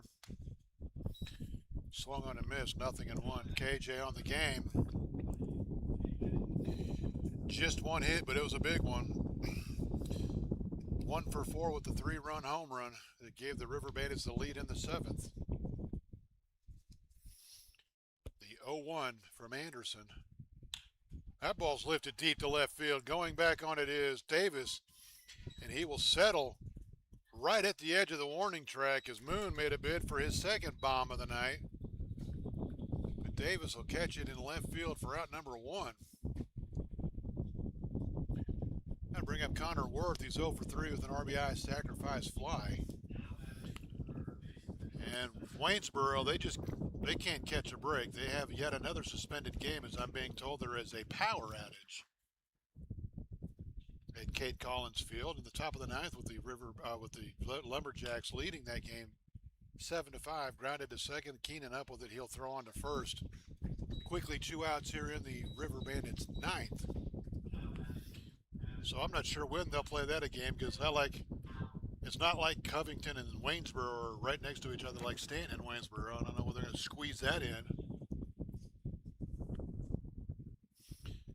But the Lumberjacks, they need that, and all they can get is they are falling out of the playoff picture in a hurry. So a win over the top seed in the South would be a big deal for Covington. First pitch misses inside for a ball, 1-0. This is Dylan Howe. He was hitting the head last time up. He appears to be okay. He is 1 for 3. Reached on an errant score. He's also singled and struck out to go along with the hit by pitch. Slider misses downstairs for a ball, 1-0.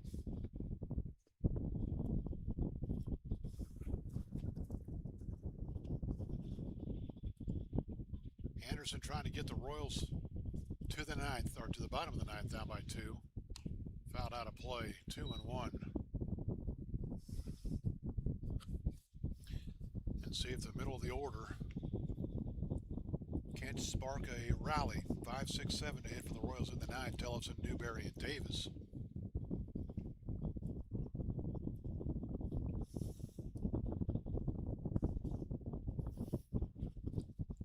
The 2-1. That'll miss downstairs, and that'll go all the way to the backstop.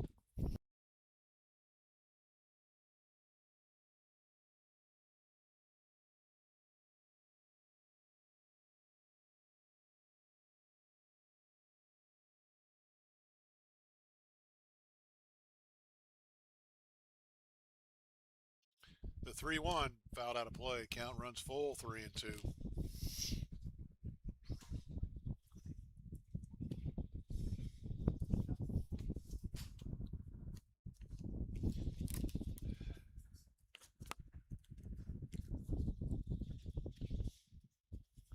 Three balls, 2 strikes, 2 outs, top of the 9th. Royals down 2. Anderson trying to keep it right there.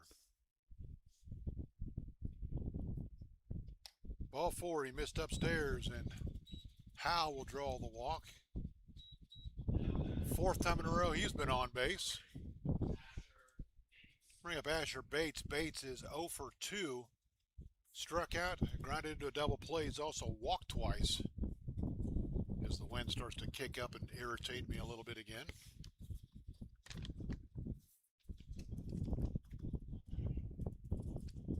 Doesn't it know we're trying to conduct the baseball game here? Anderson's first pitch to Bates. That'll miss high and tight, and he almost hit him. Asher able to dive out of the way. 1-0.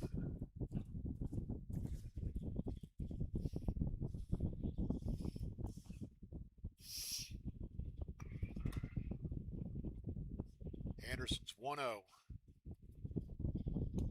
That's upstairs, 2-0.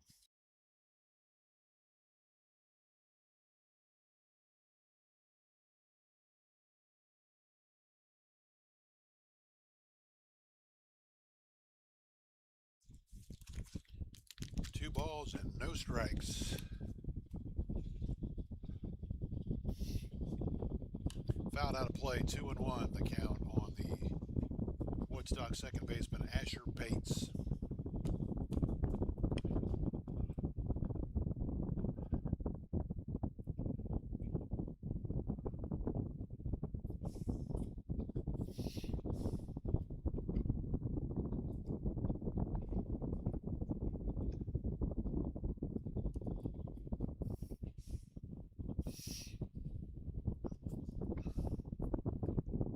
Anderson sets his 2-1. Foul to the screen, 2-2. Woodstock at home tomorrow night. They have a huge game with the fourth place Newmarket Rebels. Depending on how this ninth inning goes, Woodstock could be playing for a tie for fourth place and crawling back into the playoff spots. Royals on the road tomorrow night at Purcellville to take on the Cannons. The 2-2. That's downstairs, 3-2. That'll give Howell the head start from first. That played into their hand last inning as Delgado was able to line one down the right field line for an RBI double to extend the Woodstock lead. The 3-2 just misses outside. He walked him. Bates works the walk, and that'll bring up Camden Lockhart. A couple of two-out walks for Henry Anderson here in the ninth.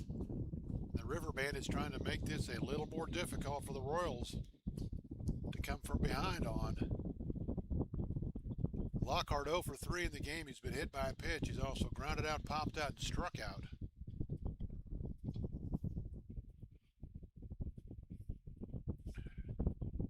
That ball line into left field. They're going to send the runner. The throw home is not going to be in time. And for the second inning in a row, the River Bandits put together a two-out rally. Again, all of this with 2 outs, and Lockhart has given the Bandits a 9-6 lead. 2 two-out walks come back to burn the Royals. Retired the first 2 hitters this inning, retired the first 2 hitters last inning, but couldn't get out of the inning with no runs scoring, and now Chisholm will hit. He has 2 hits on the night.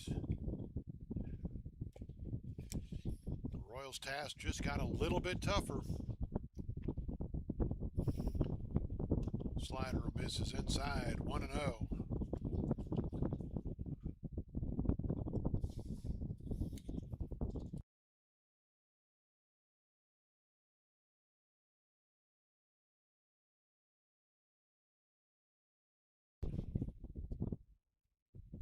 The 1-0 grounded towards second. Keenan up with it. He will set his feet, throw on to first, but more damage done for the River Bandits here in the ninth. They score a run on just 1 hit. 2 two-out walks bite the Royals. No errors, and they will leave 2 on base. Your score after 8.5 is now Woodstock 9, Winchester 6. The Royals need to put together a rally, or they will find themselves just a little bit closer to the second place Strasburg in the Northern Division standings. You're listening to the Winchester Royals of Valley Baseball League action.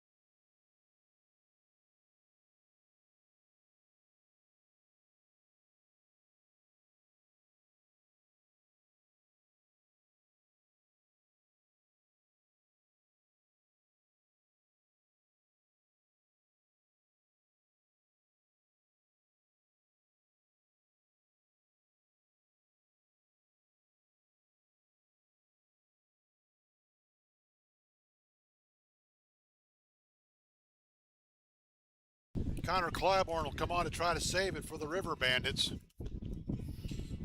He'll take over for Jack Turner.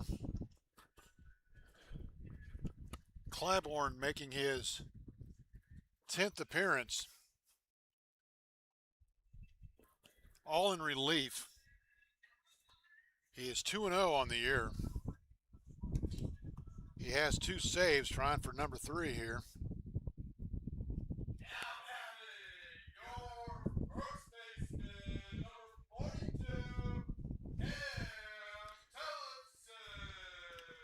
Claiborne again, 2 saves, a 1.98 ERA.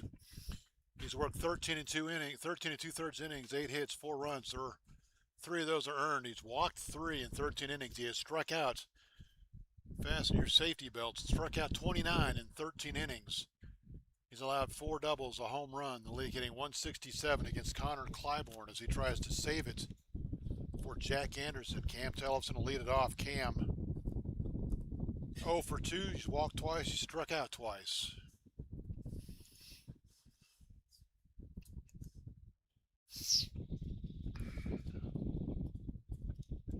Slider down and away, 1-1.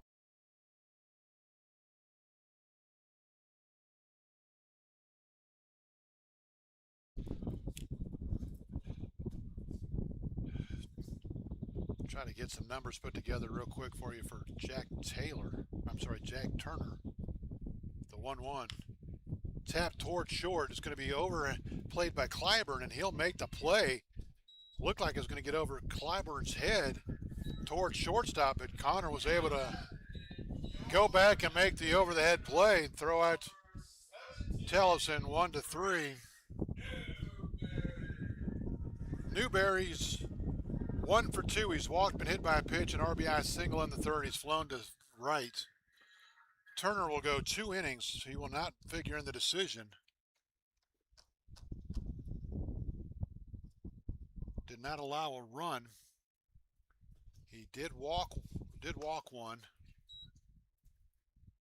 Did not give up a hit. Struck out 2. And again, cannot win it, but cannot lose it. The 0-1 will miss inside, 1-1. Royals find themselves down 3 after leading this one at one time, 6-3. They've given up 6 unanswered. The 1-1, and he'll miss downstairs, 2-1.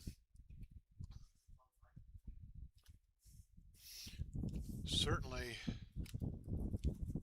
games that you need to win if you're trying to win the division. Fouled down the first base line, out of play. 2-2.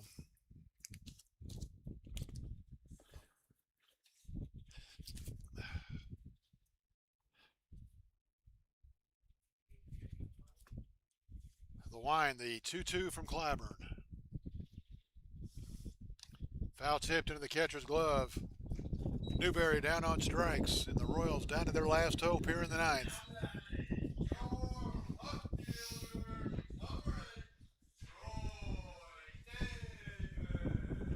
Davis is 0 for 3, walked to the bases loaded in the 5th, drove in a run. He's also grounded out, flown out, and struck out.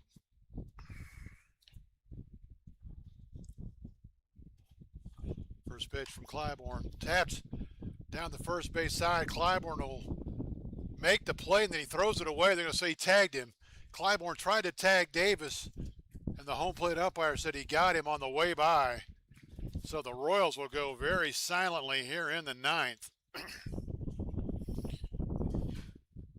Without even a whimper. And the Woodstock River Bandits have come to town and swept the Royals here tonight. And they find themselves a game back for 4th place in the playoff race. And the Royals all of a sudden find themselves being chased by the red-hot Strasburg Express. Final score, Woodstock 9, Winchester 6. For the River Bandits, 9 runs, 11 hits, no errors. The Royals 6 runs and 6 hits. They commit 1 error. The Royals collect 6 hits tonight. 5 of those came in the 3rd inning. They get no hits in the other, or 7 of the other 9 innings tonight. Winning pitcher will be Jack Anderson. He'll improve to 1-0. He goes an inning, no runs. He gave up a hit, 2 walks. He threw a wild pitch, and again, he's 1-0. Connor Clybourne will pick up his 3rd save of the year. He goes a 1-2-3 ninth.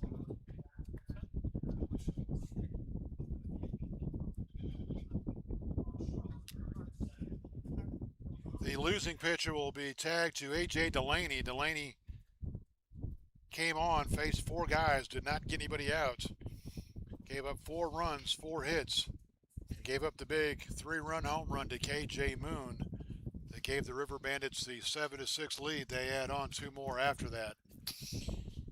For Woodstock, they have 3 guys with 2 or more hits.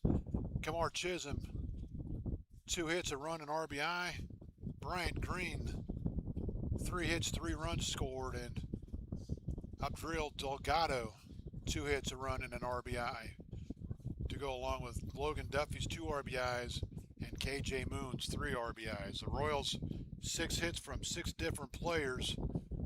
Jamie Padilla drives in 2. He had a big 2-run single in the 3rd that at the time gave the Royals a 3-2 lead, a lead they could not hold on to. Royals led it 4-3, then led it 6-3, but could not hold on, could not head on as they drop a game to the Woodstock River Bandits, who are currently not in the playoff picture. So certainly a game the Royals on paper cannot afford to lose, but they do, and they will lose twice tonight to the River Bandits. Suspended game goes to Woodstock 2-0. The regular game goes to Woodstock 9-6. Royals drop to 19-14. The River Bandits improved to 15-18. And again, the Royals on the road tomorrow night in Purcellville. Our friends up the road will take care of you. And Woodstock, you return home for an all-important game to take on the Newmarket Rebels and a chance to move into 4th place and a playoff spot. And my good buddy Craig Orndorff will have the call for you tomorrow night from Central High School in Woodstock, Virginia. Mark Sawyer saying good night from the ballpark. Again, Woodstock 9, Winchester 6. Royals back home on Friday night to close out the home part of their regular season. And it'll be against the Strasburg Express, a team that the Royals have struggled against all season long and now find right on their tails for the Northern Division title. Again, Royals lose it 9-6 in Game 2. Mark Sawyer saying good night. We'll be here again on Friday. Don't forget, before you go to bed tonight, call your parents, tell them you love them, and we will talk to you Friday night. Good night, everybody.